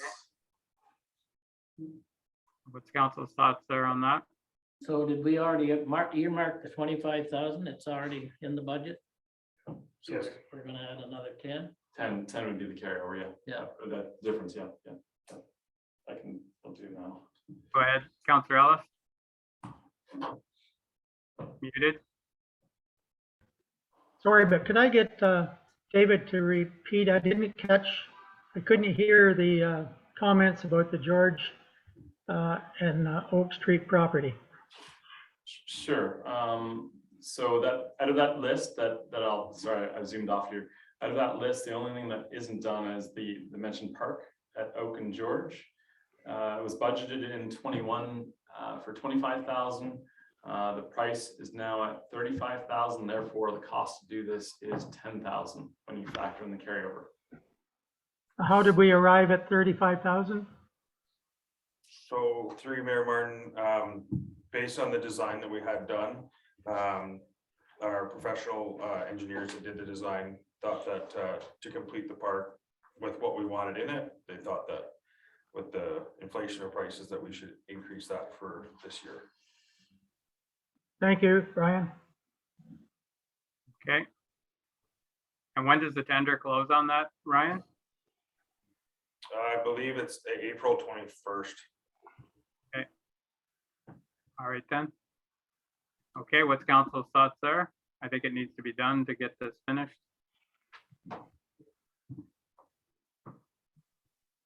Anybody want to make a motion to keep it or take it out? Yeah, I'm making a motion to keep it. Okay, moved by Councillor Webb and seconded by Councillor Ellis. All in favor? And that's carried. So that, we'll try and expedite this. Now moving into facilities and the capital spends that are earmarked. Which gets us first to the Havelock Library and these items here, which I'll highlight. This came out of Ryan's strategic asset management plan. If I recall, at our last council meeting, we were looking at LAS pricing for the HVAC units. I'm still waiting, sadly, to get a quote on what that would be. Ryan, if you could address the rest of this list and we get councilor's consensus, we'll get this done. Okay, through Mayor Martin, I think picking up from the last meeting, I think basically what I was trying to get across to council was that the air conditioners were the top priority for replacement, just due to their age. So the other stuff was stuff that we can work on through operations, and they were viewed as a lower priority at this time. So unless there's any comments or any questions on that list, I'll let you digest that. Got heartburn already, Ryan. Go ahead, Dave. Ryan, I think your exit lighting and your lighting is important. I wouldn't want anything to happen to that. So I think it's all good, but as you said, the air conditioning is number one. But there are some other safety items in there for me. Mm-hmm. Well, the exit lighting was to go from the standard lighting that we have now to an LED, so it would be an upgrade. But Councillor Pomeroy, did you have? I know that there's a lot of items on these lists, and that's why I'm trying to just kind of simplify it for council and just kind of hit the major, like the most important components that keep these facilities going and keep the services provided to the community. Okay, Councillor Pomeroy, did you have a question? No, good. Okay, Larry, go ahead. Muted. Seeing that we're going to have new tenants down below, is there any consideration or thoughts of requirements that the new tenants may need to move in there?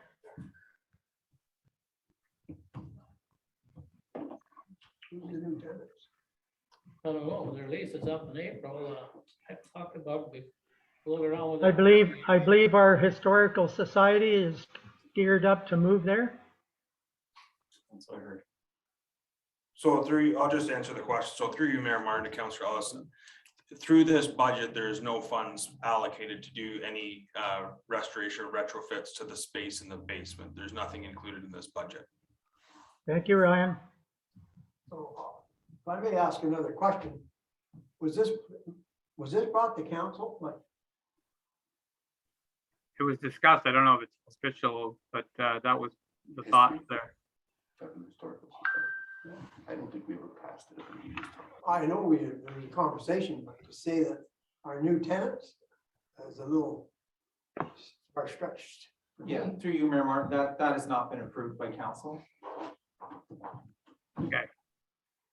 So that'll be a discussion for another day. And like I say, even with these budgets, there's still a lot of other things that we have pulled off of the survey and the comments from the delegation last week that we're gonna have to speak to at the next meeting, obviously, to tie everything up.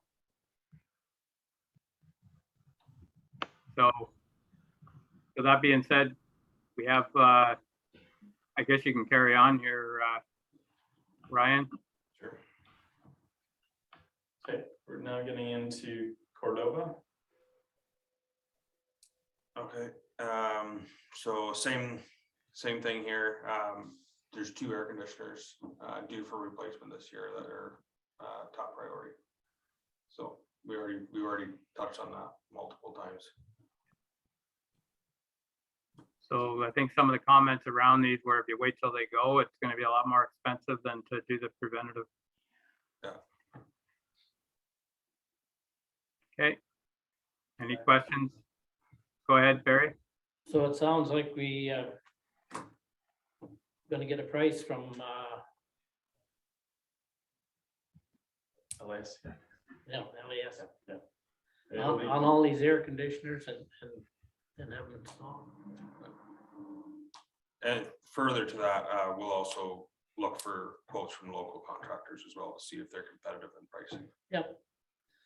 Perfect. Okay, Moving along, now we're into Kosh.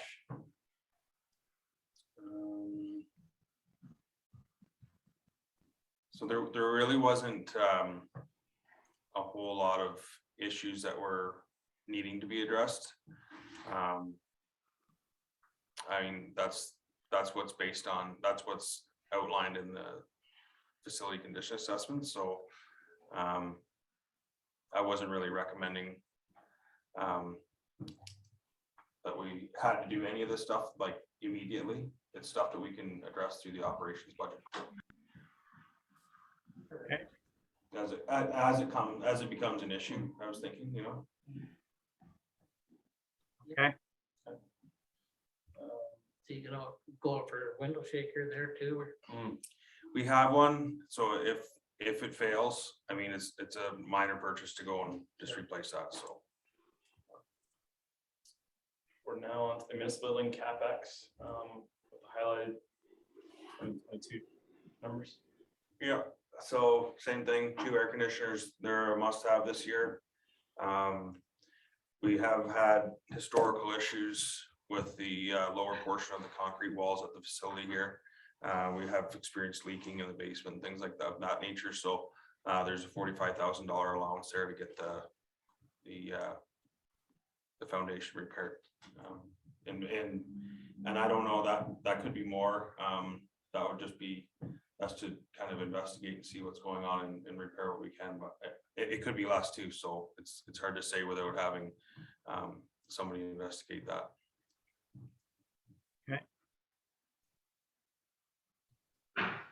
Any direction from council on priorities in municipal? No, I think most of these things have to be done. I don't know if there's a lot of choice to the Mr. Ryan.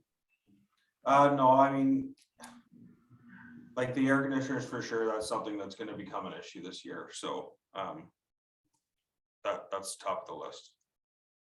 And the concrete walls of the basement's leaking.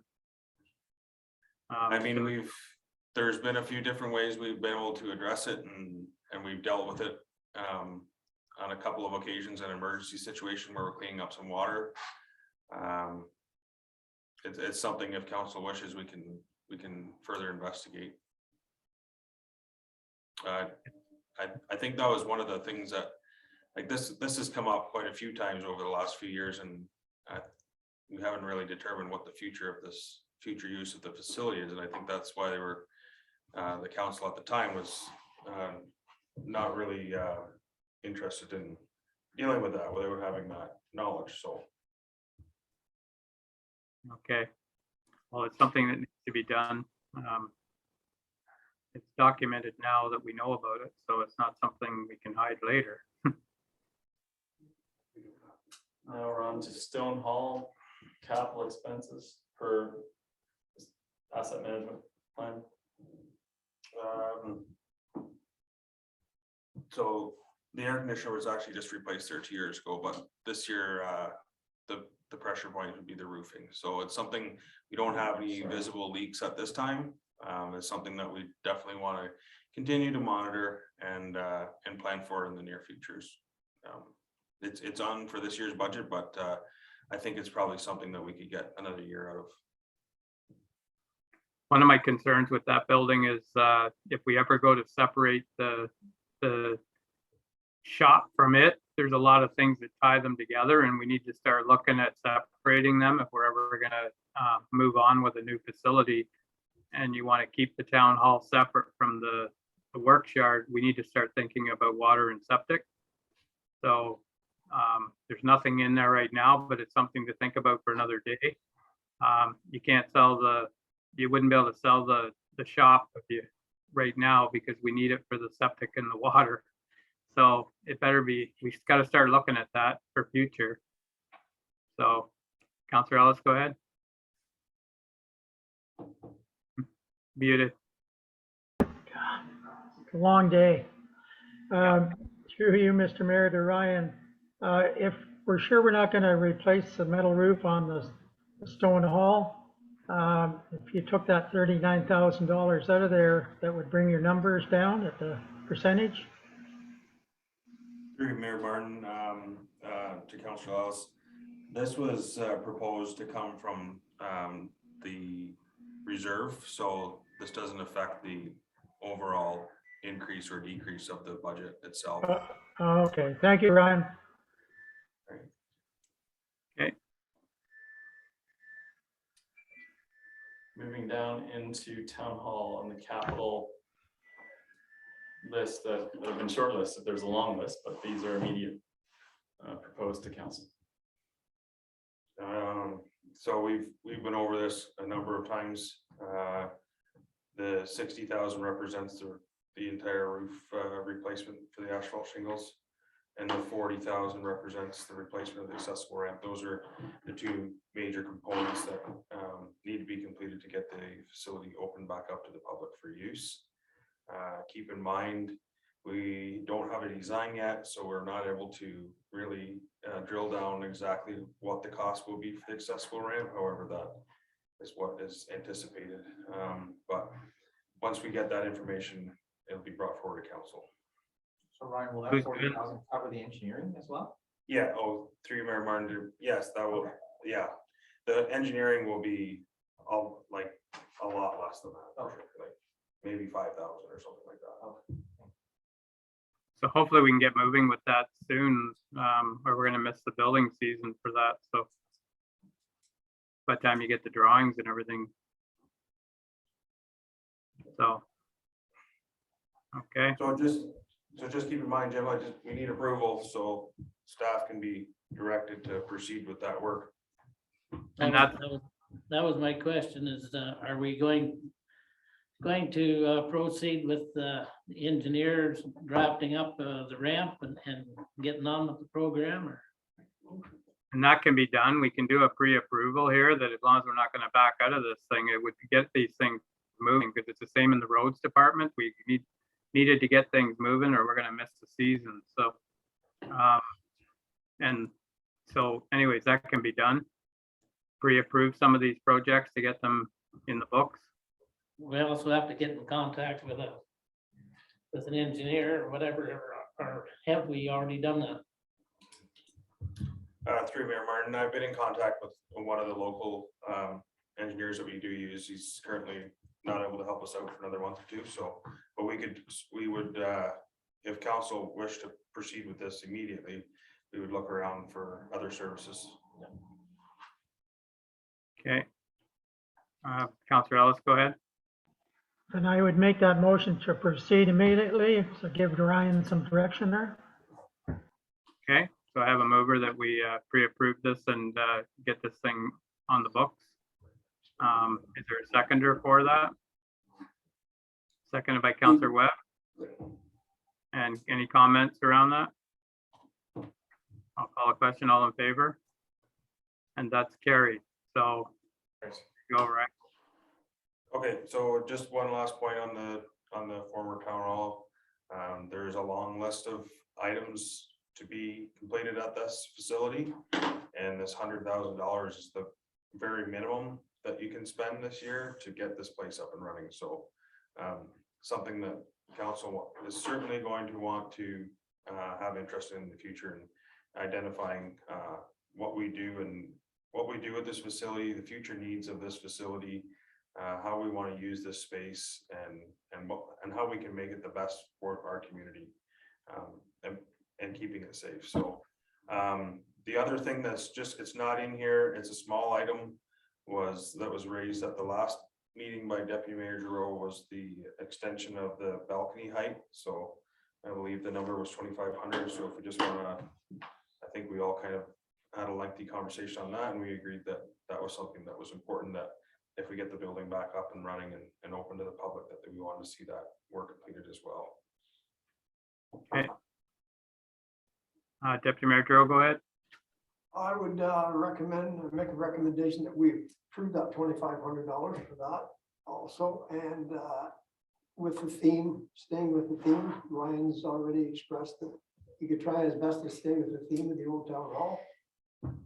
And also, Ryan, there's no such thing as down team for your team, Parks and Rec, but you've proved by anyone going through the arena how talented your crew is down there, as small as it is, and the improvements they've made themselves, the work they've done, the offices they've created, et cetera, et cetera.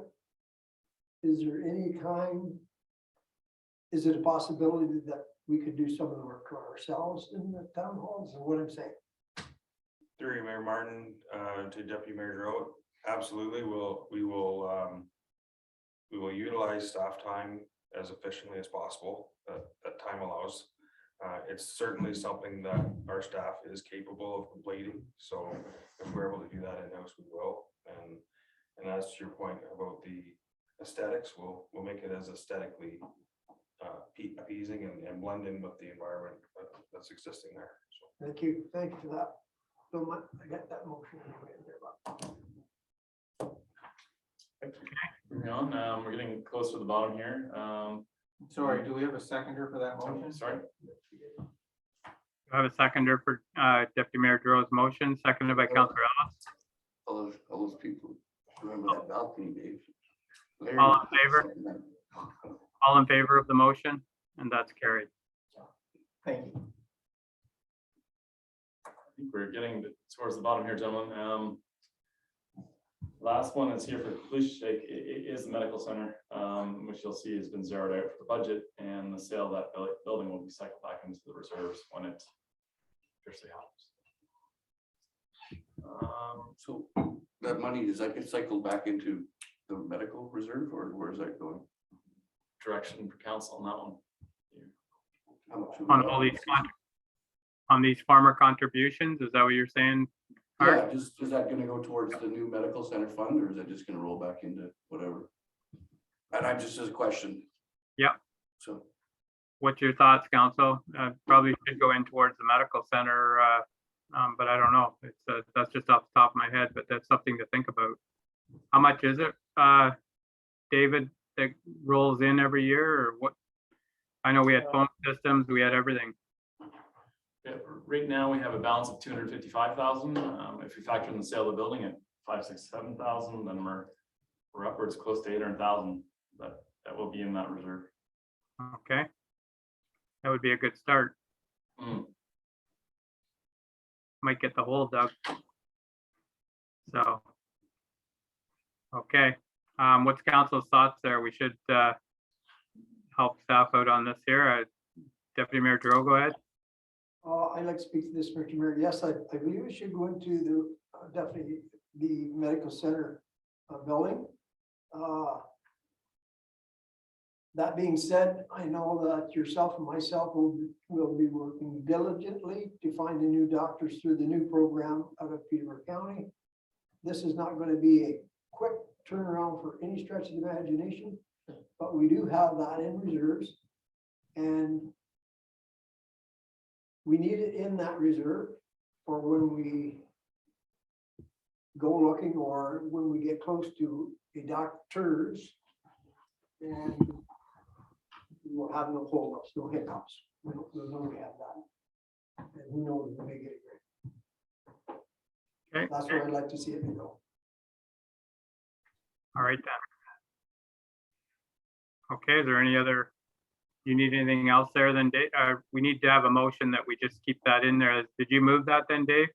I did. Okay, and a seconder? Anybody, seconded by Counselor Webb? Okay, all in favor? And that's carried. Okay. And where are we now, David? We are on the last part of our budget here, before everything's gonna be tied in, and we're now on to fire. Okay, Fire chief is still here? Counselor Ellis, go ahead. Through you, Mr. Mayor, I missed, did we cover the Lions Center or our community center costs? It was in the budget. I seen it earlier. And the number there was the number from last year. It didn't reflect an inflation. 13,900 and something. That was the number given to us from previous year. It doesn't reflect inflation.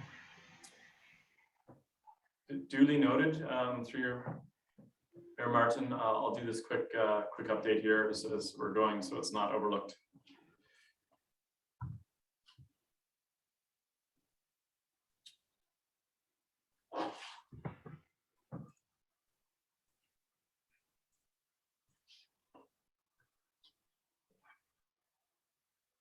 And it's right here while I get this updated. Are you there, Ray? Yes, I'm still here, Jim. Okay. Get ready.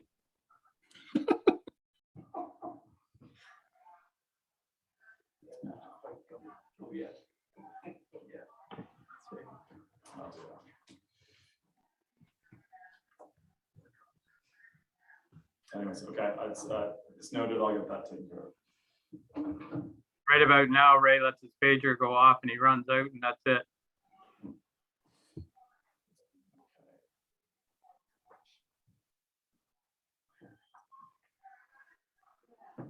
So, Ryan, we're good? Yeah. So David, that number's gonna be roughly 15,000? Yes, I was gonna do it by category to roll up. Okay. Yeah, but I've left it broken, so I'm gonna fix it. Thanks.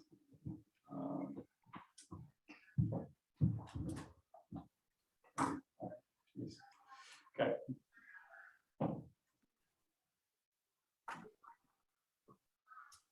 Okay, here we are. Thanks for your patience, Ray. I know you've been on all day. We've gone through fire operations. Now we're going to jump to capital.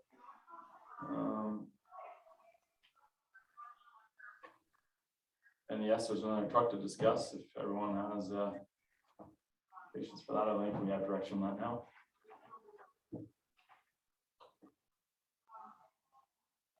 Okay, here we are. What's the percentage? He was at 1.5, I believe. 1.5? Something in that neighborhood. So Ray, I'll draw people's attention here to your capital allocations, and the carryovers are noted. Rather than going line by line, maybe I'll turn it over to the councilors to ask questions as need be. Okay. Any questions from council? It's something that we've been through a lot of this stuff already. Any questions for Ray on with regards to something that's in there? Barry, go ahead. Yeah, the education and training. Seems we spend a lot of money for to educate and train and licenses and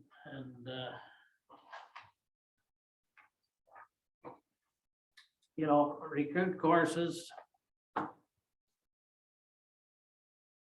And there's no payback, say somebody takes joins the fire department, they, you know, we get them their driver's license, and we, not only that, we pay for getting it renewed the following year. Send them to the Norwood College, I don't know, that's probably a couple grand. And there's, you know, there's no guarantee that they're gonna stay with us, so I think in Norwood that they have a system. I'll use Norwood again, Jim, you use it all the time. A payback if you leave the fire department for going to the fire college over there. We're not Norwood, are we? I thought I heard that. Maybe not. No, like I said, Go ahead. Go you know, ahead. you use Norwood all the time, so I thought maybe, you know, I would Okay. take a crack at it. Yeah, it works good. So Go ahead. I just wondered, you know, like brake courses and the whole ball of wax, like we supply them with everything, which is good. But if they leave, we spend a lot of money and no payback. So what do you think about that, Ray? For you, Mayor Martin, we do have that. Barry, it is in our bylaw that if, I believe it's 1 year or 2 years, if they leave the department, they are supposed to pay it back. It is in the bylaw. Yeah. So what if they don't? It's supposed to pay it back. That's the difference. That's the fight, and that's what council decides on when that comes up. And it has in the past, years ago, and we had a council meeting about it, but I won't get into that. Yeah. I think that's where the truck training, the license, that's why we wait a year before we do the truck driving. Is that right? Yes. And we even wait a year before they go to the recruit course. They're on the department for a year, Yeah. then they get sent over there. So they're already here for 1 year before any licensing or anything. Yes, they get their first aid, CPR, that stuff. Yeah. CPR and that is not very costly. It's the other. Correct. Yeah. Bob, go ahead. Through you, Mayor Martin, this is an issue that goes beyond the fire department. This issue touches every department. We train employees in every department, and there's always the possibility of someone leaving. I would like to suggest to council, it's actually an item I've been thinking about in the last week or so. I'd like to present a policy to council, and that's for another day, but I think there are ways to deal with this. And it is something to consider. Thanks, Bob. Okay. So is there anything in that, like, I think it's easier to look at this thing. There's not, this budget is, I think it's at 0.1% or something like that. It's a pretty lean budget. I don't think there's too many extras in there. The only thing will be the truck to, I don't know how we're dealing with that, if the money's gonna be there, and then but you can't do anything with it until we find out about this other thing from the county, or whether maybe we'll do it on our own. So, correct me if I'm wrong, but go ahead, David, sorry, Deputy Mayor Drow. Thank you, Mayor Martin. I don't think the fire truck vehicles should fall under the leasing. They're a different breed of truck altogether. There's different options on them that the leasing would not provide. We could be putting holes in trucks that, et cetera, et cetera. I don't think that should fall into the same category of the fire department as the lease trucks. David may correct me if I'm wrong on this. The only question I have is, can we use the lighting off the old truck for the equipment in the 2011, I guess it is, Ford? If council were to order a new truck, it probably would come to next year, but anyway. Is that possible, or are they at a date, Ray? That's a question for you. Some of it you could probably use, but what happens is that it's in the weather all the time and they get cracks and they get full of condensation. And then the lighting, and you got to meet the standards for the lighting and stuff on them. So, and sometimes it's just easier because of the time period of a truck to switch it all over without lighting for quite a while. Well, that's what If that happened the last makes- time. Thank you, Ray. Yep. Okay. Counselor Ellis, go ahead. Through you, Mr. Mayor.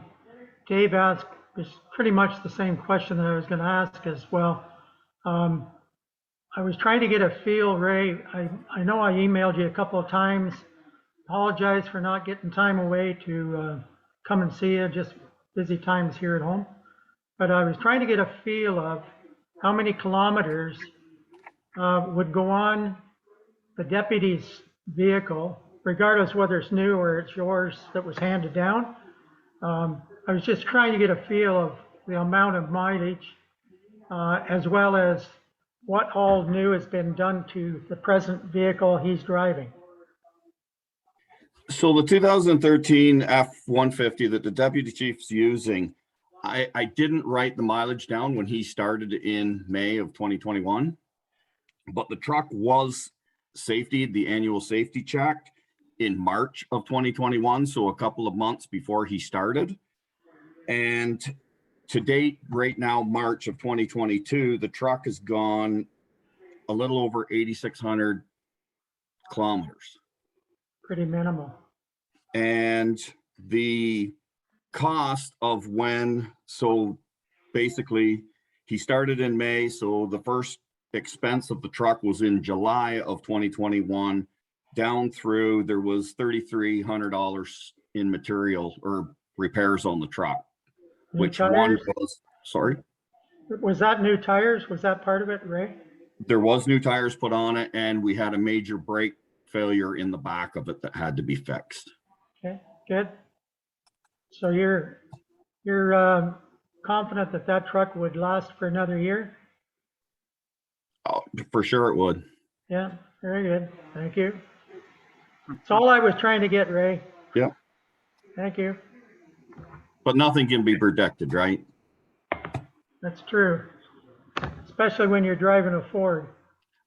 I was going to mention that, but I didn't think I better. That's why I'm confident it'll last another year. How many kilometers around it altogether then, Ray? Just under 197,000. Okay. Thanks, Ray. So, okay. Barry, go ahead, and then I'm not sure if Councillor Webb has his hand up or. Well, I ask Ray this question, I think, for near every year. The old phone number, that 3311, we've had it for 100 years. So why explain to council why we still have that same phone number? The 3311 and the 2831 that's back in Cordova were the old 7-digit emergency numbers before 911 was put in. And both of those numbers are in our dispatching. If anything happened, which it has in the past with the 911 system, those numbers are still activated. And they are also on the Bell Canada priority list, which if the lines or anything ever happened with Bell Canada, they get bumped up to a priority if any calls come in.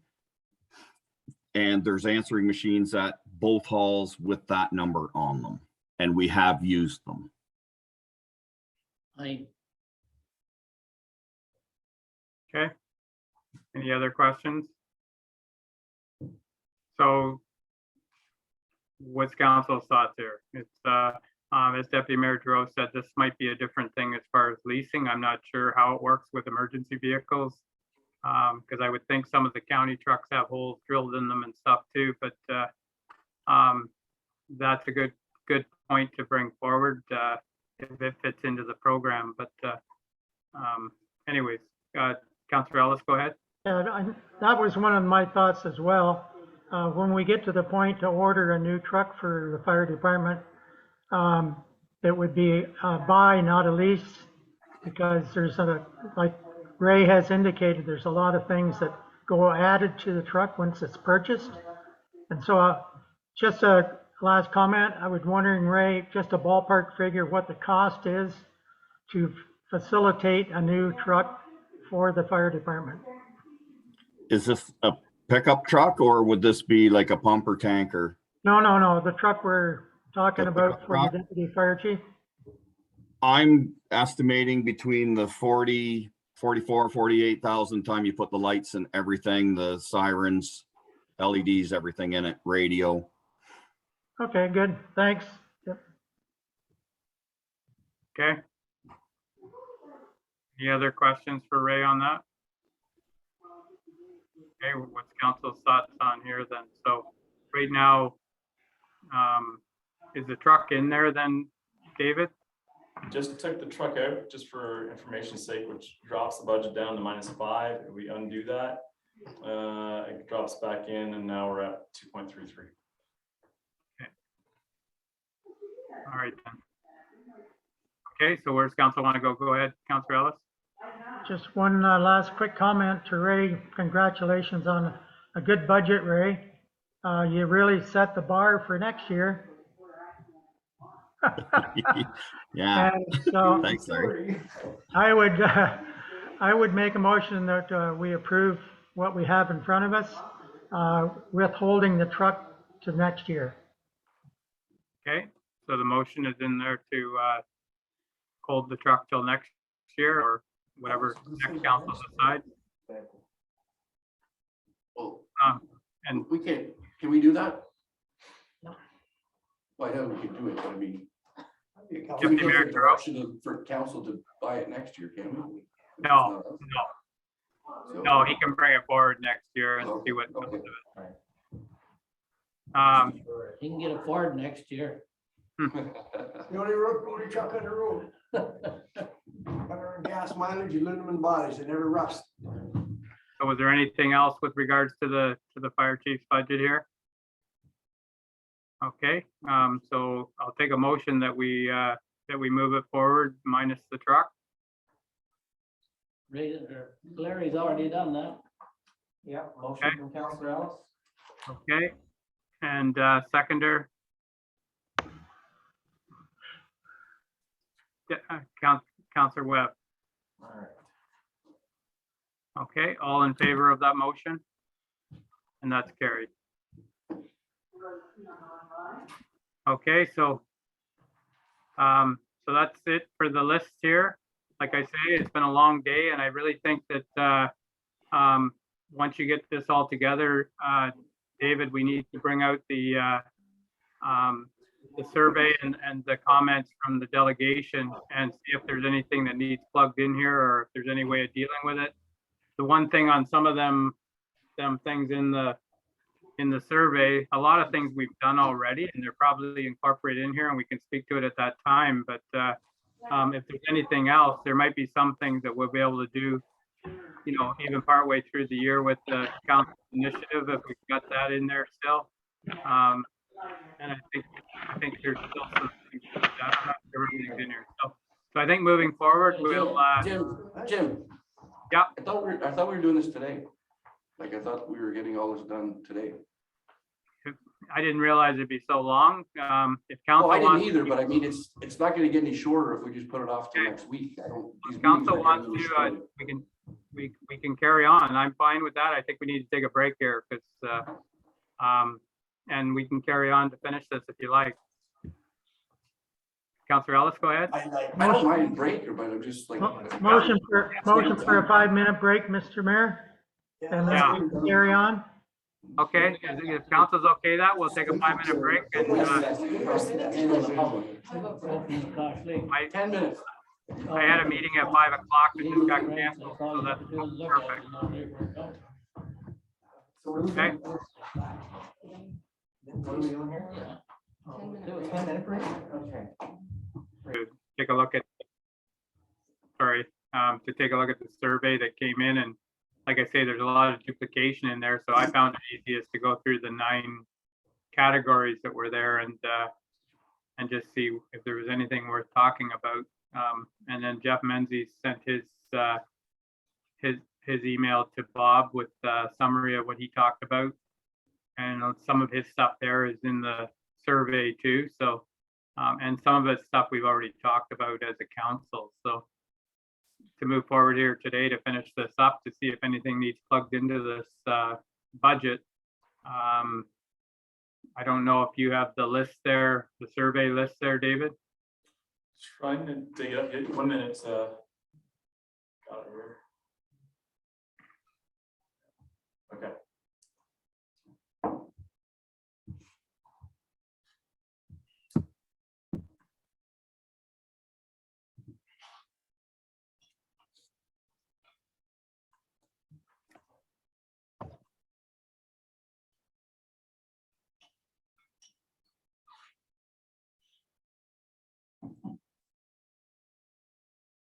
While you're looking at for that, the first item on there was the strategic plan, and I think that's something for the next council. So I don't, there was 3 items under that, and I think it's something that, you know, some do them at the end of the term.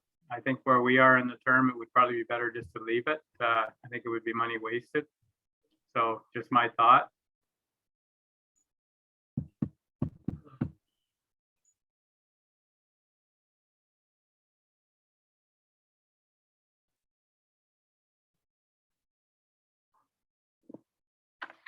Yeah, okay, can you put it up on the screen, do you know, or? Yeah, thank you.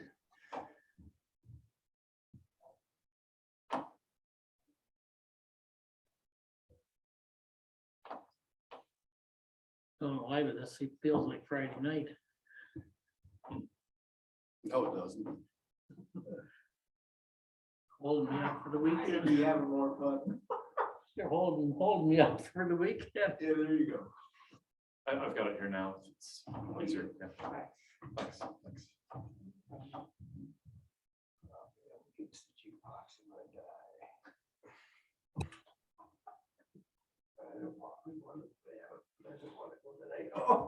Okay. Exactly.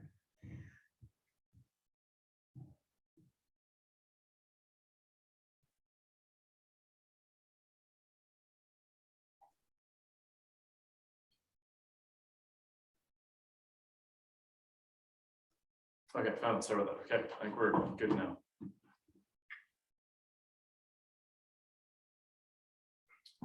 Okay. Scrolling through, I'll let Jim, if you want to take the lead on this. Yeah, there's the 9 items there. Mhm. That's the 9. That was the 9 categories that started off, and like I say, it was well done. Whoever put this all together, and it was made it easy. I'll take credit for that. Okay.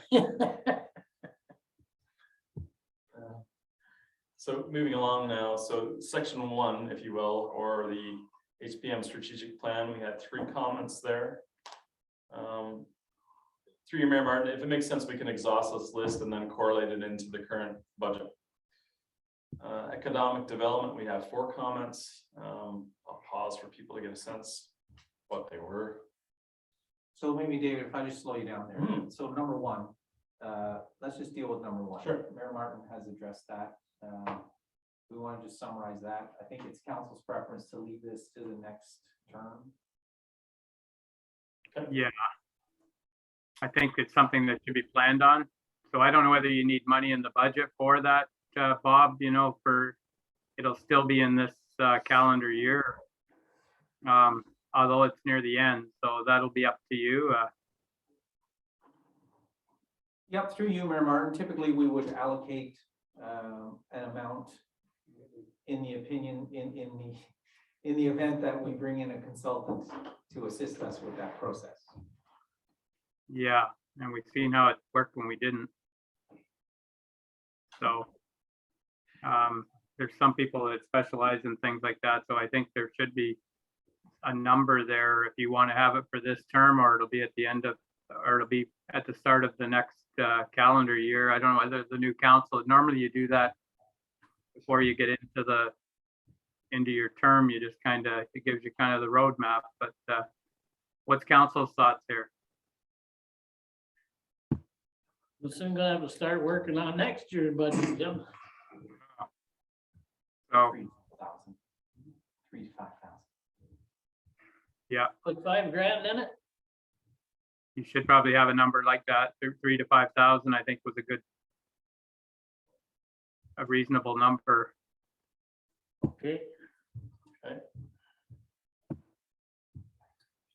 On to number 2.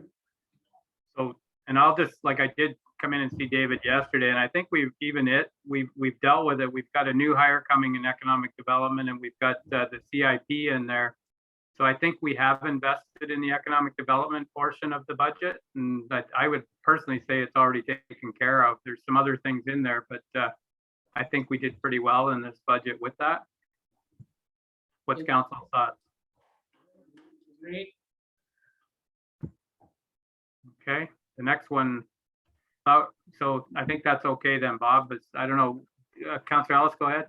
Just quickly before we leave that one, the economic development, my thoughts were around having some money pulled from a reserve and earmarked for that department, the economic development. Yeah, It's in the budget. Through you, Mayor Martin, confirmed that is tied together. And I certainly I look forward to sharing that. You'll be able to trace the story of cash and how the reserves flow through. Okay, thank you, Dave. Yeah, you bet. so keep an eye on that before it's done, Larry. You can make sure that that's what you were thinking. Yep. Okay, and the next item is environmental, I think. And this was something, you know, I heard quite a bit at the town hall that I did with Jack's Lake. Plus, there's been several emails and comments around invasive species, and I think we've all seen those. So North Kawartha's got a pretty healthy budget item for you know, invasive species and lake quality and things like that. We could probably deal with this through our council initiatives. I know Barry likes to hear that, but this is one of those things that probably would fit right in, because some of the stuff we did talk about doing some advertising and some more education with regards to the healthy lakes and shorelines and things like that. So, but the one thing that may end up coming forward is this wash station, and it's still in its early stages. There's a couple of different models that North Kawartha is looking at, and they said the one on Jack's Lake, if we ever considered it, we could probably partner on something, but they range from $10,000 to $30,000. So there would be you know, if we were to split, it would be a lot easier to handle, but to try it. But I don't know where theirs is going yet. They've got it in their budget. But she did say that if we're ever interested in partnering, I'm sure it would be, we would be able to do that. So, so I don't know how to deal with these things other than, you know, the education portion that we had told people that we will be, you know, stepping up in the building department and stuff. Dave, go ahead. You have 5 items under number 3, environmental. The one with what we touched on about washing station, we've talked about that in the past. And the one we have at our disposal for our boat ramps, the invasive species. And I know Ryan will tell you that we do have some signs up on our boat ramps. But they're further out there from our friend Terry Reese, that there's all kinds of them at our disposal. You can get a hold of him. That's at no cost, other than when they're at the boat ramps, put them up. Replenishing the lakes with fish, thereby restoring the levels of attraction to tourists. We had an opportunity 4 years ago. I worked with the Ministry of Natural Resources for 18 months to 2 years to restore Round Lake with the put and grow about putting grow and take. They put them in, we grow, and the public takes them. Unfortunately, the only drawback to that was, it was not a drawback, I guess, that you had to have a dock.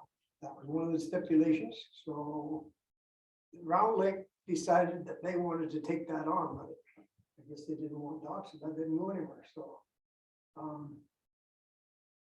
This designated ATV-free area to preserve lands, I don't understand that one. No, We have that in the Matheson property. So it's designated no ATVs. Correct. Okay, so I read that wrong. Thank you, Bob. So, anyway, that's just comments, but there are some things we can do without really much investment. yeah. Okay, Councillor Ellis, you had your hand up? Through you, Mr. Mayor. I'm wondering, partially because of our Matheson property as well, that I'm wondering if we create some new contingency funds, and this could be one of them, where we take some money out of reserve and put it into environmental under a contingency fund that could be used in some of these items right here, as well as a reminder that our Madison property is underway for some expansion stuff back there. And anyway, I'm just offering that for council's thoughts, that if we could earmark some money through a contingency fund pulled out of a reserve, so it's there to do all the good things that we're going to maybe talk about through environmental. That probably would be a thing to have there. The way things are going, there should be something there to access. And like I say, some of it can be council initiatives, but there is some things like this that aren't going to go away. If anything, they're going to get worse. It would be nice to have, a go-to spot. I just don't know where we'd get it from. Like, we can get it from reserve. I don't know which reserve, but David, do you have any suggestions? Yeah, I do. And there's a legacy, I should say legacy, there is a reserve that is titled as environmental capital. I myself needed to dig into that further. I'll share it my screen as we go here.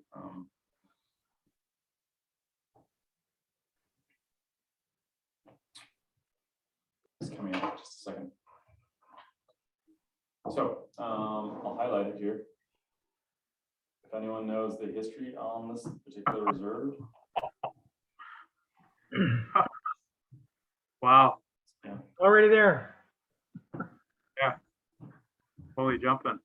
I was going to ask you where the parkland reserve was, but wow.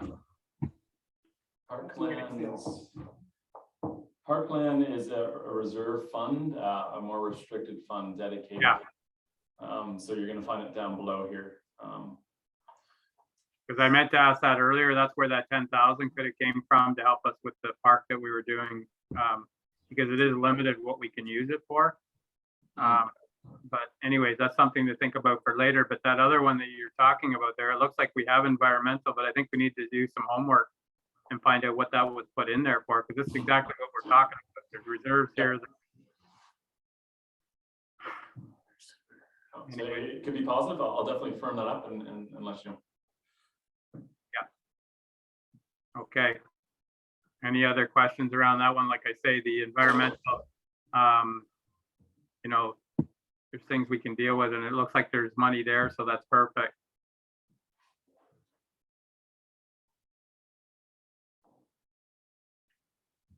I don't want to make it sound like we've done everything, but it's just, like I just pulled a few things out of each of these headings, and recreation, the splash pad, we've already talked about.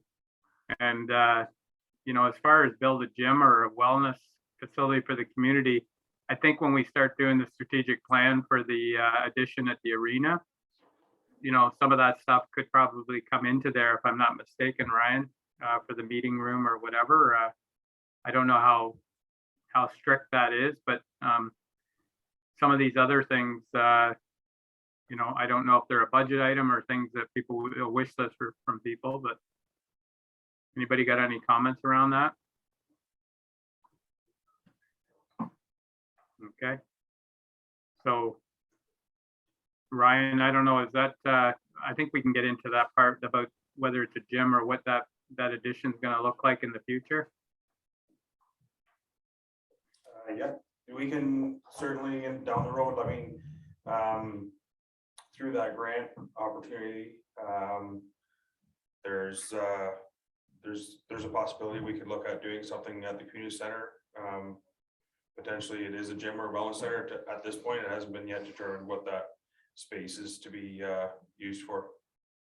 So some of these things, like I say, when we get into the strategic plan, like it sounds like that's going to do a little their own strategic plan as far as you know, some of these projects, and that's where these things could probably come in, something like that, to see how we could incorporate it.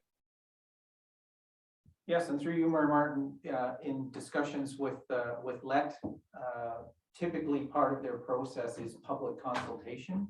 So these are the questions that would be put forth, and we get some good feedback on that. Okay. And then some of those other things, I don't know, if council got any comments around that one? Okay, we can move through it then.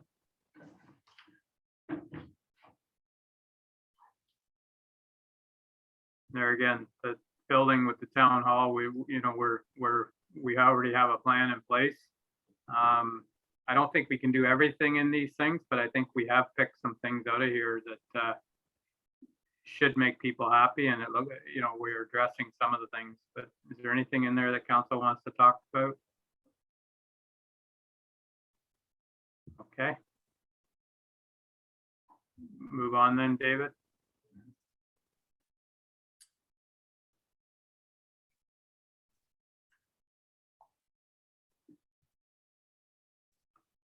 There's quite a list on that one. A lot of the things are around internet and cell. Is that, no, that's not. Did we miss number 6? Did we miss 6? Bylaw was number 6. Oh. Yeah.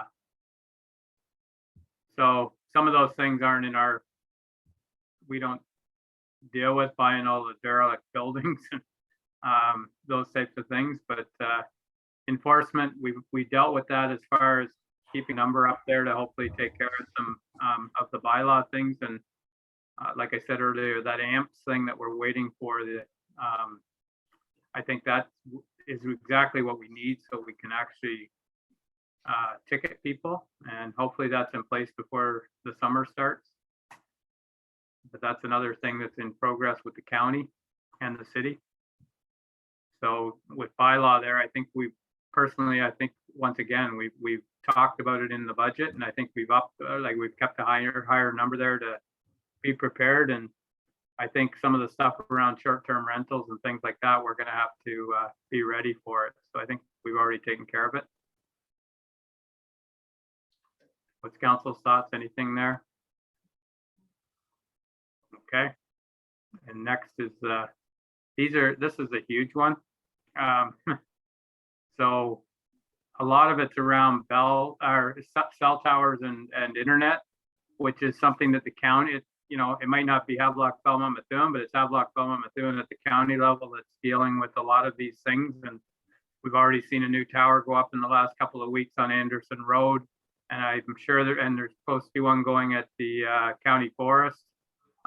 These things, whether it helps everyone in our township, they're going to help a lot of people, and there's more to come. So I think as far as internet and cell towers, there was a lot around those things, and some of the stuff we don't have control of. It's higher than us, so it's been dealt with. But the wastewater treatment facility, we're already working on that. Like I say, there's a lot of these things that, you know, if anybody's got anything to pick out of there, I think we're ahead of the game here. So if nobody has any questions, we'll just keep moving here. Through your Mayor Martin, the last point 20 as the 1.44 million that we have earmarked and the reserve fund that's restricted specifically for the treatment facility. So yeah, and the additional Go ahead, Bob. Yeah, and through you, Mayor Martin, just to emphasize, number one, medical center to attract doctors and healthcare professionals to provide essential HPM services. So there's several items going on in that particular item. So a doctor recruitment group will soon be formed, and that involves the county and all the townships. So that group will start their work soon. That's one thing that's happening. And of course, we know that our medical center is being sold to Dr. Grover, and through a public letter to the community, Dr. Grover has committed to filling that space with medical professionals. Okay. And yeah, number 8 there was the one I spoke to earlier as far as the library or whatever, the community center at Kosh Lake, whatever you want to call it. And, you know, internet coverage or whether we had a phone line in there that they could actually have a Wi-Fi or something. But anyways, that's where that came from. So, you know, we can talk about that further once we sort that out. I think we got some work to do on what the library back there is. So we'll just leave it at that. Waste and roads. Yeah, that was a big one.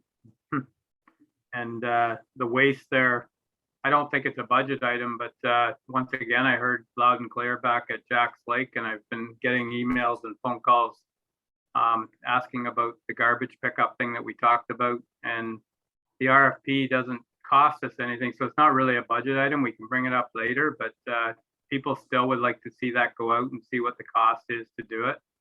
So whether we do that today or another day, like I say, it's not a budget item, but it was requested back there what it would take, and it might even help us with some of the things we're dealing with at Shady Lane. So whether it's an area rate or whatever, a lot of people were talking about it anyway. So I don't know what else is there. Additional transfer station at McCoy Bay Road isn't going to happen. If anything, we should be maybe talking again with North Kawarth on whether we can, I forget what you call it, but if we could use the Anstruther site or share it.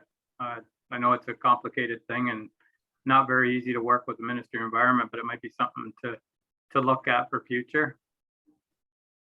And then the longer hours at the transfer stations, we go through that every year. I don't think we've spent any time this year on it, but before the cards are made, that might be something to entertain to see, you know, what needs to be done there. So anything for council there? Okay. And then the final thing was roads, and there was something in there about I don't think we're going to go with to discuss the private road grant this year. That's leave that for another time. And there was something about the boat launch there at Peninsula Road that's come up. I think that needs to have some discussion here in the near future, whether there's anything we can do. You know, we talked, we had some delegations come forward, and I have had emails since then about the dock at Peninsula, and whether there's any way we can even partner with the group up there and maybe split it or something. But you know, before the budget's closed, I think that's something that needs to be discussed. And if it's thrown off the table, it's thrown off the table. But we can't get a hold of M&R, it seems, and we do a lot of other things up there. So it's something that I think needs to be looked at and see if there's anything that we can do to, you know, to work with the group. But as far as going out and getting in the dock business, I don't know. Dave, go ahead. I think all council and most of the township knows what I feel about docks. I love docks, but however, when we are back there with the grader and they have the time, they do go and dress up the parking lot on Peninsula Road. I don't know how many council members have had the opportunity to go back and use that dock, but it is in terrible shape. I used it all last summer. It's just a piece of junk. Counselor Pomeroy was the one that brought it up some time ago, even if the, not even if the cottagers on the island that use that, and they're not one of the only ones that use it for sure, would entertain half and half split on a dock. Docks are not that much money anymore. I mean, you can pay what you want to pay, but a decent dock there, you'd be surprised how cheap you could get one. I've looked at docks in the last year or two, and it wouldn't be that costly. So I would say to council, keep that in the back of your mind. The ministry has never said, oh gee, don't come in and grade our parking lot. So I know there's always the question of liability, but that's life today. That's what it's all about, liability. So if we're ever going to do something in the line of docks, that would be a golden opportunity for this council to start with a dock. It certainly needs to be replaced. And without getting in the dock business, and I know the council has no appetite to go there. We've done this for 4 years. But I think it would show good faith if we could partner with the Islanders for a good dock. Just my comments. Yeah, and that being said, there is some lakes that have actually said that they don't want anything to do with docks, and that's the other side of it. But this one here, when you've got somebody that's really pushing for it, and it is a very busy dock, to partner with them, the number that I was given actually was $7,000. So if it was $3,500 in there, it wouldn't hurt to entertain. We're always big on partnering and not taking things on completely. It's something to think about for the future, and I think in the delegation comments, there's something else about docks, so I'll leave that till the next step, but it's something to keep in mind. So, but that's the end of the number 9 there was the last, and yeah. So George Street is the other thing that, it's on there and we're dealing with it. We've got some money in the budget and we're working with the county. Hopefully we see something happening in phase 1 of George Street this year. So, so there's a load of things in there, but, there's a few things in there that we are dealing with, and the dock is something that people can think about anyways. But right now, we can move on. So the next thing, if council has nothing, is the list that Jeff Menzies sent in. He was our only delegation. I don't think any other ones came in the emails, Bob. No, through you, Mayor Martin, that was the only one. Okay, and there was a number of things in his, and it was just he summarized his discussions that day.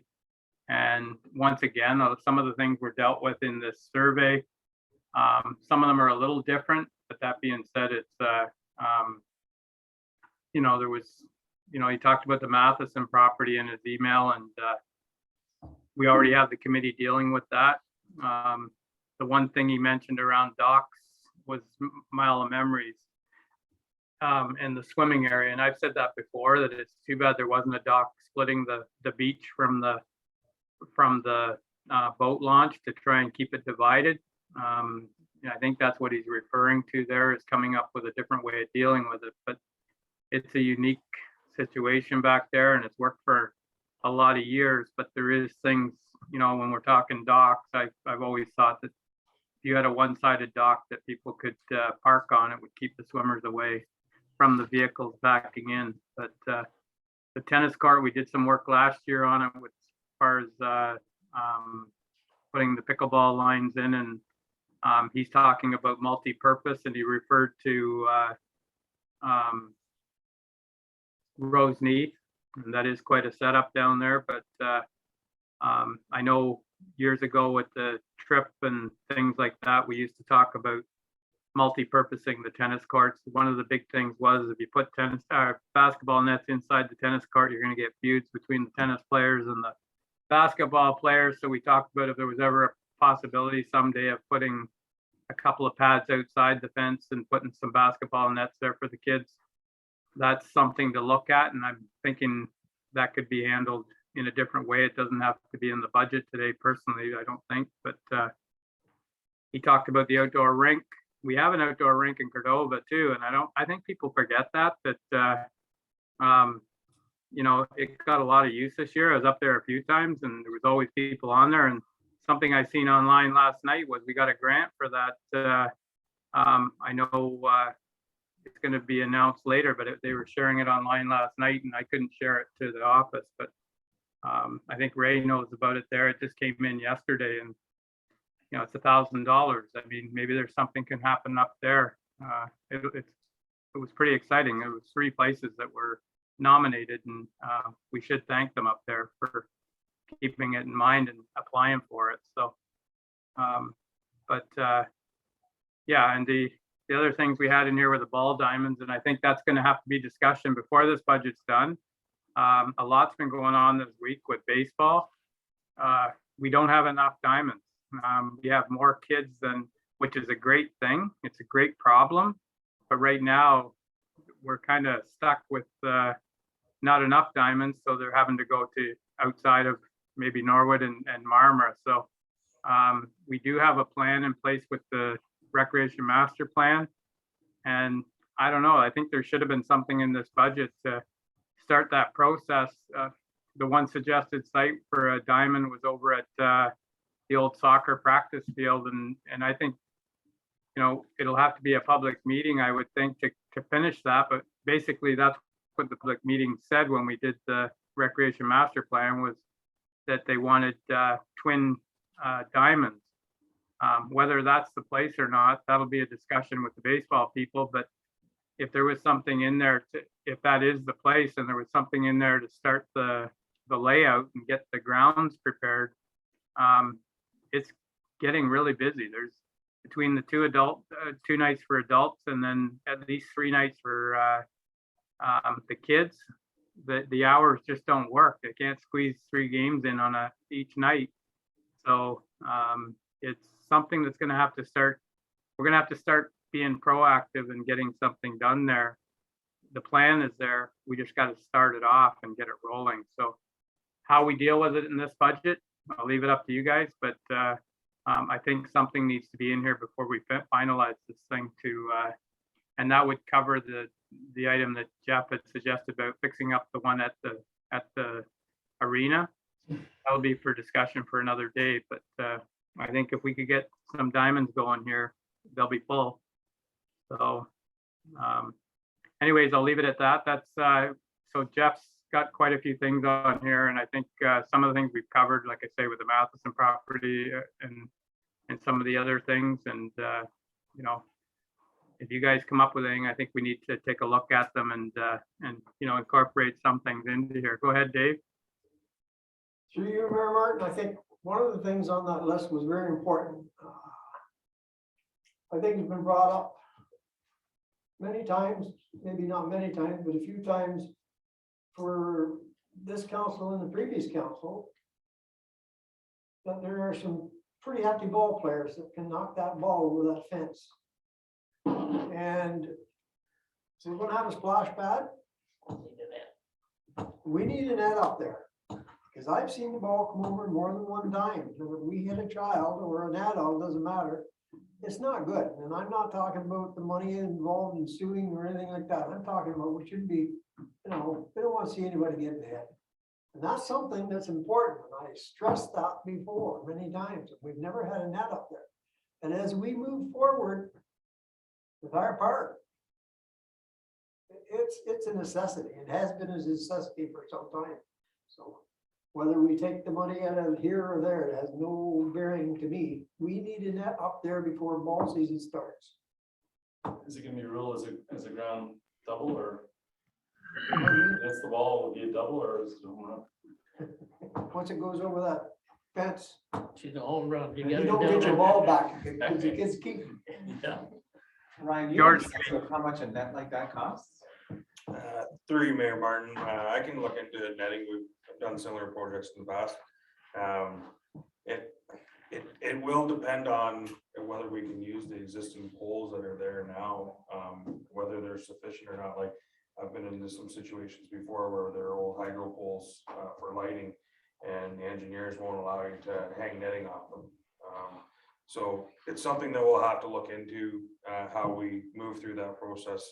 I can update council at a later date, but you know, maybe it's also something that we can address through the splash pad project this year as well. We have some money in there this year. And maybe it's something that we can kind of tie in with that project this year and see completed. But yeah, definitely with Deputy Mayor Giroux with some concerns in terms of safety there, especially when you're going to add a new park amenity that's going to be attracting even more people to the area. It's a safety concern. And Perfect. if I might, through you again, Mr. Mayor, I like Ryan's comment on the double diamonds. Is there enough room for double diamonds? Through you, Mayor Martin, to Deputy Mayor Giroux, the location that they were looking at on Old Norwood Road, is that where you're referring? Yes. So there was a brief study done on that. We haven't gone out and done a full investigation on the layout and how that would work. We need some additional funds to complete that research, but certainly on paper it sounds like it. But I'd like to look into that a little further before committing that we can actually physically construct 2 diamonds there. And one more, further one more to that. I think there is room for expansion of that field if there wasn't. Yeah, that's correct, yes. And also one more, I lost my train of thought. In our new arena plan for Parks and Rec, and the people who've been chasing this down for some time to have a new expansion. I think council better try to remember that if we upgrade that field and spend a lot of money, we have 2 storm sewer underneath that field. So they're not young in age either. So we have to take this all into consideration when we're planning. If we go on and spend a lot of money on that field and something happens underneath it, we're going to be digging that back up again. I asked for a report, council asked for a report 3 or 4 years ago to have those cameras. And I don't remember ever getting or seeing that report. So the one in particular was right underneath the boulder. So No, I understand there's concerns there, but I was just unaware. I thought we had plenty of space at the new for 2 diamonds. That's what it looked like through the Parks and Recreation Master Plan. That's what was presented to council at the time. But they did say that you need a further study done to figure out the placement of the diamonds and how that's all going to work. That wasn't, they were just saying like, based on the parkland that we had available, that was the space that they had recommended based on what we had current, like owned by the township. But it wasn't part of their project to carry out a detailed plan for that. So that's all I'm saying. Before I commit to that, I'd like to bring back another report to council saying, you know, if we're going to proceed with that property, then we need to allocate some funds to that. okay, thank you. Thanks. So the diamond over there would be what, 2 baseball diamonds, 2 soccer fields, a parking lot, and then like a canteen. There wouldn't be enough.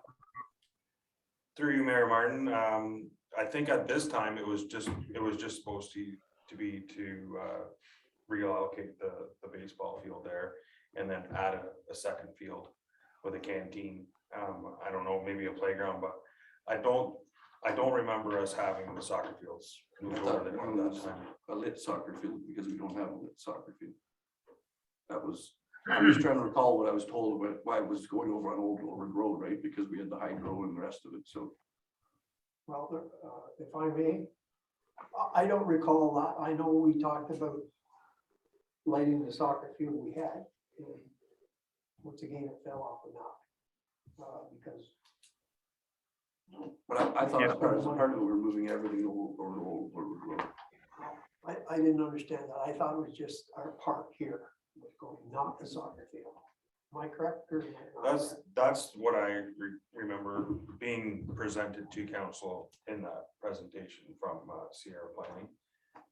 It's certainly something that we can look into when we're undergoing further research in that, and what space we have, and we definitely would like to consult with both the baseball and the soccer leagues prior to doing anything, and with. So everyone's clear that that hasn't been a directive of council at this time to proceed with that work, so that we haven't started any work in that regard. Just questions.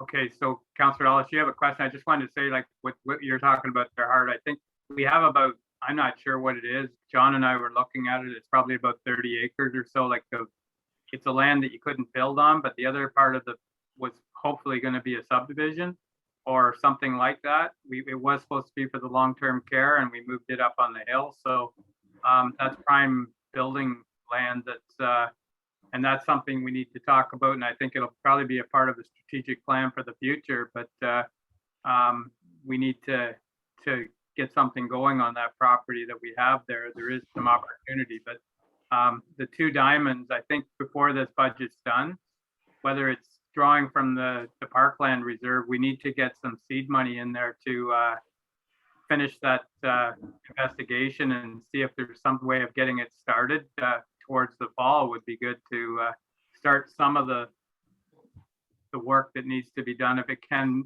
happen. It might not be big enough, but it'll be interesting because it looks kind of small to me, but what do I know? So Larry, go ahead. Through you, Mr. Mayor, I just want to step back to something that Deputy Mayor Giroux brought up, which is important. And I think we've kind of walked away from it a little bit, and that was the need to get some safety nets up in the park.